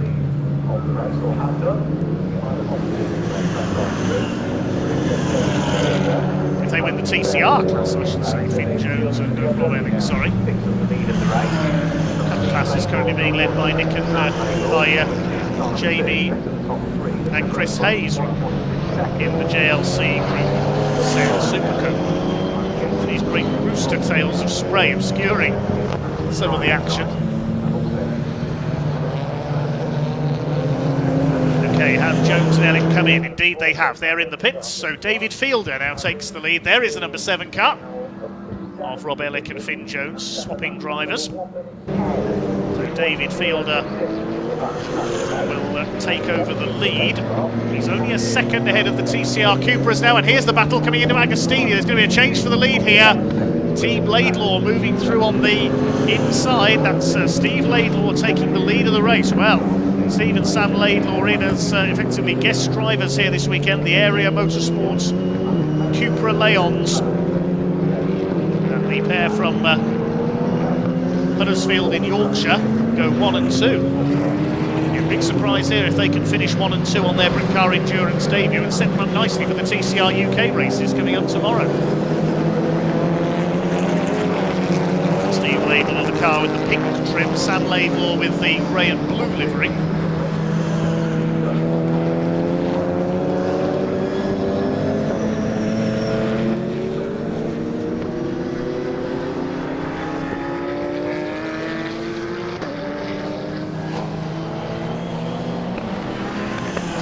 The leaders, one of them being held up momentarily by the older Leon there, the Seat Leon Super Copa of the Hayes family. Now gets out of the way at the bomb hole. It's allowed Steve Laidlaw to open up a bit of a lead though. They splash their way through Coram towards Murray's. Car slicing up the inside. Is he going to get the car stopped in time there, Steve Laidlaw? Yes, he is. Makes it through. So as they cross the line, in fact it's Sam Laidlaw who has taken the lead in there. So Steve now in second, and Sam's been able to pull away, but new fastest lap of the race. I think we know who it is on board the number 74 Porsche, because it has just done a 2 minutes 10.026. So it's got to be Adam Smalley on board that car, because that's about 6 seconds faster than anybody else has managed out there. Yeah, the next best lap for Gus Burton, I think, in the BMW with 2 minutes 16. So Adam Smalley is currently tearing up the track in the number 74 Porsche. David Fielder has come in. He was battling for the lead. Car just being refueled there. The Express Forklift Services BMW. There's another BMW with the old M badging, number 721, that's Chris Murphy, former quad bike racing champion among other things. Here's a scrap between Ginetta and Cupra.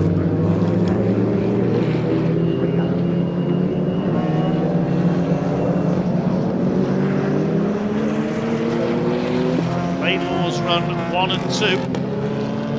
Sam was 2.6 seconds up on Steve last time through over the line. Interestingly, it's Ash Woodman now showing in third place with David Fielder having pitted. So it is Cupra Leon's 1, 2 and 3. David May's Ginetta. David May and Mark Skeet's Ginetta currently in 4th place, but they all have to stop again. I think the Cunninghams, yes, they do as well.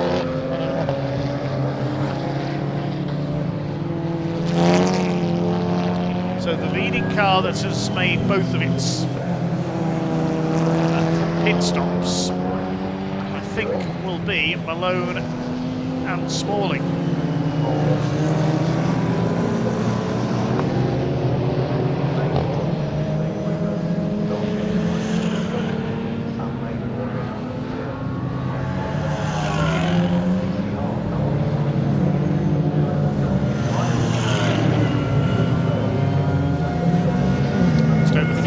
Minutes of this race still to go. Thanks for your comments coming in as well. We haven't had much time to read many of them. We won't have much time now, because we saw there Adam Smalley in the number 74 car was tearing his way up the outside. He's taken the Cunninghams, he's taken May and Skeets, and he'll be on the back of the Cupras soon as well. So it's looking good for the number 74 Amspeed Porsche, prepared by Aaron Moulton-Smith.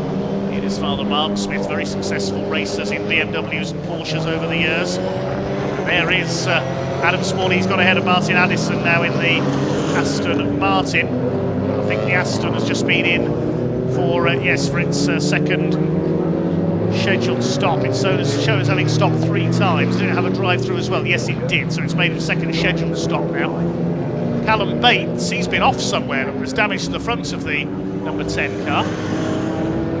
That wheel looks loose to me as well, so I think he's heading for the pits. So Callum Bates is at a moment somewhere. A couple of Cupras and a Ginetta heading towards Hamilton's. The Cunninghams in behind them. The Ginetta is the 118. That's May and Skeets. They're in 5th position. And now Adam Smalley, must be Adam on board the Porsche, surely the lap time is moving at the moment. He's up alongside one of the Cupras, that's Ash Woodman, so he's going for P3.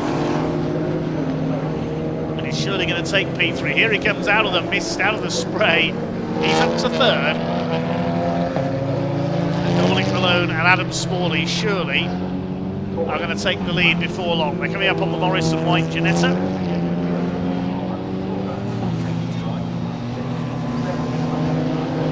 Towards the exit of the bomb hole, then out towards Coram, and Porsche goes to the inside, straight through.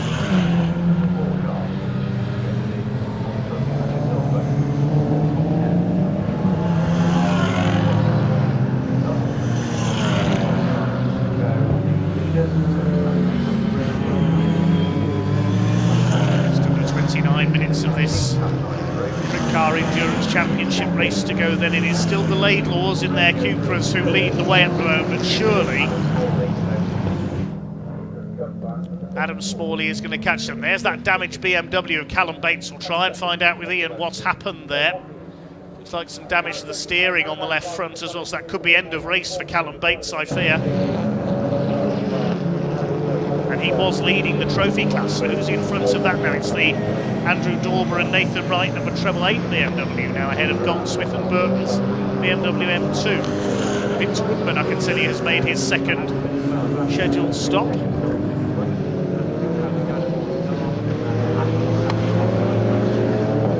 We can head down to Ian in the meantime in the pits.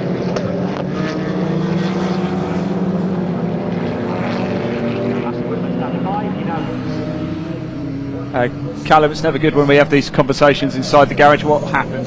No, it's just the second I put my foot on the brake, it just locks up, and that's it. Happened twice.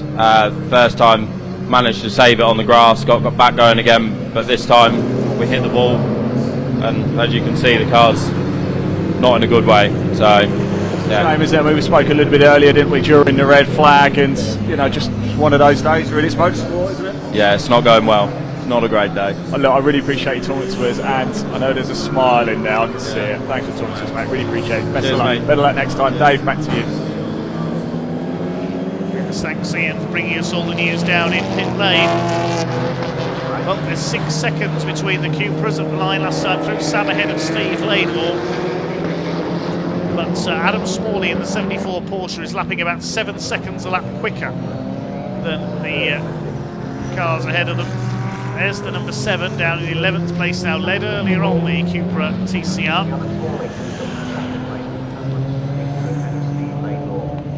David May and Mark Skeets in 4th place, going well, leading the Ginetta class at the moment. They're ahead of McGregor and Tomlinson, who are down in 18th place in the Mazda.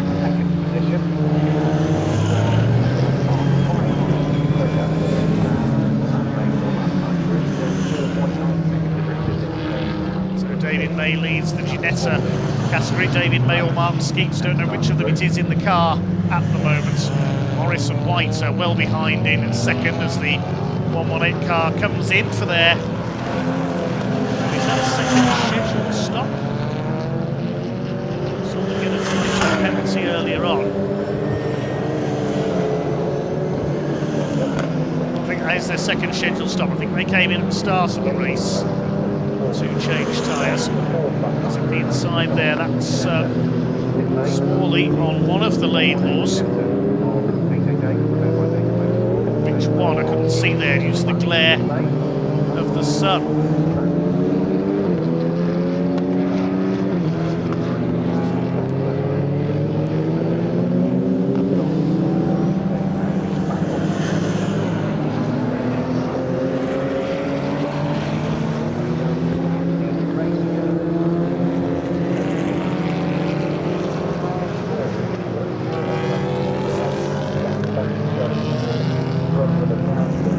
Come your leaders, and I said it was only a matter of time. It looks as though Adam Smalley is about to take the lead.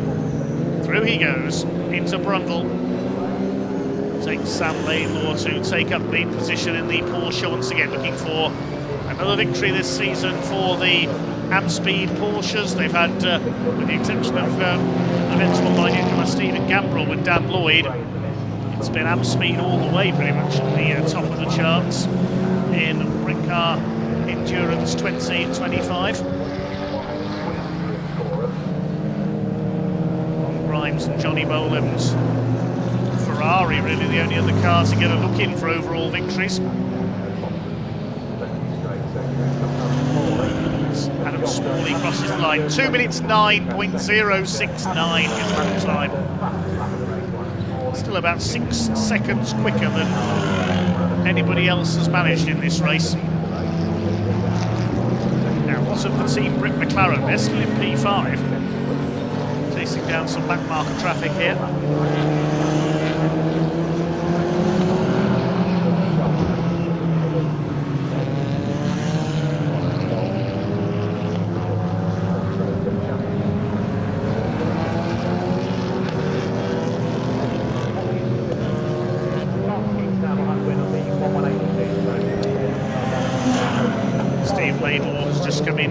His second scheduled stop in the area Motorsport Cupra from P3. I think we can shortly head down to Ian in the pits. He's down as team Brits.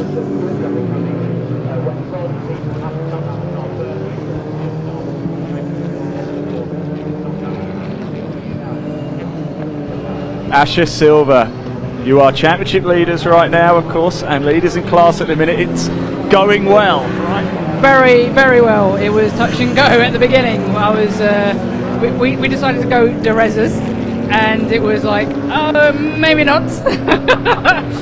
I couldn't get traction anywhere. I was doing well to keep it on track. So how hairy was it out there? Like, just how bad was it? Like the visibility? Could you just not see anything? So thankfully, I could just about see. So that's all. As long as you can see a little bit, it's fine. It was more the fact that there was so much spray, and it started to become a little bit like a huge big puddle everywhere. So, and I was on the radio saying it needs to be a red flag. The moment I said that, red flag came out. So I was like, very lucky. We just sat and waited. So unfortunately, I didn't really get enough green flag race time. I was stuck behind a safety car most of it, but I did get a small chance to actually push the car, and I was actually flying. So I just spoke to Paul Fullock actually, and he said this is Bobby's kind of weather right now. Whose weather? Bobby. Yeah, he likes it. He's really good in the wet. So, and he's really comfortable out there. You can tell he's in his element. Well, there's still a little bit to go, but so far so good, Asher. So look, thanks for talking to us. We might be talking up there in a bit. Maybe. Fingers crossed me. It's not my fault. It's not my fault. Dave, back to you. While we were talking to Asher there, we saw Ash Woodman take a trip across the grass at Caterham. There's another of the Cupras, number 24, the Hull and Avery car. Now, where is that running now? Down in 15th, having made their second stop. They were fighting for the lead briefly.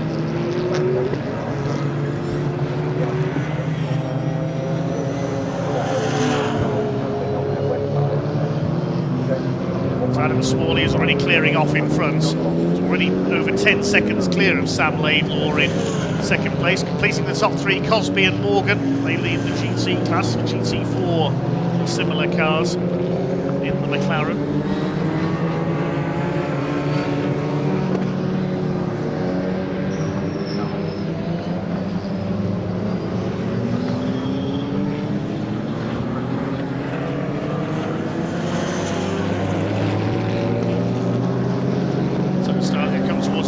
Stages now, and still plenty can happen. Just over 20 minutes of this race to go for the Brick Car Endurance Championship here at a now sunny once again Snetterton. Still treacherous conditions out there, and it matters to Adam Smalley. He's cleared off in front in the number 74 Porsche.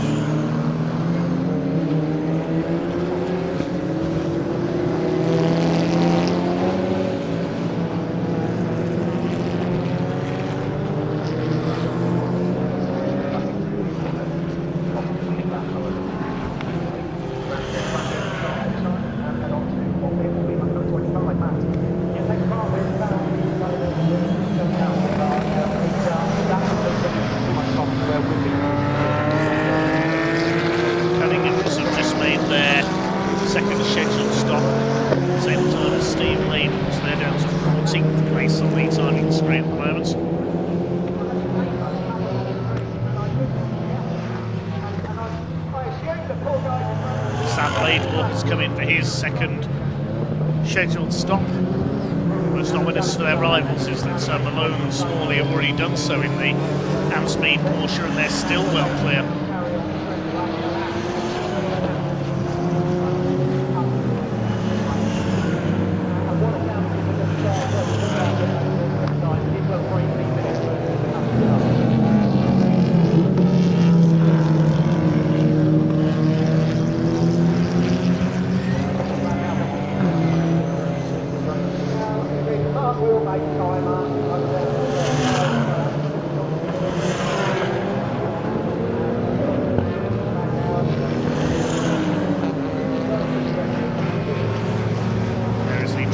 Car now up in fourth overall, leading the trophy category. How far ahead of Lee Goldsmith and Gus Burton's BMW? Well, they're just over 12 seconds now, so the trophy class looking good for a BMW 1-2. Bobby Trundley and Asher Silver now do lead the Cup category.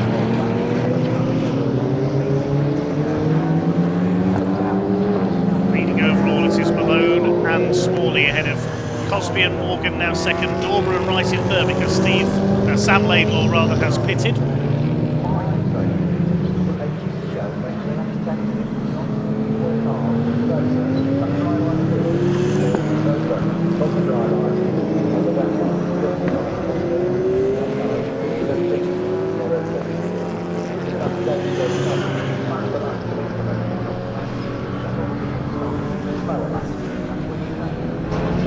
Somebody's off. Oh, it's the 47 Ginetta again. So they've rejoined Marco Anastasi and Maurizio Cilio. Where is that? I think that's possibly on the run into Williams. We'll confirm that in a moment. The pit window incidentally has now closed, so I think everybody has made their 2 mandatory stops. If they haven't, there will be penalties handed out.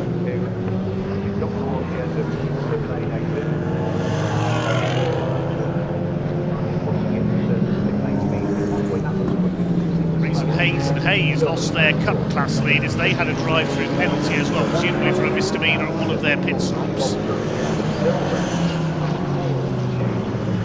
see what the lead margin is when we can for Malone, Smalley over Cosby and Morgan. Now there are the Cunninghams. Well, they're in 13th place. What might have been for the SG Racing Porsche today.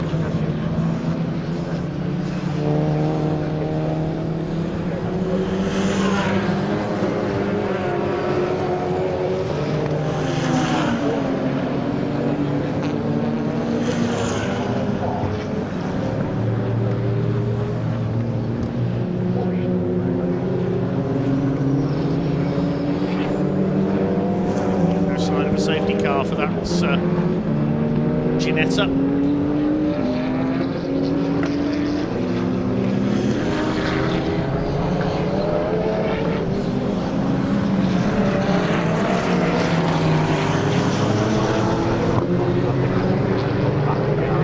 It's all looking good for the Amspeed Porsche.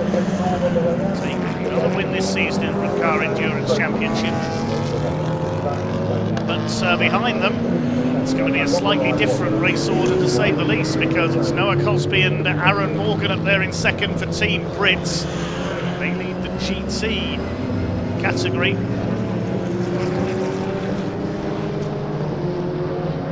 Chris Bingham and Michael Lyons having dropped out of the race earlier on. Number 70 coming in. The car of Gus Burton and Lee Goldsmith. Now they were fourth, they completed their pit stop, so that's a problem for the number 70 car. The pit window has closed. That's a double check there, but there's some sort of a problem with car number 70. We'll have to see if Ian can find out for us down in pit lane. They were out of fourth place.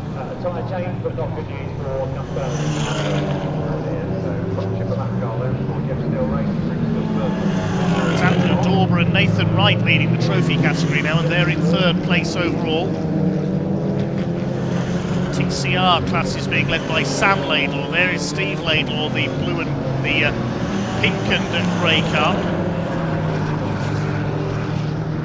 Sam Laidlaw is 5th. Trundley and Asher Silver are now 4th overall. The championship leaders, so it looks like they are keeping their championship lead today. A couple of rounds of the championship still to go.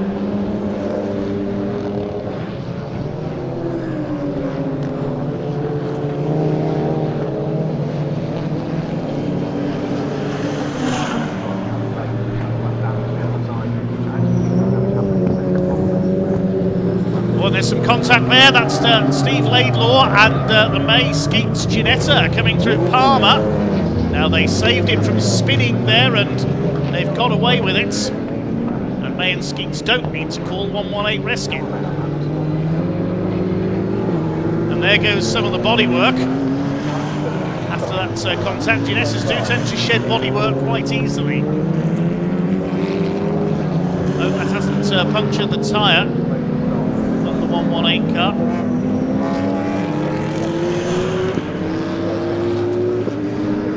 Yeah, you can see the front left of that car being rather shredded there, but that contact with Steve Laidlaw, the number 100. They were battling over 10th place overall, those two. Sam Laidlaw currently leading the TCR category in 5th overall.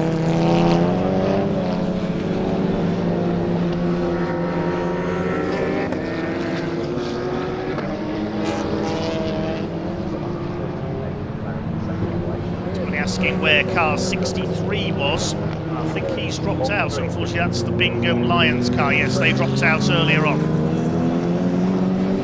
Unfortunately.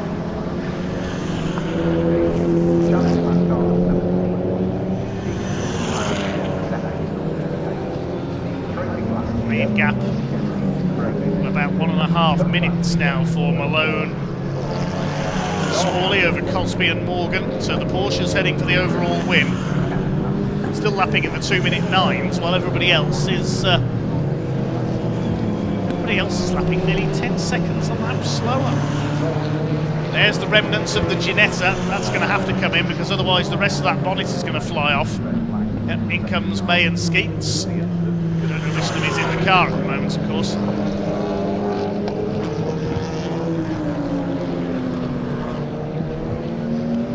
Chris Murphy, the leader of the trophy category points, in 14th place at the moment, 2nd in class.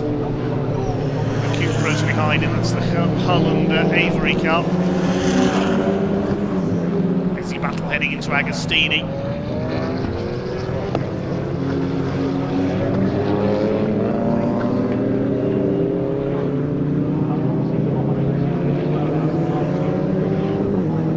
There's Martin Addison, so in the overall standings, just seen there, he's in 7th place at the moment after making his 2nd stop. Up and over the line comes the leader. There's the other Porsche 991 Cup car.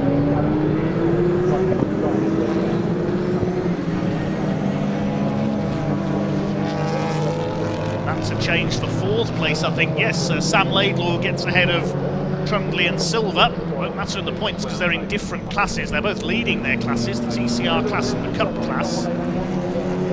Sam Laidlaw goes up into P4.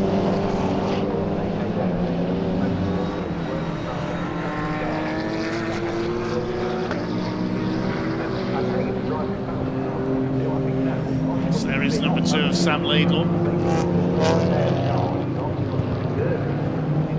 Don't think he will catch Dormer and Wright for 3rd place overall in treble 8s. There's a slippery surface flag out there. The red and yellow stripes, that's to wall of debris from that Ginetta, I think.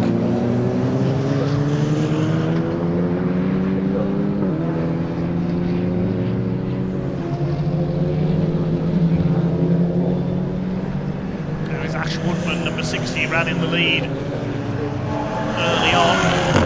Still in 7th place because Sam Laidlaw has just come into the pits. He's got a stop-go penalty, Sam Laidlaw, number 2. He'd just taken 4th place and he's just taken a stop-go penalty. Presumably that was for a short pit stop. As the Porsche leads with 10 minutes to go. Adam Smalley is literally lapping.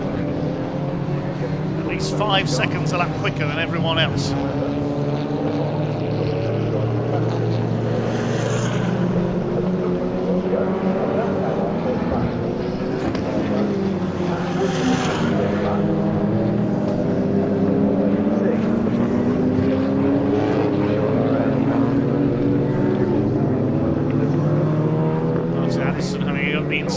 of the number 7 car. Is that for position? Indeed it is. That's for P5. Oh, big twitch there from the Aston through Hamilton's. That's for P5. Addison is second in the GT class behind Cosby and Morgan, who are second overall. It'll be great to see Team Brit on the overall podium, I have to say. They're nearly 1 minute, over 1 minute 47 now behind Malone and Smalley's Porsche.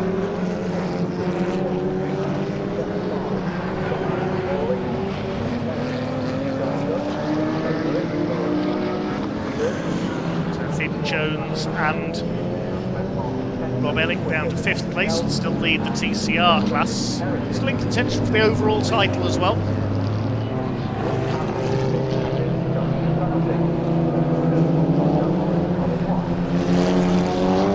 That's number 100, that's Steve Laidlaw, still in 9th place, 4th in the TCR category.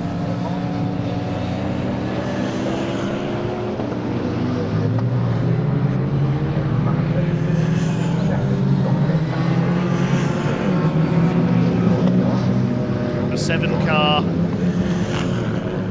comes into the pits as well. Now,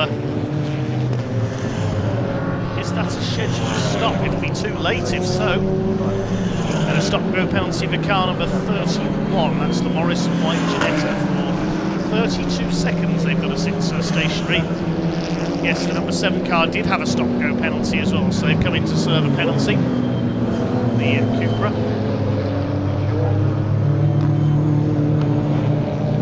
A few penalties being dished out, presumably for pit stop misdemeanors, as we said earlier.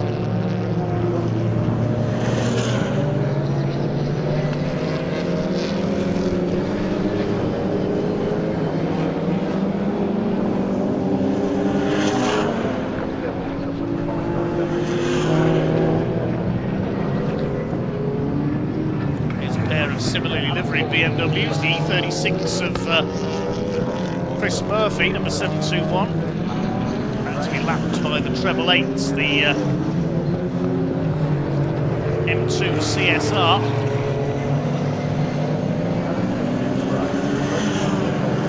Is that the Hayes car going a bit slowly?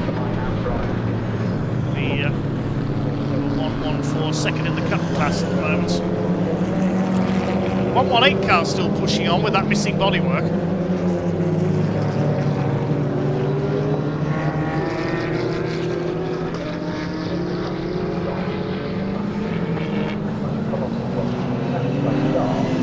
By my reckoning, 18 cars still running out there. New fastest lap for Adam Smalley last time through, he did a 2 minutes 8.47.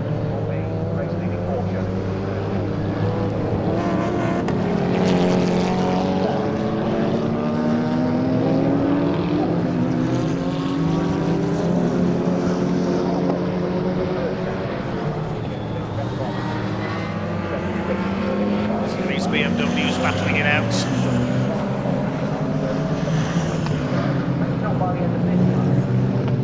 Cunningham's pole for this race, but now down in 9th. They've recovered through the field after each pit stop. Had to make an extra stop early on to check the car over after that early spin. And now comes in again. Has that car got a penalty as well? There's not any notification of one.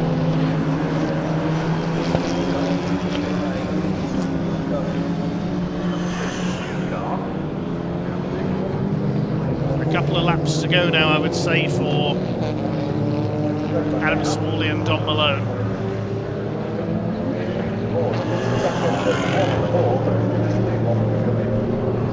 So these two BMWs going at it.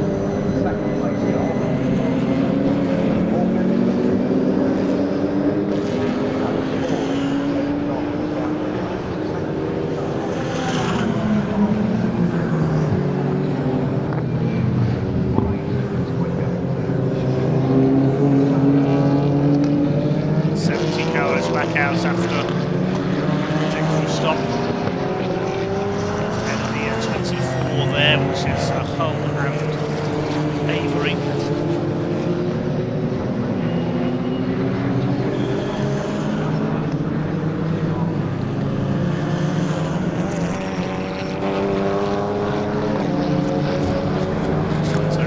tide will be out in just over 4 minutes on this Sprint Car Endurance Championship race, interrupted by a spectacular rainstorm. It takes more than a bit of rain to stop the action here at Snetterton. Once again, nobody able to live with the pace of Dom Malone and Adam Smalley.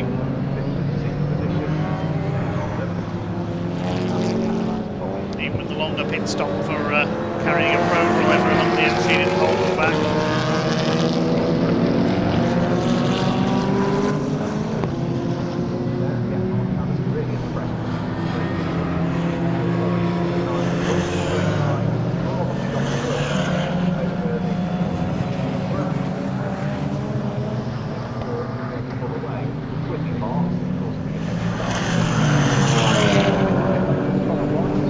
There's our leader into Trundley. Wait to see if he's going to be starting his final lap this time. Last lap was a 2 minutes 13, so he's eased off a bit.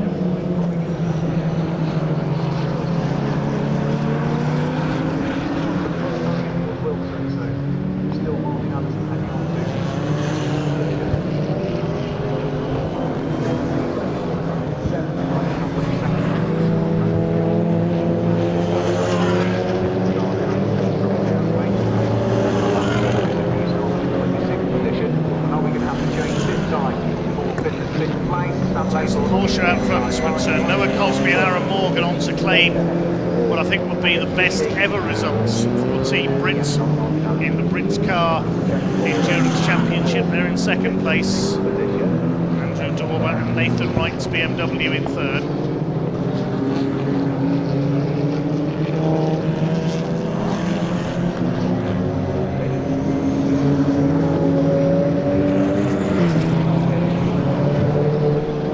Going on between the Aston and one of the Cupras there. For fifth place between Addison and Sam Laidlaw.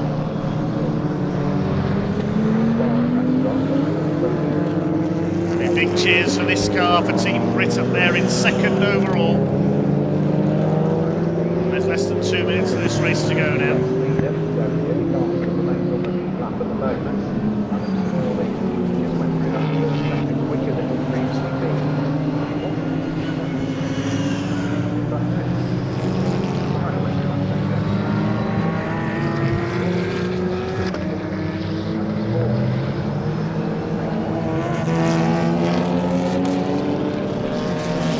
BMWs has now broken apart.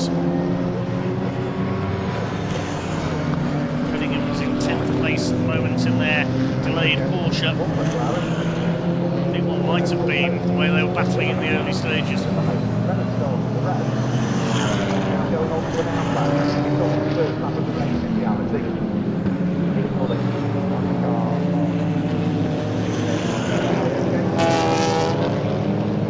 Less than a minute left on the clock now for the Brit Car Endurance Championship. They have weathered the storm quite literally, racing on into the early sunsets here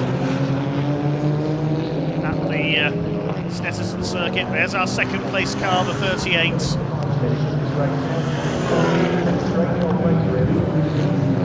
A treble 8 in third, then the car of Bobby Trundley and Asher Silver, the Cup class leading BMW, is up there in fourth. Team Brit are going to be overjoyed with their efforts today. Sam Laidlaw leads the TCR category, which is not what the number 7 of Finn Jones and Rob Ellick wanted to see, because they wanted maximum points there to keep alive their challenge for the overall championship.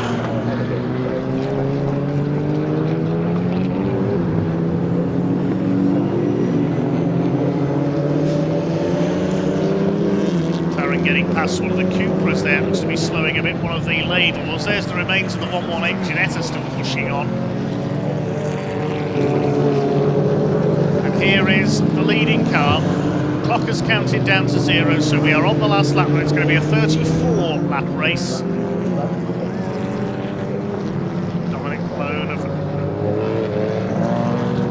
BMW racing fame in years gone by, raced M3 CSL, started this car. Pro GT racer Adam Smalley taking over.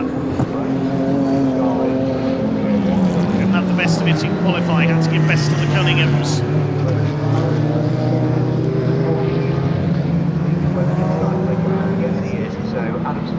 just go through now. Place a lap on the car. I think that's the leader lapping the second place McLaren. Yes, indeed he has. So it looks like it is going to be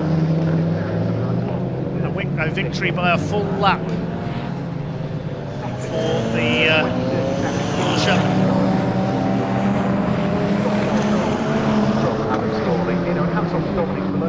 Here he comes. Adam Smalley brings it through Nelson for the final time.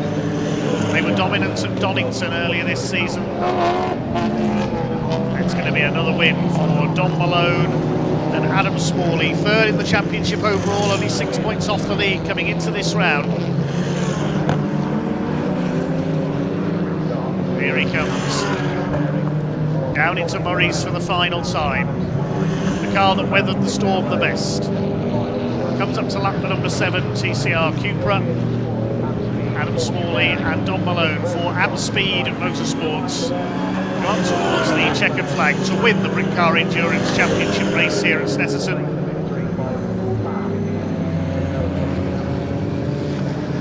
Second place is going to go to Noah Cosby and Aaron Morgan. A magnificent race for the team Brits. McLaren, they win the GT class. In third, it should be the trophy class winners, Andrew Dorber and Nathan Wright. Fairly sure that's their first ever podium in Brick Car.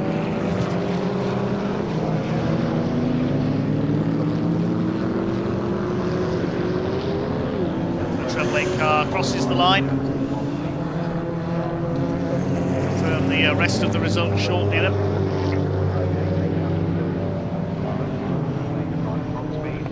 The class winners, of course, as well. We had 5 class winners in the top 5 places provisionally.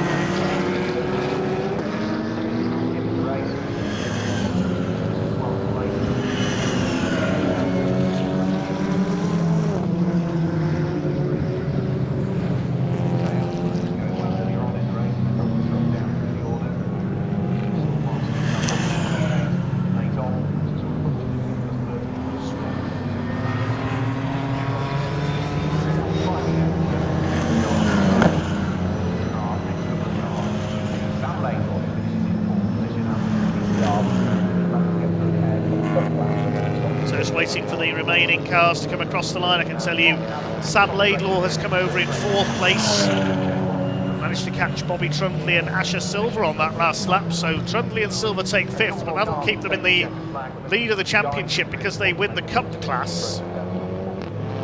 Martin Addison's Aston Martin in 6th. Steve Laidlaw is 7th and 2nd in TCR. The Cunninghams in 8th. 9th place goes to Ash Woodman in the Cupra from the back of the grid. David Fielder rounding out the top 10. Finn Jones and Rob Ellick 2 laps down in 11th place. Then Chris Murphy, Nick Hull and Richard Avery, Lee Goldsmith and Gus Burton. Of course, a lot of cars with penalties in that race as well, but it's a win by a full lap for Don Malone and Adam Smalley. Adam Smalley with the best lap of 2 minutes 8.47 seconds. And looking down the result sheets, well, yeah, that's nearly 5 seconds quicker than anybody else managed. Adam Smalley has steamrolled his opposition there. It's another win for the Amspeed Porsche, keeps them in the lead of the challenge class in the championship, keep them in contention for the overall championship. Rob Ellick and Finn Jones only 4th in their class today, they're 2nd overall, so they'll lose ground to their rivals from other classes, but it is Bobby Trundley and Asher Silver who will continue to lead the Brick Car Endurance Championship for Team Brit. Team Brit can be very proud with 2 cars in the top 5 overall. Ginetta class incidentally was won by Dan Morris and Colin White down in 16th place after the demise of the Italian crude car. I think we can now hand down to Parc Ferme for Ian to catch up with our race winners.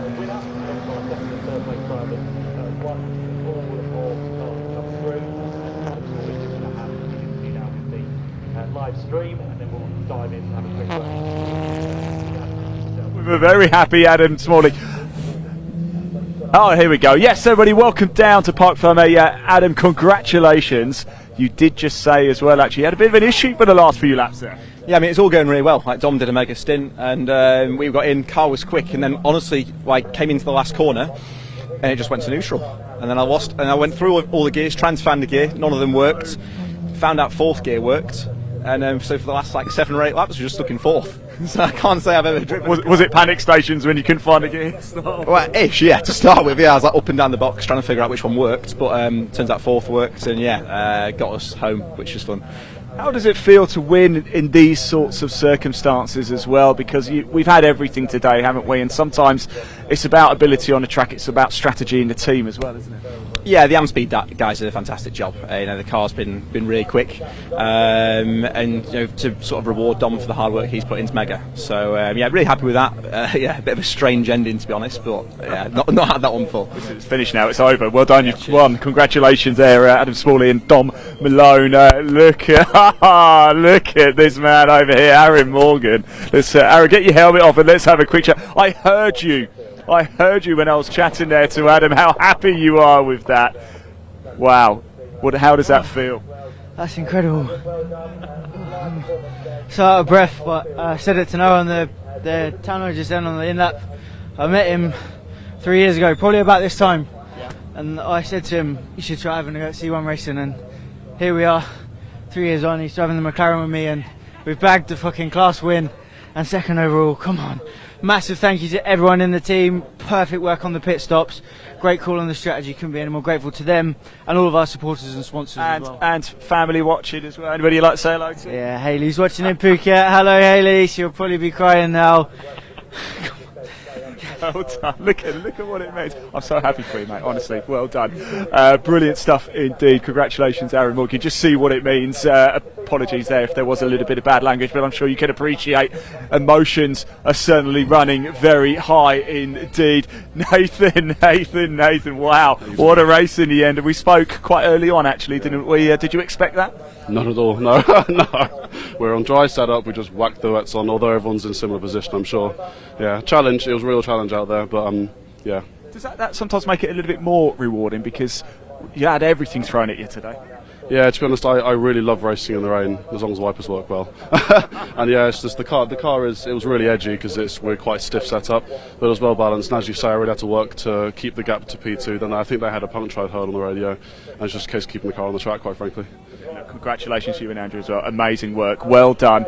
Good stuff indeed. There you go. We'll just have a quick look at some of the other cars, shall we, as well. What a wonderful race there. So, yes, your winner, number 74, overall winner, Dom Malone and Adam Smalley. Second place was Noah Cosby. We just heard from Aaron Morgan as well, but class winners there as well. We just heard from Nathan Wright there, alongside Andrew Dorber as well. A brilliant race, an eventful race, certainly affected by the weather, red flags, safety cars. We have had it all here at Snetterton. A big thank you to you for watching as well and bearing with us as well. So please hit that like button, hit that subscribe button. We're live on the BARC YouTube channel. We're live on the British Truck Racing YouTube channel. We're also live on the TCR Uk YouTube channel. So wherever you're watching, please hit that like button, hit that subscribe button. Let's get as many people viewing Motorsport as we possibly can. Right, more action coming up very shortly. I'm delighted to say, look at this. You would not believe, if you're just tuning in now, you wouldn't believe about 45 minutes, an hour or so ago, we were red flagged because we had torrential rain. In fact, we had a river running down the Snetterton pit lane over here, but blue skies now. That means we can go racing, and that means it's time for the second race of the weekend for the British Truck Racing Championship. Oh yes, Dave Goddard, over to you, my friend.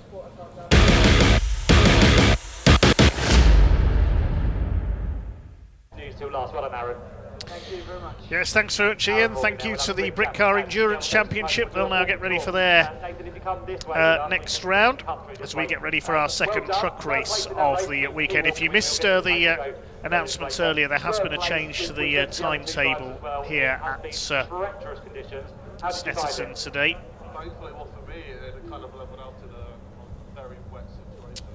We won't see the Mini Challenge Club Sport race is the only change today. That's been moved to tomorrow. We'll see 3 races from them tomorrow instead. We will see the British Truck Racing Championship coming up next. That's followed by the first of our Caterham races for the P4 Emergency Lighting Caterham Graduates Sigma 150 category, and then the Miltech Civic Cup will round out today's programme. So next up it is our second truck race of the weekend.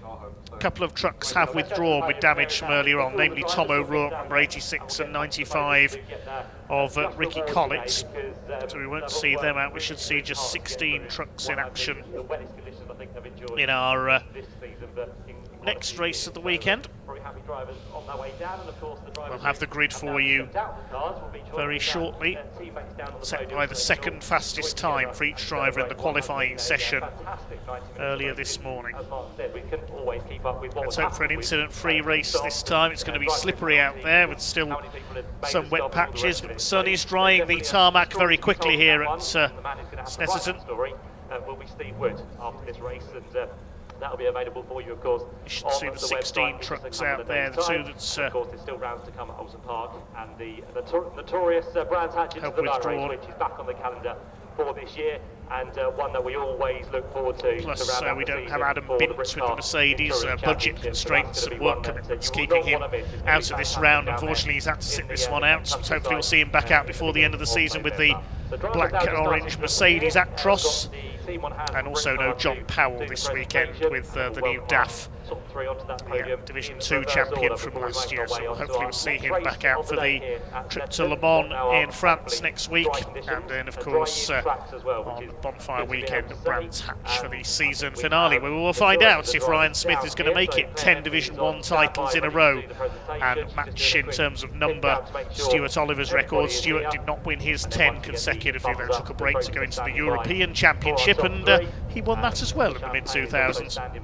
As well for the drivers, so just waiting for the last couple to make their way through. Well, I'll run you through the grid then for our second truck race of the weekend. It is Ryan Smith and David Jenkins once again on the front row. Jenkins led the first half lap of the restart of the early race until Ryan Smith forged his way through at Williams Corner. Second row, 14 John Bowler and number 12 Michael Oliver. Stuart Oliver on row 3 this time with Stephen Powell alongside the number 3. Failed to take the restart in the early race, but he's repaired his MAN. Row 4, 101 Martin Gibson and 11 David Smith. Then on the 5th row, Neil Yates, 33, and Sammy Oyanen, our quickest qualifier today in Division 2, the Finn. Row 6, 41 Simon Cole, who won Division 2 earlier on. His first win here at Snetterton, was very pleased indeed. Starts alongside his son Archie Hanley at number 40. Row 7, Callum Easton, number 26, and 96 Bradley Harvey. They had a spot of bother in qualifying earlier on, those two. At the back of the grid on row 8, number 10 Jake Evans, and treble 3 Graham. So those are the 16 trucks that we will see out in action next up. For the Team Brit drivers, fantastic job to bring the McLaren home in second place overall, and of course first within that class as well. So they now receive their Goodyear hats. So a couple more races to go after this. We'll see the first of our 4 Caterham races this weekend. From Team Brit down here on the podium, and they're making their way to the top step of the podium this weekend. Dominic Malone and Adam Smalley. Well done, guys. Bringing the Porsche to the top step of the Championship. Podium. Dom and Adam give their congratulations to our second place drivers. It is their championship decider this weekend. We know that the third place drivers as well, so Sigma all round, which is good to 135 championship has already been sewn up by Tom McEwing, but there's still a contest going on in Sigma 150. We'll try and have a look at the point chart. It's going to be not so easy to work out because drop scores have to be taken into account. So we'll do and there'll be champagne, I'm sure, to be sprayed. The mathematics as best we can this weekend. Drivers have got a little bit wet throughout the course of those. Big thanks to all the partner sponsors once again for the British Truck Racing Championship. Napa Auto Parts UK celebrating its centenary this year. Napa Auto Parts, the American-based company. GT Tyres, the official tyre partners of the BTRC. Neil Yates Recovery and Alco. Neil, of course, competing this season. MV Commercial, Tom O'Rourke's company, supplier of new and used trucks for sale in the UK. Total Care, specialising in vehicle lifts and testing equipment for commercial vehicle workshops across the UK. Sylvie Fleet Management, fuel card and fleet providers. Working alongside BWOC as a sustainability partner, offering EV charging and renewable diesel, HVO renewable fuel. BWOC, of course, says Champagne's the about to fly on the renewable podium. fuel suppliers. Transport Monitoring Solutions Aaron Morgan as well. And Noah Cosby. Leading company in the field of integrated vehicle cameras and telematics. Joins in as well. And yeah, Champagne flies on the podium. Good to see, because that was software used in tachograph reading as well these days, of course. Race trucks have to be fitted just like road going trucks with a tachograph that has to be checked to monitor the vehicle very carefully. Is next up. That's how you check for overspeeding and things like that, as we mentioned earlier. Truck and Driver magazine, one of the sponsors as well. Latest news, truck reviews, show reports, podcasts as well. Also Freyhouse Trailers, Valvoline, oil products, LTS Global Solutions, logistics, transportation and shipping as well. Big thanks to all of them. Also welcome on board Ride Universal this weekend. The P4 emergency lighting, Caterham graduates, Sigma 350. They so are we'll get the junior saloons. the official wheel rim suppliers for the championship, newly on board as of so after the lunch this break weekend. Is when we will see the minis back out for their second race of the day. They should have had one today and then two tomorrow. They're going to have all three tomorrow. One in the morning, one in the middle of the day, and they will also still be the last race of the day. So that's the only real change to the timetable at the moment. Thank We you lose to one race all of today them. and instead slot it in tomorrow For their supporters instead. always. But that still means that even on the amended timetable, the trucks were due to get underway at 16:35. It's now 17:10. So there might even be a further amendment to that. Let me just have a quick look and see whether there's been a further amendment to the timetable issued since that one was last placed on the notice So we await board. the circuit to be made ready then for the trucks. No, there is We'll not, bring them out just onto as yet. track So just as whether soon we've still got as we time to can. get everything in, we'll wait and see, because what would we have? We would have two 15-minute races and a 20-minute race. So that is 50 minutes of track activity, probably at least 10 minutes clear up in between each one, which is another 20 minutes. So that would give us 70 minutes.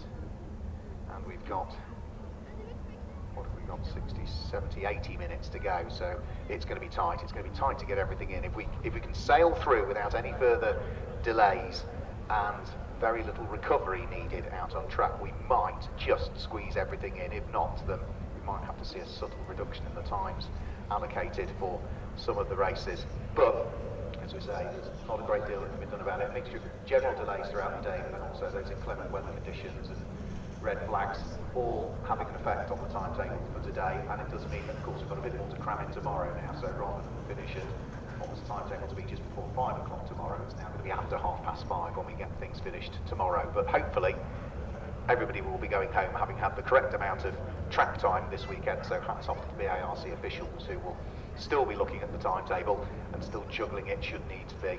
So we'll await for the trucks to head out onto circuit in advance of the British Truck Racing Championship, their second race of the day. Remember, this is based on the second fastest times that we saw in qualifying, and we'll give you that grid as soon as they come out onto circuit.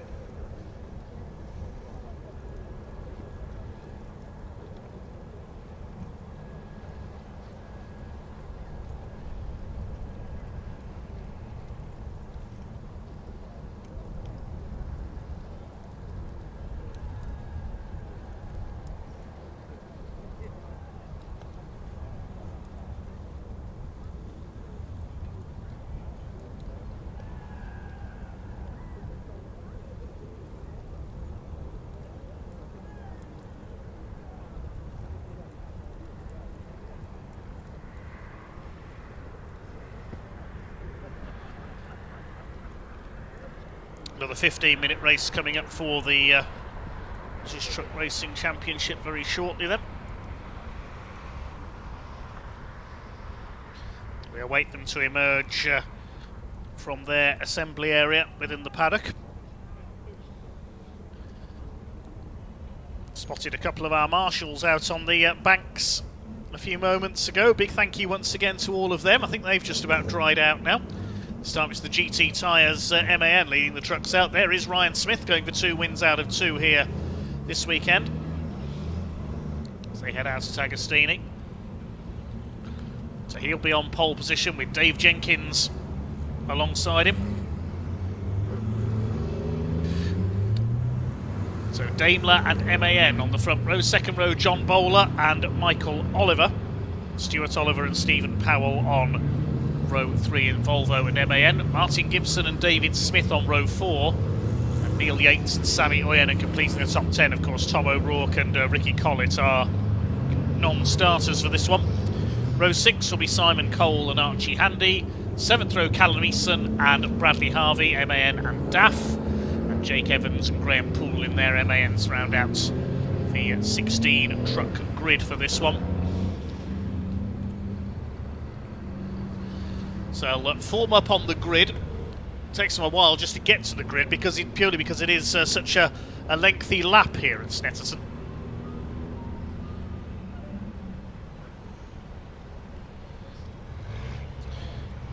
So the track drying out at the moment, hopefully, crossing my fingers as I say, so we won't see any more rain today. There is a bit more rain forecast for later tomorrow afternoon here at Snetterton. Thanks for all your comments. We haven't had much time to read them out. So Rob J says, well done Noah Cosby. Let's go Team Brit, says Hayley Morgan. Cheering on Aaron, no doubt. Caris Bailey was cheering on Bobby Trundley.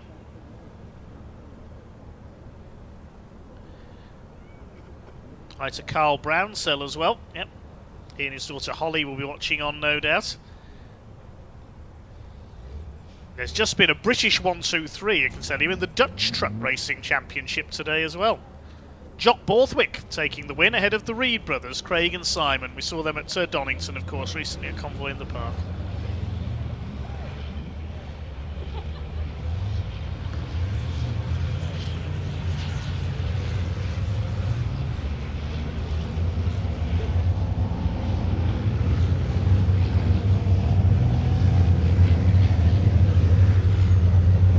Down towards Riches, we can see with the TSL timing office in the background. That's green building. Here come our truck racers. Williams corner at the moment. Ryan Smith and David Jenkins in front of the pack.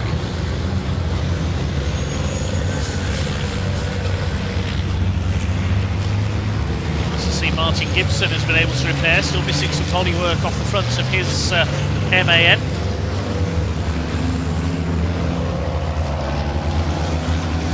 There's Graham Poole at the back, the man who rolled his MAN at Brands Hatch on Easter weekend. Escaped okay.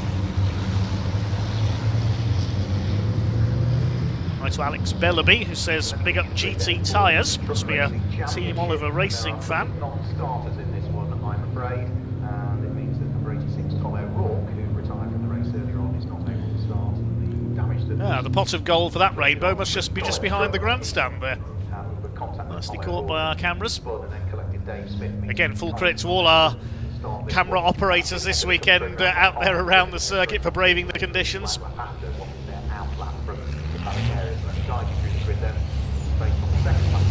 Was that smoke that just came out of Martin Gibson's truck, or was he doing a burnout? It's truck racing, not drag racing, although drag racing was held here at Snetterton many years ago. Jenkins, runner-up earlier on today. First 5-lap races it was in the end. 1 and 69 on the front row of the grid. Row 2 of the grid is number 14, John Bowler. Stuart McIntyre asks, any idea if we'll see the Caterham graduates race on here? Yes, you will, Stuart. On the BARC stream, we will cover everything today. Row 4 is 101, Martin Gibson, and 11, Dave Smith, 101 and 11 on row number 4. Row number 5 is 33, Neil Yates. It's Callum Eason, the bright green and black MAN. Bradley Harvey in the DAF, Jake Evans, cousin of Craig Evans, who used to race that truck a couple of years ago. So trucks, Caterham graduates and the Miltech Civic Cup are remaining races today. Trucks not going to stop on the grid this time, I can tell you. They're going to go straight through into their rolling lap to save time. Straight into their green flag lap without stopping on the grid. There they go. Pace truck is still out there to save a bit of time with the meeting running late. So they're going to go straight into the green flag lap, which they're on now. See, it's still pretty slippery at Wilson's hairpin. That's where that bit of carnage broke out on the first start of race number 1. time they go straight off. GT Tyres MAN leads them into it. 15-minute race for what will be their second race of the weekend. Further races looking forward to tomorrow. Championship, as we say, is still rather tight. Can David Jenkins get the whole shot again and get ahead of Ryan Smith, and maybe this time stay there? It's going to be an absorbing battle between these two. They are deadly rivals and have been for several years. Stuart Oliver up on row 3 this time, was only on row 4 earlier after struggling in qualifying. And who will take Division 2? Sami Ojanen had a win at Donington, his first in the UK. Would have extended his lead because he picked up the 20 points for the race win, plus the extra point for the fastest lap as well. So he's moved a further 3 points ahead of the drivers behind him, stretching that lead advantage as well. Great livery on the Sisu, isn't it? The Mad Croc energy drink sponsorship.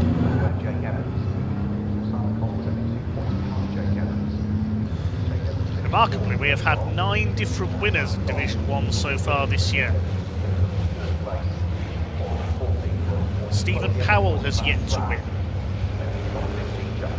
John Powell, who's not here this weekend, has not won so far.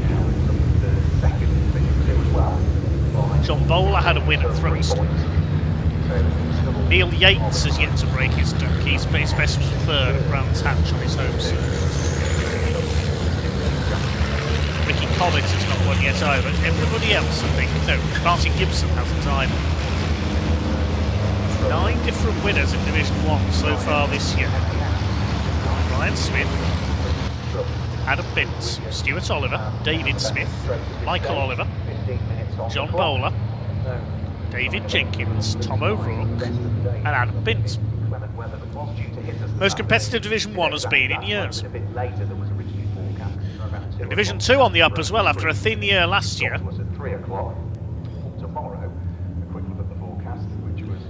Jake Evans, Simon Cole. 0% chance of rain all the way through till 1 o'clock in the afternoon. Sami Ojanen and Bradley Harvey have split the wins between them there. 14%, but by 4 o'clock tomorrow, that's when it's at the moment forecast to hit with a 50% chance. So they form up then 2 by 2 for our second truck race of the weekend. On a slippery track this time. Got to be careful not to get out onto the grass because they will bog down in the mud. Last thing he wants is trucks getting stuck. 15 minutes then for the British Truck Racing Championship around the Snetterton 300 circuits. Look at Smith and Jenkins, they're trying to psych each other out here, I think, on the front row. Who's going to get that all-important hole shot down towards Rich's corner for the first time? Smith got away best the first staging of race 1. Jenkins got away best in the second attempt, but Smith was back ahead of him half a lap later. Pace truck about to pull into pit lane. Here we go then, the second truck race of the weekend here on the Snetterton 300 circuit this weekend. Another 3 coming tomorrow as well. This is going to be a good one in slippery conditions here at Snetterton. We get underway. And Ryan Smith looks like he has got the whole shot down towards Richards for the first time. Indeed he has. David Jenkins moves to the outside. John Bowler is on the rear bumper of the number 69 there in 3rd place. Are they all going to make it round Rich's corner? I hope nobody goes off into the field. Looks okay at the moment. Stuart Oliver moving past Stephen Powell there on the inside by the look of it. Now into the hairpin. Braking at the right points here is critical up the inside. That's one of the old team Oliver trucks. It's Michael Oliver. He's tangled with John Bowler. They both go out wide. Michael Oliver's going to spin it. Or nearly a carbon copy there of the incident in race 1 with O'Rourke and Collin, but Michael Oliver is avoided by everyone. He's out on the grass and try and get the truck started again. That's allowed the first 2 to get away. Michael Oliver does rejoin at the back of the field. So it's Smith from Jenkins. Stuart Oliver is up to 3rd as a result of that as they head towards Agostini for the first time. 4th place is Stephen Powell in the number 3. He's had a good start. Martin Gibson in his lightweight MAN with the front bodywork missing is up there in 5th position. 6th behind him is David Smith. Neil Yates in 7th, but Ryan Smith already getting away at the front of the field in the number 1. He's held the number 1 for so many years now. I had to struggle to remember what his original number is. He was 88 before becoming the number 1, which he's held for 9 years in a row. David Jenkins number 69 second. There's Stuart Oliver number 7 in third. Howell, Gibson, David Smith. Side by side there, John Bowler recovering after that off at the hairpin. Gets past Sami Ojanen, who's leading Division 2 in the Sisu, number 61. Sisu had a very successful team for years in the European Truck Racing Championship and always employed Finnish drivers as well, the likes of Jocke Kallio, Raimo Soderman, Harry Lustarinen, the lady driver Minna Kuopala as well. There's somebody off there on the straight. I don't think that's a truck that's gone off. I think there's a truck pulling over. Can't see who it is because of the bridge obscuring my view. We'll have to see in a moment who has pulled up there. It's Jake Evans. Jake Evans has pulled up in a cloud of smoke. Now, that could be significant in Division 2 because he was just behind Bradley Harvey for the points lead, so Jake tries to get going again. Meanwhile, John Bowler rubbing shoulders with Neil Yates. Bowler will go through at Murray's at the inside. Just want to outbrake himself and get onto the grass on the exit. No, he's got the truck stopped and he's through.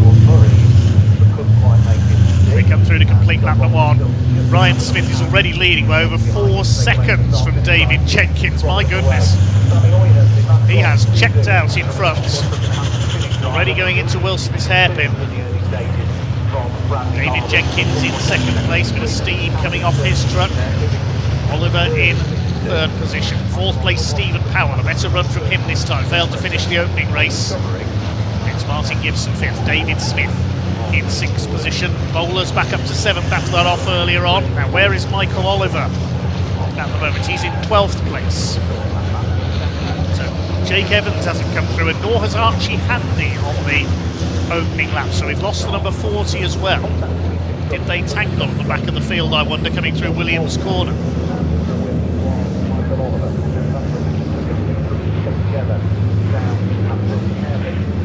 There is David Smith. You can see the steam coming off the wheels there. That's from the water-cooled brakes.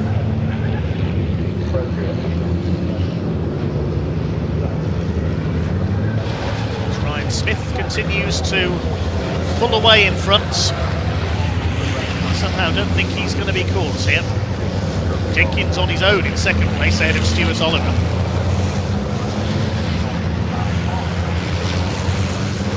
Fourth, Gibson in fifth position. They're well spaced out already in this second race of the weekend for the British Truck Racing Championship. Sami Ojanen is clear in Division 2 ahead of Bradley Harvey in second place. They're separated by nearly 2 seconds. Third in that division is Callum Eason. He's going well.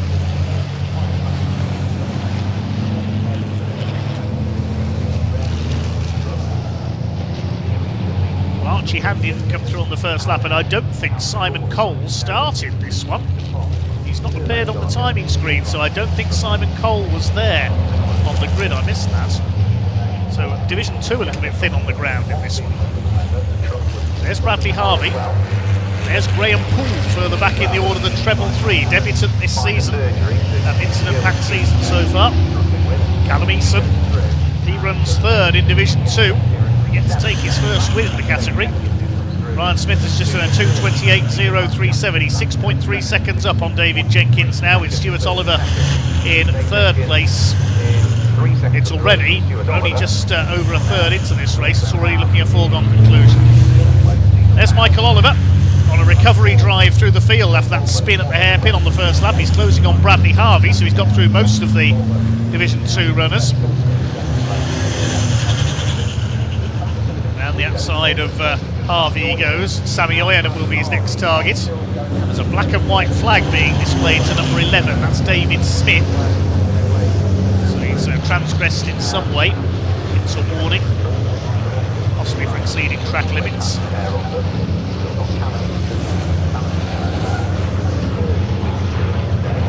Right on the tail of the less powerful Sisu of Sami Ojanen. Is he going to give him room there towards Palmer's? Yes, he does. Driving there by Sami Ojanen. It's the quicker Division 1 truck through. Michael Oliver up into P9. He'll now close on his Division 1 rivals. Ahead of him, his next target will be Neil Yates in the 33. Lennon still leads Division 2. Only by 0.6 of a second over Bradley Harvey. Callum Eason in third.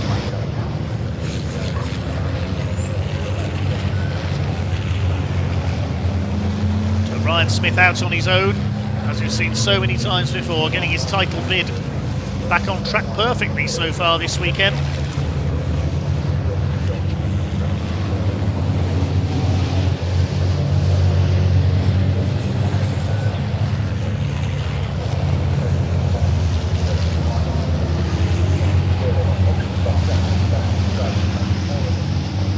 Stuart Oliver, the 10 times champion, his record under threat from Ryan Smith certainly, on his own in third.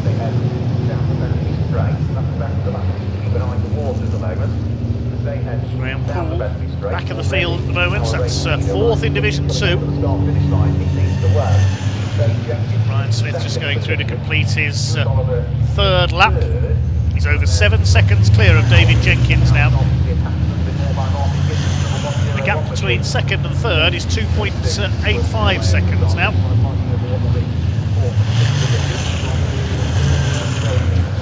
They're over 7 seconds clear of Stephen Powell in fourth position, and Bradley Harvey in trouble. Cloud of smoke there, he's sliding about all over the place. There's something wrong with the 96 truck, I think. Seems to be struggling to slow it down there, so something's cooked somewhere. Bradley Harvey, I reckon, is going to heading into the pits. It looks like his turbo may have blown, the 96. No, he's still going. I thought he was going to head into the pits, but there's a cloud of smoke there out of the back of the Division 2 points leader. Has he got engine trouble again returning after qualifying when he saw a fuel injector fail?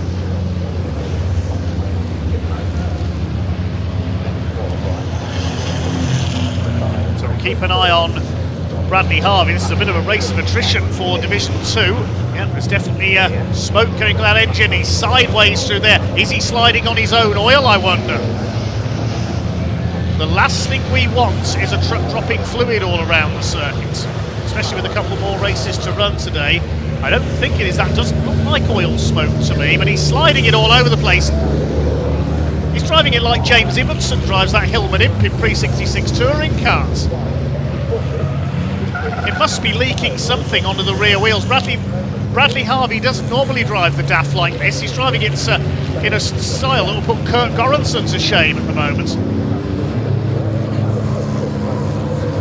Look at him sliding it around. Well, Kurt Göransson, the Swedish showman, used to do that in the European Championship, but I don't think Bradley's driving like that on purpose. I think there's something wrong with that truck somehow. Can't keep it in a straight line, look. He's keeping going, he's trying to, because he needs the points in Division 2, especially with Jake Evans, his main title rival, out of the race. And, well, he's now been given the black and orange flag. That's the technical disqualification flag, the meatball flag as the drivers call it, the black with the orange circle, and he's going to have to pull into the pits. Oh, and off goes Martin Gibson. Martin Gibson at Caterham has gone straight on. Now, is that on fluid from Bradley Harvey's truck? He's all over the grass, keeping his footing. He doesn't want to bog down. Where is he going? Great Yarmouth if he's not careful. Keeps it going, he's back on, he's behind Stephen Powell. Was there contact between those two, I wonder? Yes, the 96. Bradley Harvey smoking his way towards the pits. He's going to have to pull in. I don't know what the problem is, but it's something pretty serious there. This really is turning into a race of attrition for Division 2. Sami Ojenen's still got the class lead, so that's going to put Callum Eason up into second place in the division. Meanwhile, Ryan Smith is leading by just over 7 seconds. His last lap was virtually identical to that of David Jenkins. Bradley Harvey is going to have to head into the pits surely this time. Yes, he slows it up, he's pulling in. Pointy will, I'm sure, try and find out what the problem is.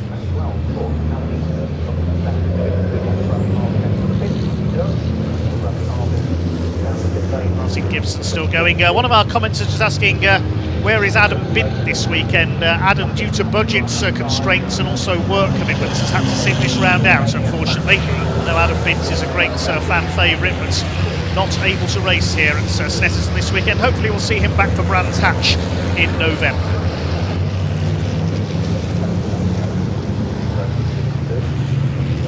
There's Neil Yates. Good consistent run from him. He's in 8th place, 34 seconds off the leader. Just over 3 minutes of this race to go. And Ryan Smith coming through this time. Will it be his last lap this time? 3 minutes left on the clock. Oh, just as I say a consistent run, I've put the curse of the commentator on Neil Yates there. He's gone wide through Agostini. Meanwhile, David Smith has caught John Bowler. This is for P6. 2 MANs together, and looks like he's going through.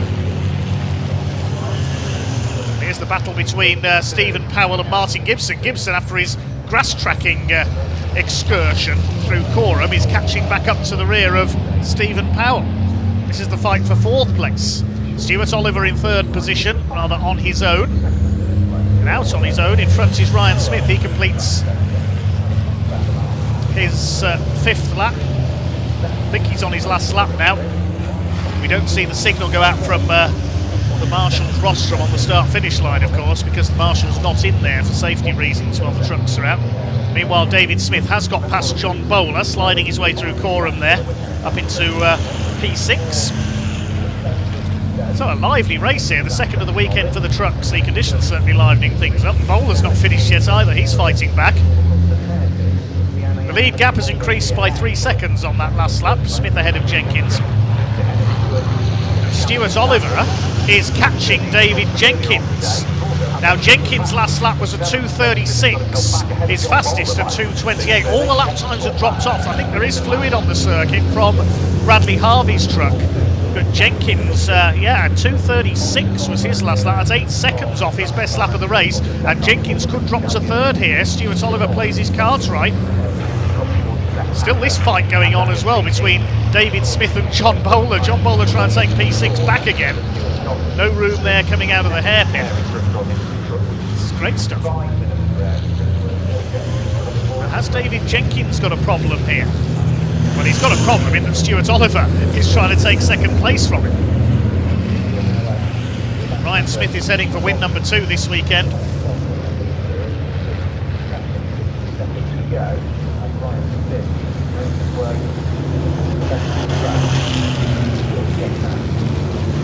It'll be win number 9 of the season for Ryan Smith if he stays in front here around the final lap, which he almost certainly will because he's over 10 seconds clear. And Martin Gibson catch Stephen Powell back up for 4th place. Meanwhile, Sami Ojanen is going to win Division 2 in the Mad Brock C-suit. Michael Oliver has gone ahead of Neil Yates up into 8th place as a result of Yates running wide out of Agostini. Now we'll wait to see if this is going to be the last lap or whether they're going to get one more in here. Depends when Ryan Smith crosses the line. Let's see if the checkered flag goes out this time. It's kind of countdown to 0. So I think we will see the checkered flag as they cross the line this time. Over the line goes Ryan Smith. And yes, the checkered flag shows on the timing screen. So Ryan Smith takes the win over 6 laps. Who will come home in 2nd place? It's Stuart Oliver. Stuart Oliver has got there for 2nd place, or no, the timing screen has gone back to green. A bit of confusion there because the timing screen initially showed the checkered flag, but then has gone back to green flag. So it looks like we are going to do one more lap. So sorry for the confusion there. Which means this battle has got another lap to run by the look of things. The clock counted down to 0, and the timing screen briefly showed checkered flag, but then goes back to green. So we are going to do one more lap. And this battle could become a 3-way battle because look at the way that Michael Oliver is closing up. Now the timing screen's gone back to checkered flag again. Well, we'll await and confirm. Yeah, Ryan Smith thinks he's won it. Ryan Smith looking as though he is race, as will Division 2, and Sammy Boyden is just turning his way. Because there's no physical checkered flag, of course, because it can't be shown with the trucks racing past so close to the flag stand on the pit. But it looks like the race has come to its conclusion, which means Sami Ojanen is going to win Division 2. Neil Yates comes over in 9th place. Sami Ojanen comes in to win Division 2. Right, sorry for that confusion.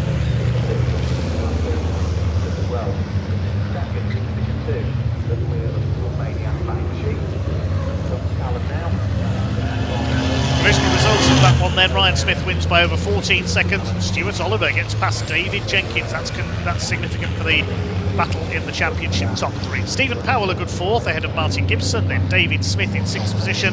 John Bowler is 7th ahead of Michael Oliver. There's a good fight between those 3 in the closing stages. I'm sure with another lap Michael Oliver would have been right up there with Smith and Bowler. Neil Yates in 9th, and then in Division 2 Sami Ojanen takes the win ahead of Callum Eason and Graham Poole. They were the only 3 survivors because we lost Bradley Harvey into the pits with that problem, and Archie Handy and Jake Evans didn't complete the first lap. Simon Cole, meanwhile, was a non-starter.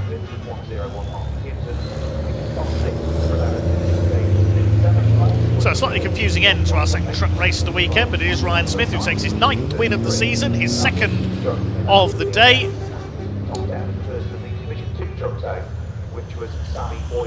And Stuart Oliver snatching 2nd from David Jenkins on the final lap.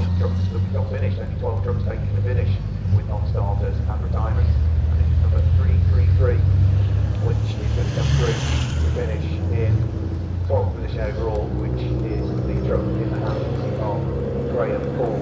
One took the check flag twice, which was foul, but I'm not surprised was the check flag out or not. Now even Ryan Smith and Graham Poole also take the check flag a second time, as does Martin Gibson and Dave Jenkins. So yeah, I'm not surprised if few other trucks came through to take the check flag. 2 races to go here today then. We will have the P4 emergency lighting Caterham graduate Sigma 150s up next, and then the Miltech Civic Cup to round out day 1 here at Snetterton.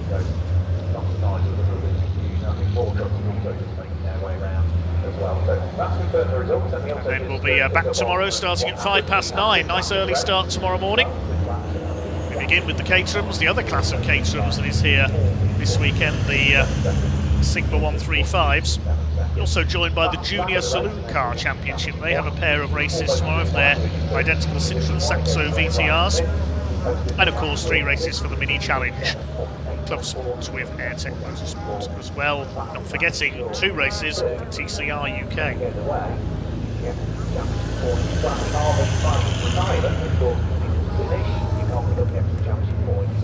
it goes to the next driver that does take the checkered flag, that'll go down to our reckon Callum Eason. Potentially might pick up the extra point for the fastest lap.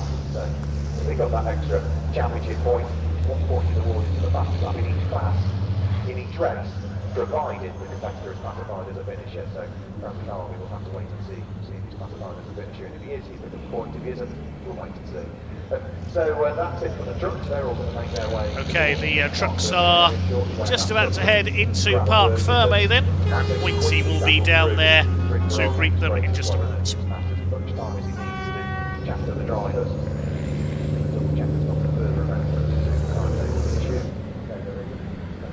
Hi there. Hey guys, how we doing? So, yet again, another eventful race, and it's nice to see you again today, because I honestly didn't think with that thunder, the lightning, the downpours, we were even going to get another truck race today, but we have. So yeah, nice one, and that's Snetterton. So come with me, shall we, and we'll try and find some drivers. Ryan Smith, of course, with that cool whistling front end thing that he's got going on. I don't know whether you can hear that from home, but his bonnet makes a cool kind of whistling noise. You know, you used to get the piece of grass between your fingers when you were older. Anyway, you don't need to know that. Let's go and speak, if we can, see who we can find. Whoa, easy now. Whoa, very loud, isn't it? Can you hear me okay? Yes. So let's try and get Ryan out of his cab. just wait for him to hop down so you can get a good angle of the pair of us. Here we go. Skilled demount, dismount, exit, whatever. Controlled dismount, I'd say. Okay, there we go. Controlled dismount, you've heard it here. Another fantastic race for you. One question, they might not be able to hear it at home. Is it something on your bonnet that's making that weird noise on the straight? So yeah, people can hear it from home because they've texted me saying you've got a boost leak. It's not. It's actually the grill with the wind making a whistling noise. I wish it was a boost leak because we are a bit down, but it's the grill. It's the grill. But hey, do you know that race there? I went over the finish line. There was no checkered flag, so I was starting to push for the last lap. Yeah. And Arnie come over the radio, said it's come over the radio that it's a finished race, and TSL's come up, it's finished race, back off, call the truck. And next minute, Stuart Oliver and Steve Powell, like they're on Gumball Run. They thought I got a problem, but now, do you know what? Fantastic. Two race wins. Teams worked extremely hard. Just like to dedicate that to our mate who sadly ain't with us anymore, Adam Halliburton, young Adam. Terrible accident, but dedication of the race, it'll be very nice. 100%, mate. He was a great guy, part of our team, and yeah, you know, sad with what happened. Massively. Well, racing in someone's honour with such a fantastic performance as well. There's that truly is a way to send somebody off. So Ryan Smith, another fantastic race. Well done, sir. Great start for the weekend. 2 podiums. Let's have a chat to Mr. Jenkins, who's also, of course, had a consistent start to the weekend. Yeah, could have done. I still don't know where that oil was in Caterham. And obviously I made him, like I had a big moment with 2 laps, or with it last but 1 lap, and then I didn't know which way to go. Stuart went for the wall of death round the outside, which was where there was a bit more grip. I slid into him on the oil, and I had to just slow down and concede the position, and then the flag was out, or was it, or wasn't it, or no one knows. No one knows. It was. I'd worked out from the timing that we knew we were on the last lap, but for whatever reason they didn't put a flag out. We were very dangerous, but fortunately everything was okay. I think the weather's certainly thrown everybody off really at Snetterton today. There's been some ad hoc decisions, changes to the schedule. Do you think as a whole it's not gone too badly? Yeah, they've got a difficult job to do, squeezing all the races in, haven't they? So we've just run a bit late. It hasn't had any detriment to our running, so it's all good. Fantastic. Dave, well done again, sir. Let's go and see if we can't find Callum Eason, if he's even here. Have we got... Yeah, back this way. Back this way. Come on. Sammy we had earlier on, I'm going to chat to him. Just going to get Callum Eason out, which I mean, no one really knows if the results are standing, but I mean, I personally, on my screenshot, you did quite well there, buddy. Well done. Yeah, it weren't too bad. It was quite slippy to start with, but I knew it was drying, and that was going to hurt us quite a bit. So when the rain come down earlier, it was good for us because we got no power. But when it was greasy, it's even better, so we can get the low power that we have down, so we can use that. And then we dropped down off the start because it was I was on the wet side of the grid. So yeah, Jake managed to get past me, and then I went round the outside of him and round the hairpin. Felt like I left him enough room, but we made contact. Hence the reason why there's not many panels on my lorry anymore. But yeah, you're looking a little bit light. What is the kind of thing with that? I mean, will you go and get them? Do they stay out? Are they actually sacrifices to the marshals? Well, we'd like them back, but I know the side skirt's in millions of pieces. But yeah, that's just a part of motorsport, isn't it? But we can't do it without all of the guys. QMT, we've got Eurolease, Tacosys, Tool Maniac, I think I said Eurolease. WDE recruitment, logistics, yeah, all of them. Quite a few guys supporting your championship then, and of course Wayne Eason, jolly happy with that result, I take it? Yeah, not too bad. We was hoping for the rain. I thought he was supposed to be a bit better, so I'm going to get him in the motorhome in a minute and beat him up, find out why he wasn't quicker, but yeah. He's not effectively a child anymore, so have at it. Oh really? So he can't phone us to ransom? No, you can just lay straight into him. Really? It's called physical coaching. Get in the motorhome now. Right, we don't need that on camera, so yeah, good result on the race overall. Some issues, of course, unfortunately for Jake Evans, got to get sorted out. We've also got to get Bradley Harvey sorted out. We've got 2 drivers not in that race at all. Ricky Collett, who hopefully will be back tomorrow, he's told us, and the same goes for Tom O'Rourke, who's getting fixed up somewhere locally tonight and be back on circuit tomorrow. So yes, of course though, that's not all we've got time for today. We've still got some races left, although a slightly different schedule. Ian, what have we got next, and what are we losing today, unfortunately? Right, coming up next, Caterham Graduates Racing Club Sigma 150s. They're about to go out on track. I'm sure you probably already know. If you don't know, the Mini Challenge Club Sport race that was due to go out later today has gone today, but it will be tomorrow. Right. So that's the only thing. We've still got the Civics to go after the Caterham. So 2 races left today, the K2 Graduate Sigma 150s and the Civic Cup. Still plenty of action. Don't go anywhere. Hit that like button, hit that subscribe button. I think Caterham's might be on track. So Dave, over to you.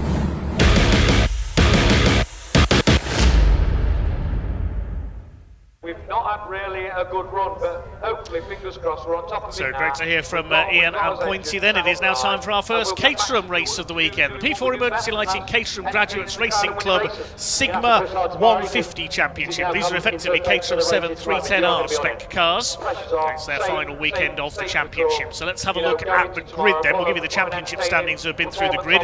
It is one of the trophy registered cars. Again, more on that in a moment. Henry Heaton, who is on pole alongside the all-gold machine of Paul Goldstein, number 150. Second row, 172, Theo Theato. He's in trophy. That means that drivers who can't commit to the full championship register for 3 meetings of the season and only score points in those and have their own mini championship, effectively.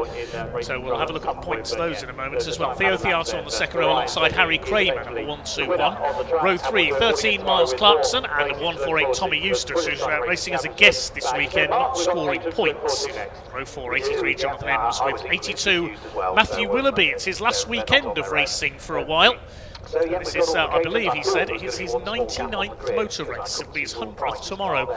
Row 5, 72, Will Bryant, alongside 50, James McCall, a former champion. Then on row 6, 127, Ian Howes, alongside 94, Stefano Mara, the London-based Italian. Row 7, number 19, Mark Gibson, alongside 112, Andrew Whitten. The 8th row, 58, Rob Warner. Now he's in contention for the championship this season, but back on row 8, he won't be too happy to be that far down the grid. Starts alongside 15, Caterham veteran Chris Kim Raymond. Row 9, 144, Charles Elliott, and 137, guest driver Will Price.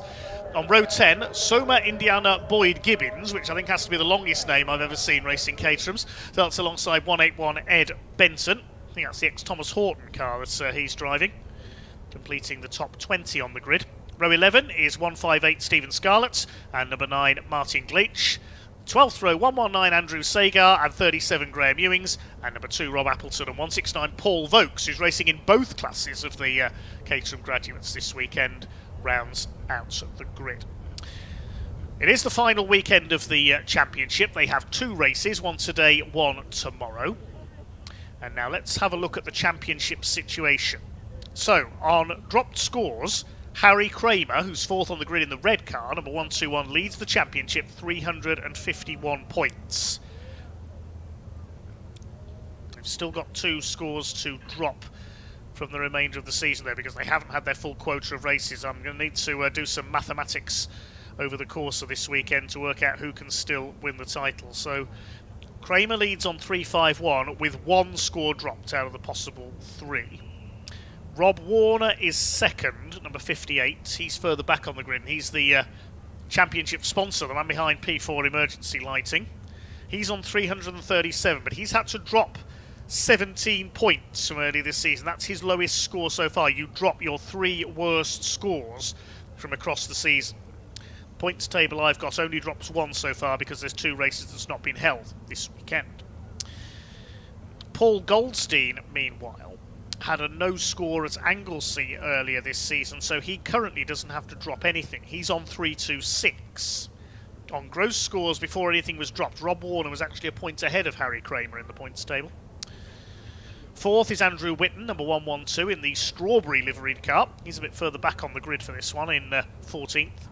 And completing the top 5, number 13, Miles Clarkson's the green and yellow car. We mentioned the trophy as well, the Caterham Graduates Trophy, where you register for just 3 rounds of the season. You only score points in up to 3 meetings if you can't commit to a full season of racing. Then you only score points in those rounds. Now, can anyone who's here this weekend overhaul Jamie Elwood's lead I'm looking at the moment? Jamie Elwood is on 151 points with his 3 rounds completed. He raced at Alton Park, Silverstone and Croft earlier this season. But I don't think he can be caught here. Henry Heaton is a trophy driver. He raced at Croft and Anglesey earlier this season. This is his 3rd nominated round. The man who's competed previously in Caterham's factory-backed series, including the Caterham 7 UK Championship. He's in the red and gold car on the front row of the grid, alongside the all-gold machine of Paul Goldstein, still in contention for the championship this year. The winner gets 30 points, 2nd place 28, 3rd 27, then 26, 25, 24 and so on downwards. There's a point for the fastest lap in each race as well. So that's how the scoring system works. So we'll try and do some mental arithmetic at the end of this race to see what the championship situation is. I'll feed the data into a spreadsheet overnight so we can see tomorrow who's going to take the Caterham Graduates Sigma 150 Championship. The Sigma 135s join us for 2 races tomorrow. Their championship has already been sewn up by Tom McEwing. He won it at the previous round at Anglesey. So waiting for the circuit to be cleared, then ready for our first Caterham race. If you've not seen Caterham racing before, you have a real treat coming up here. Slipstreaming is the name of the game down the straights.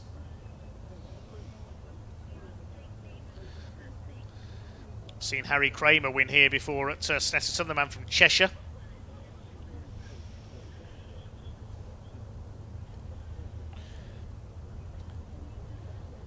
Henry Heaton, number 34 from Leeds, in pole position. Paul Goldstein, who's raced in just about every Caterham championship in the UK over the last couple of years. From Billingshurst in Kent, runs an air conditioning business.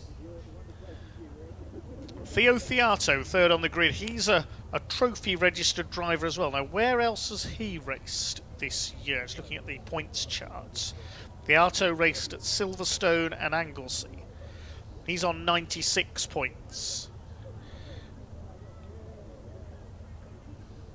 So with 2 wins here, he could theoretically catch up to Jamie Elwood in the points, who's on 151.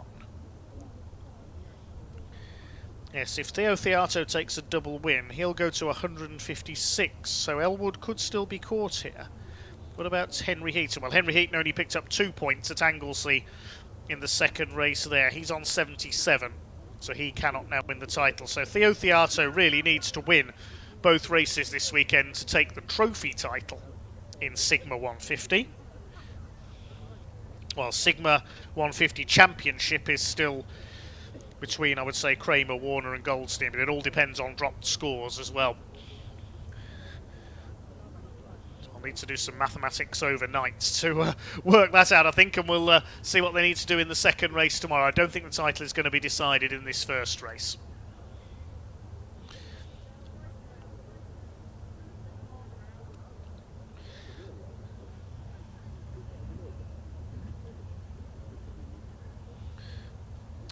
Just a slight delay here. We have a recovery vehicle out on track at the moment.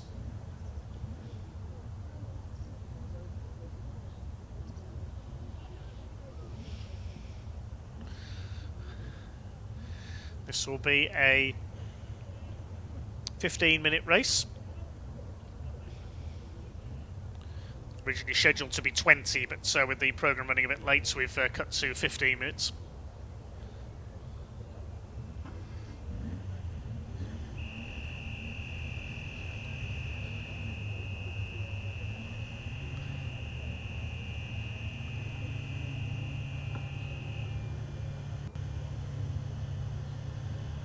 Cars move off then for their green flag lap any moment, away they go.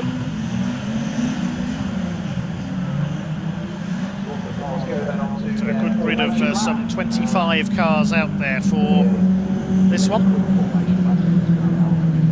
It is the red and gold car of Henry Heaton, who will start as favourite for victory here, I think, given his experience in Caterhams over the years. Goldstein alongside Theo Theato is in the orange and black liveried car, number 172, and alongside him all red is Harry Kramer. Row 3, Miles Clarkson is in green and yellow. Starts alongside Tommy Eustace, number 148.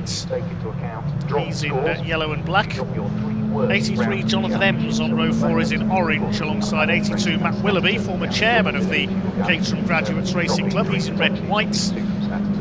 Racing the top 10, Will Bryant, trophy driver, he's in white and black, number 72, and number 50 James McCall, who's in a turquoise liveried car with black wings. There's Rob Warner, the blue and orange car, a bit further back on the grid, thanks to Toyo Tyres, one of the principal sponsors and suppliers for this championship as well.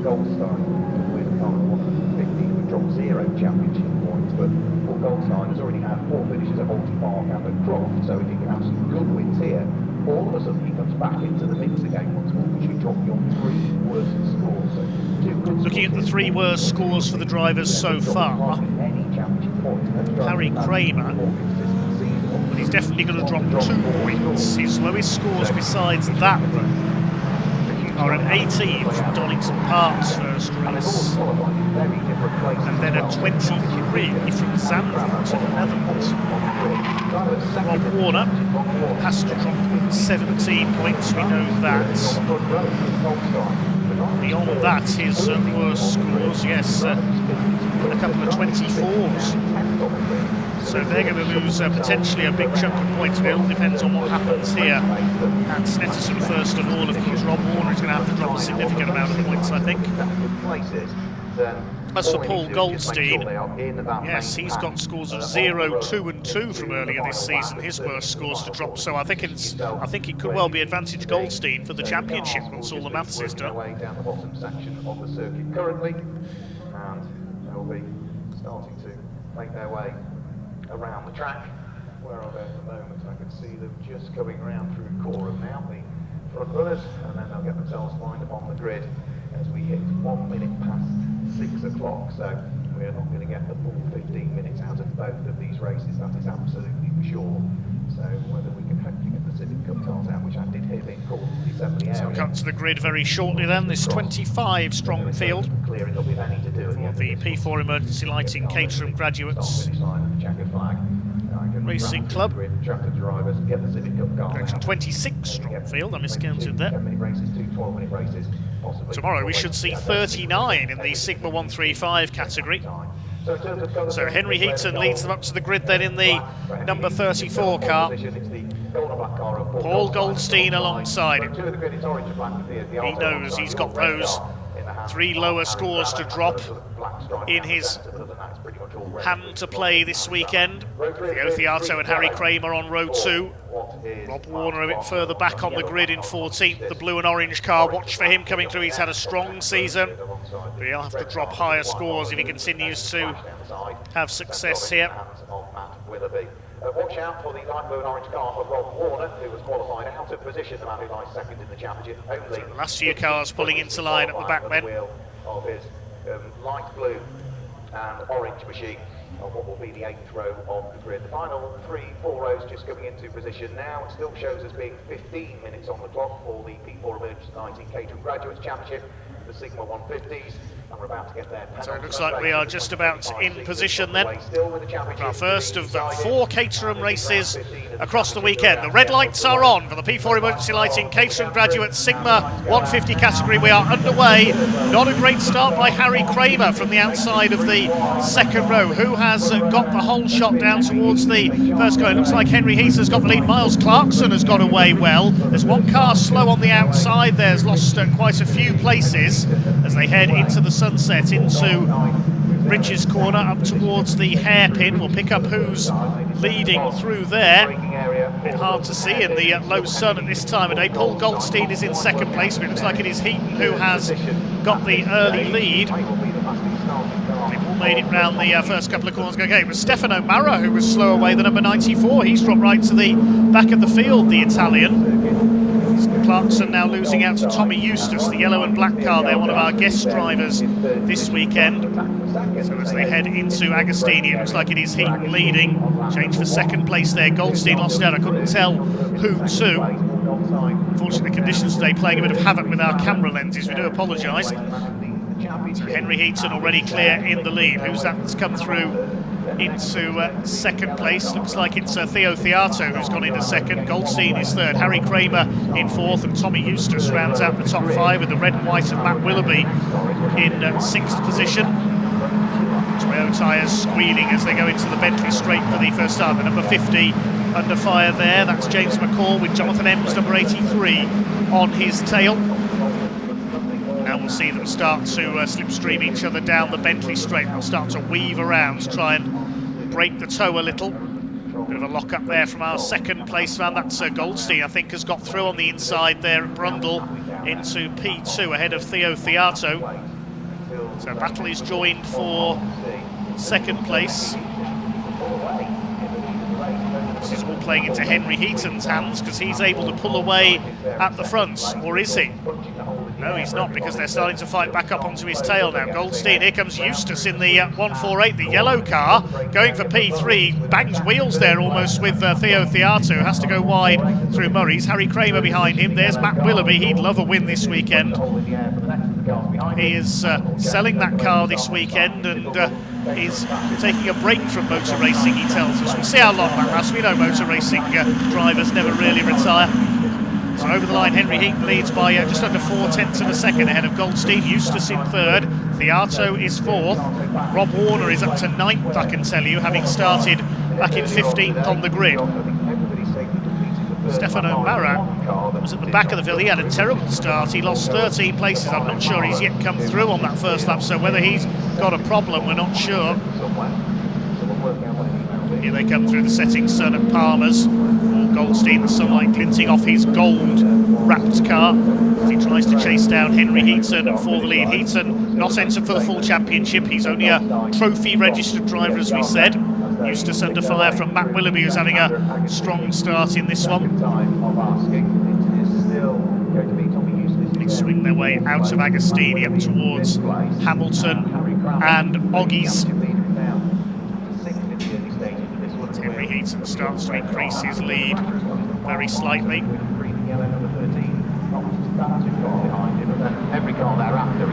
Towards Williams, Goldstein in second place.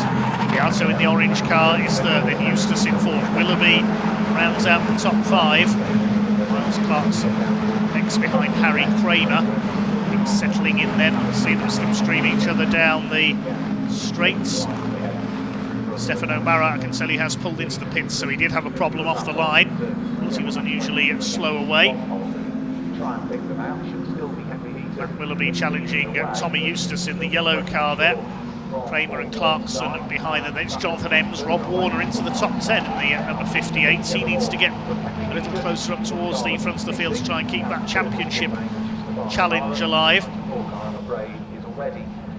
They're not letting the leader get away here. It's in the second half of the lap where they're closing back up on Henry Heaton. There's Warner, the blue and orange car, the championship sponsor, the man behind P4 emergency lighting. He doesn't want P4 here, he wants P1. Leaders coming up over the line once again. Let's see what the lead gap is this time. Heaton has pulled away from this frantic battle for second. Yeah, 2.5 seconds is his lead that time through. Everybody else trying to be second. Tommy Eustace on the inside there. Here comes Jonathan Ems as well. Towards Wilson's hairpin. To fight for second place is exactly what Henry Heaton wants as he tries to pull away for the victory. Theato second ahead of Goldstein.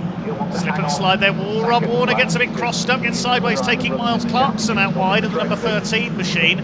That's allowed Ems and the 50 of James McCall to close up. Behind them is Andrew Whitton. There is Goldstein, he's in P3, chasing Theo Theato for that second place. Matt Willoughby has come through into fourth position. Cars on the timing tower with the yellow position numbers. They are guest drivers, not eligible for points in this race. The drivers with purple positions beside them, they're trophy drivers. So the first championship registered driver, the driver contesting the full season, is Paul Goldstein.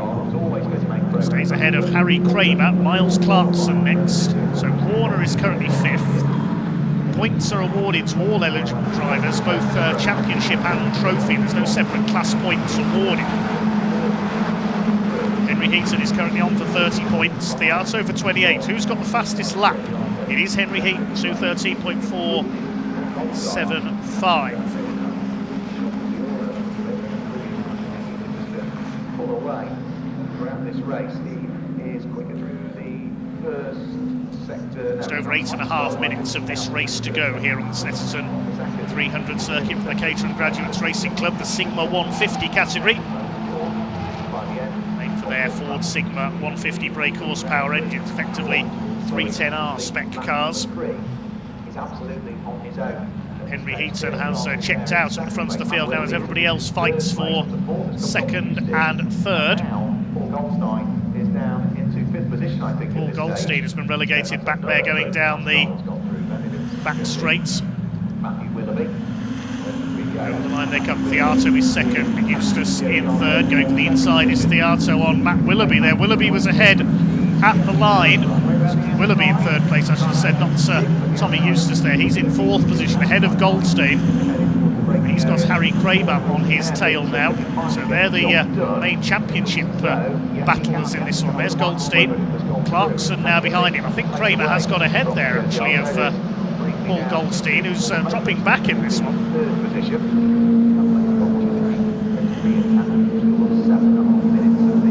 So Matt Willoughby has got through into 2nd position, will now lead the chase to try and hunt down Henry Heaton for the lead. There's Goldstein, he's under fire from Miles Clarkson now, so I think Harry Kramer has got away from him. 2.5 seconds. Might be Willoughby, Theato, Tommy Eustace. Then the next guy is going to be Miles Clarkson, who goes through. There's number 181, that's Edward Benson. He's in 16th place at the end of the previous lap. There is Rob Warner, number 58. And has he got ahead of Harry Kramer now? Let's take a look. There's a little red car behind him. I haven't quite seen the number as they came through Williams.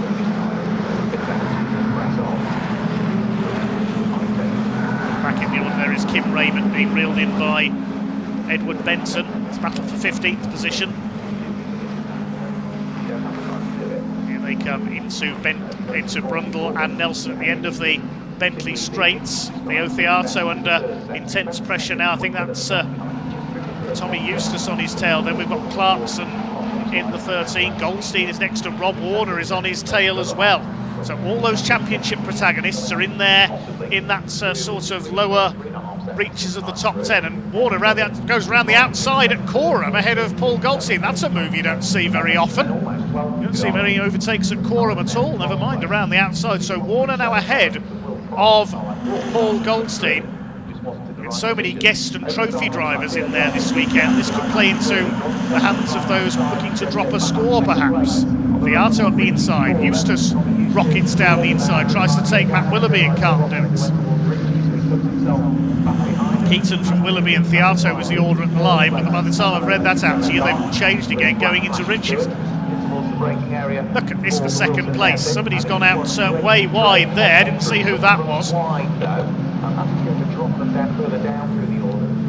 That's number 158. That's not Rob Warner, that's Steve Scarlett further back in the order. Identical liveried car, similar number as well, just to confuse us. Side by side there, Matt Willoughby up on the outside of Theo Theato as they head into Agostini. Matt Willoughby, the former club chairman, battling away absolutely frantically here.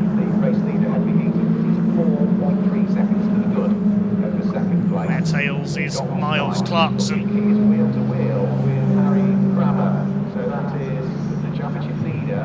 So Henry Heaton was missing all the fun. He's up the road out in front.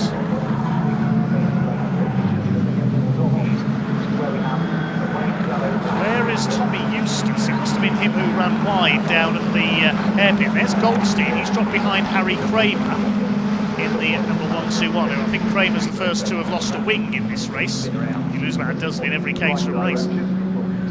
As they start to do the shake down the straight there, trying to break the toe. We haven't seen much weaving on the Bentley straight in this one. Not quite as closely packed as usual, given the conditions. Heaton still with the fastest lap of the race, 2:11.972. That'll get him an extra point.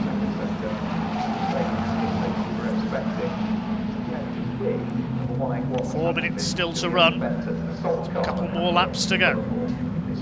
Matt Willoughby trying to put the pressure on Theo Theato.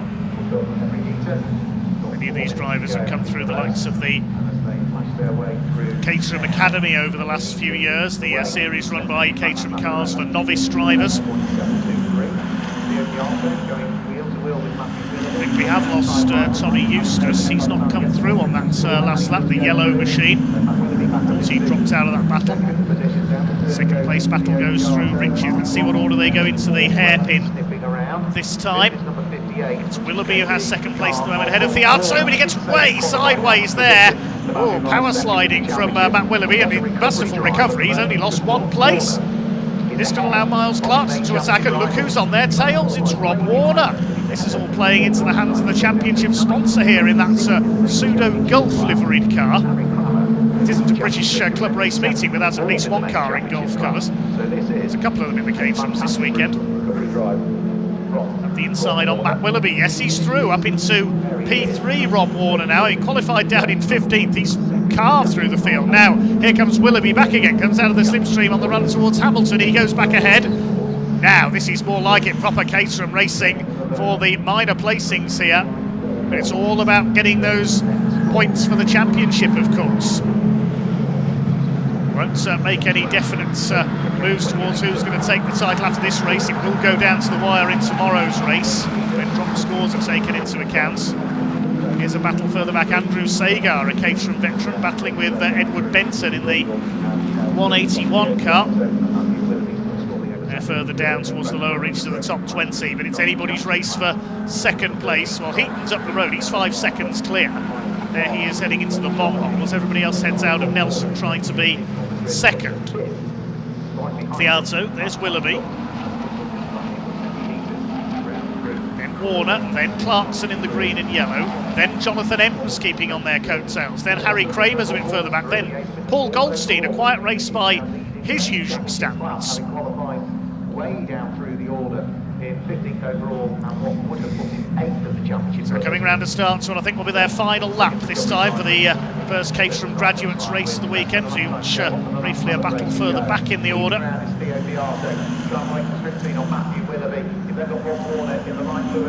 Henry Heaton seemingly going to win it and gets the 30 points.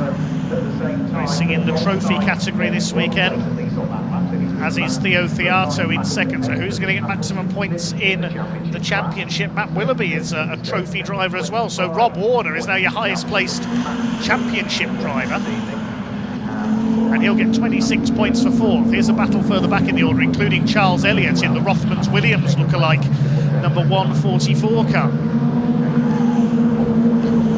The battle has already gone through up towards Agostini.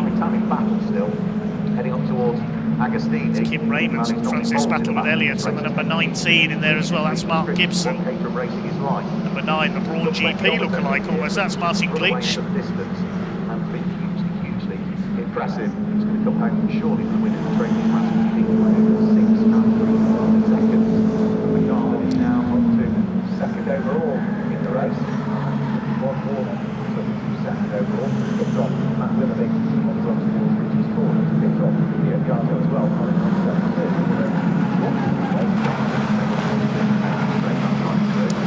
So down the straight we go for the final time. Well, there's our leader. We've not seen much of Henry Heaton for the whole of this race. He checked out in front. Well, given his experience in Caterham racing, he has raced in the Caterham 7 UK Championship for the very top line, the fastest Caterhams in the country. It was perhaps inevitable that he would be one of the favourites to win this. He will come in to take the victory.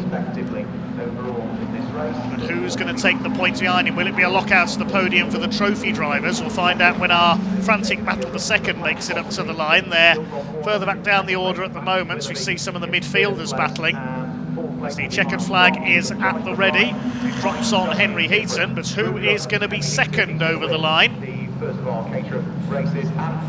Here they come up towards the lines, 3 wide over the line. Now who got that? It was Willoughby second, Clarkson third, Warner fourth. They finished 3 abreast.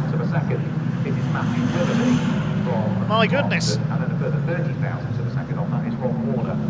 Then we'll have to wait and see, because sometimes it does get looked into. It depends on the positioning of the transponder in the car, because it's not when the transponder breaks the beam, that's what registers the time, and the car breaks the beam. And I thought the 13 miles Clarkson just had his nose ahead, but it was so tight to call, it was pretty much impossible. On the final lap of the race, we got a fastest lap as well from Paul Goldstein, who is going to pick up the extra point for the fastest lap of the race. So there is an extra point available for that. Well, we'll check out the provisional results of that one. It was tricky to follow at the end of that race, but Henry Heaton takes the win.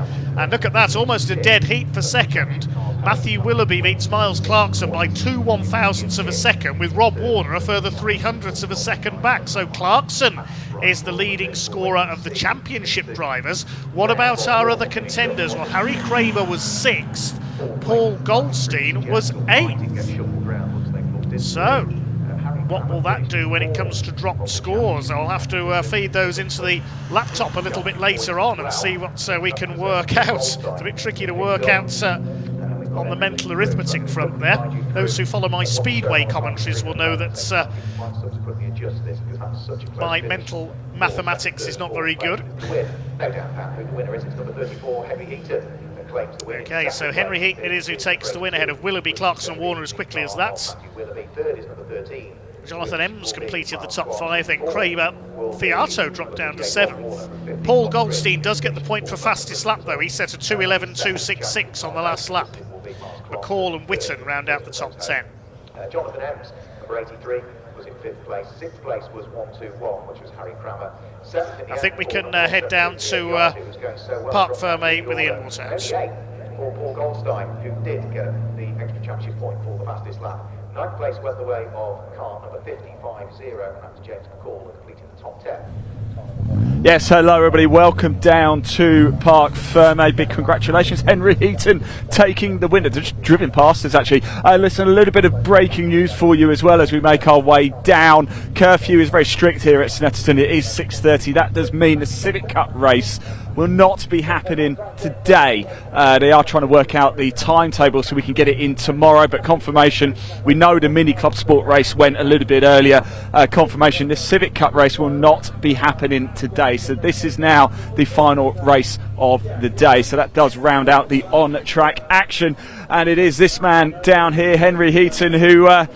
it's never easy, Henry, but you kind of made it look a bit that way. Well, yeah, it isn't ever easy, it really isn't, but it was especially tricky because the sun was really low. Yeah. There was a load of coolant down around Caterham as well, so every lap you're going in thinking, is the grip? Is there not grip? And, you know, particularly when you've got a little bit of a gap, you're thinking, you don't want to make yourself look silly and chuck it away. So, yeah, pretty happy with that. That's very, I'm delighted with it. You've got to come back and do it all again tomorrow. Come back and do it all again tomorrow. Yeah, more of the same. Man, enjoy your night, won't you? Thank you so much for talking to us. I want to find Matthew as well. I think actually he's with Matt Suckling at the moment, and of course Miles Clarkson coming home as well. He did very well too. We'll just let him go have a quick chat as well, and we'll jump in a very quick chat here. How was it? It was a good race actually, wasn't it? Cracking race. Yeah, I'd completely messed up qualifying. Ran into the back of someone I'd spoken to on Thursday saying I've never run into the back of anyone in Caterham. Why does it always work out? Who was it, by the way? Well, it was Harry Kramer. The person I'd said I've never run into the back of anyone, I ran into the back of him. Yeah, of course it is. So I only did 4 laps in qualifying, so qualified out of place, got a good start and just felt like I had the pace of second place, but always being pulled back into battles. So to come out with second at the end. And I suppose the battle with Miles in the end, it just kind of enabled Henry just to go. Yeah, Henry was gone by the time I got to that front battle, if you like. He'd pulled away on the first lap. Caterham was wet in the middle of it, so the first lap everybody suddenly went all over the place. The back of my car's seen better days, unfortunately.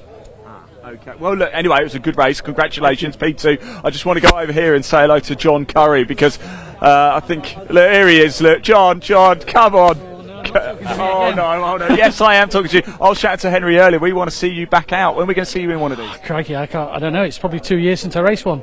I don't think I'd fit in one anymore. Yeah, come on. Yeah, you would. Yeah, We'll see. I don't know. He's done all right, isn't he? Yeah, it's pretty good, isn't it? It's a good car, though, isn't it? We know that. Well, he did say that to Henry's credit. He did thank you for it. Oh, brilliant. So look, anyway, thanks for talking to us. We'll let you guys crack on. Let's get back to the front, shall we, so we can actually round out today. So yes, just confirmation then as well. Whilst I just move over here.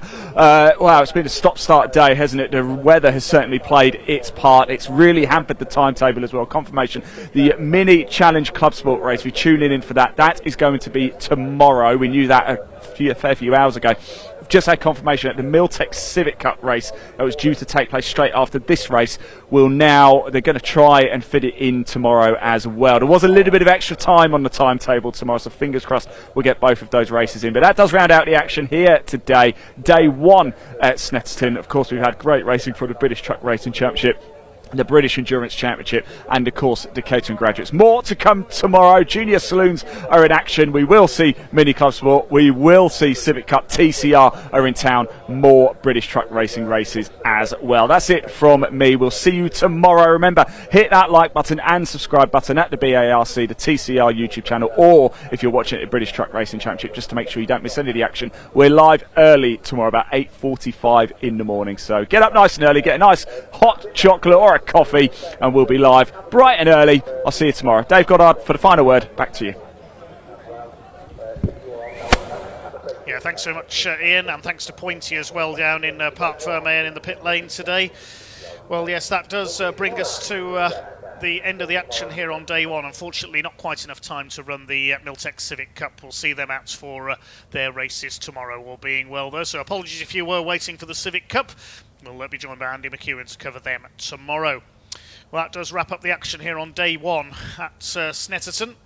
Full credit to everybody for braving the conditions, especially our volunteer marshals out there, all our other officials, and our camera crews as well. It was not easy, particularly during that Brit Car Endurance Championship race when the rains came.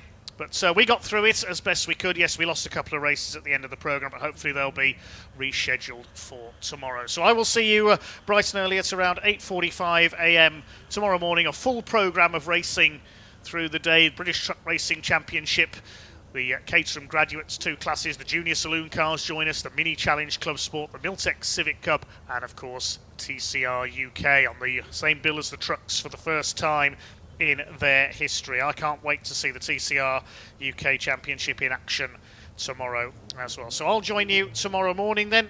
See you bright and early here at Snetterton. But that's it for day one here. We will see you tomorrow. Thanks for joining us today.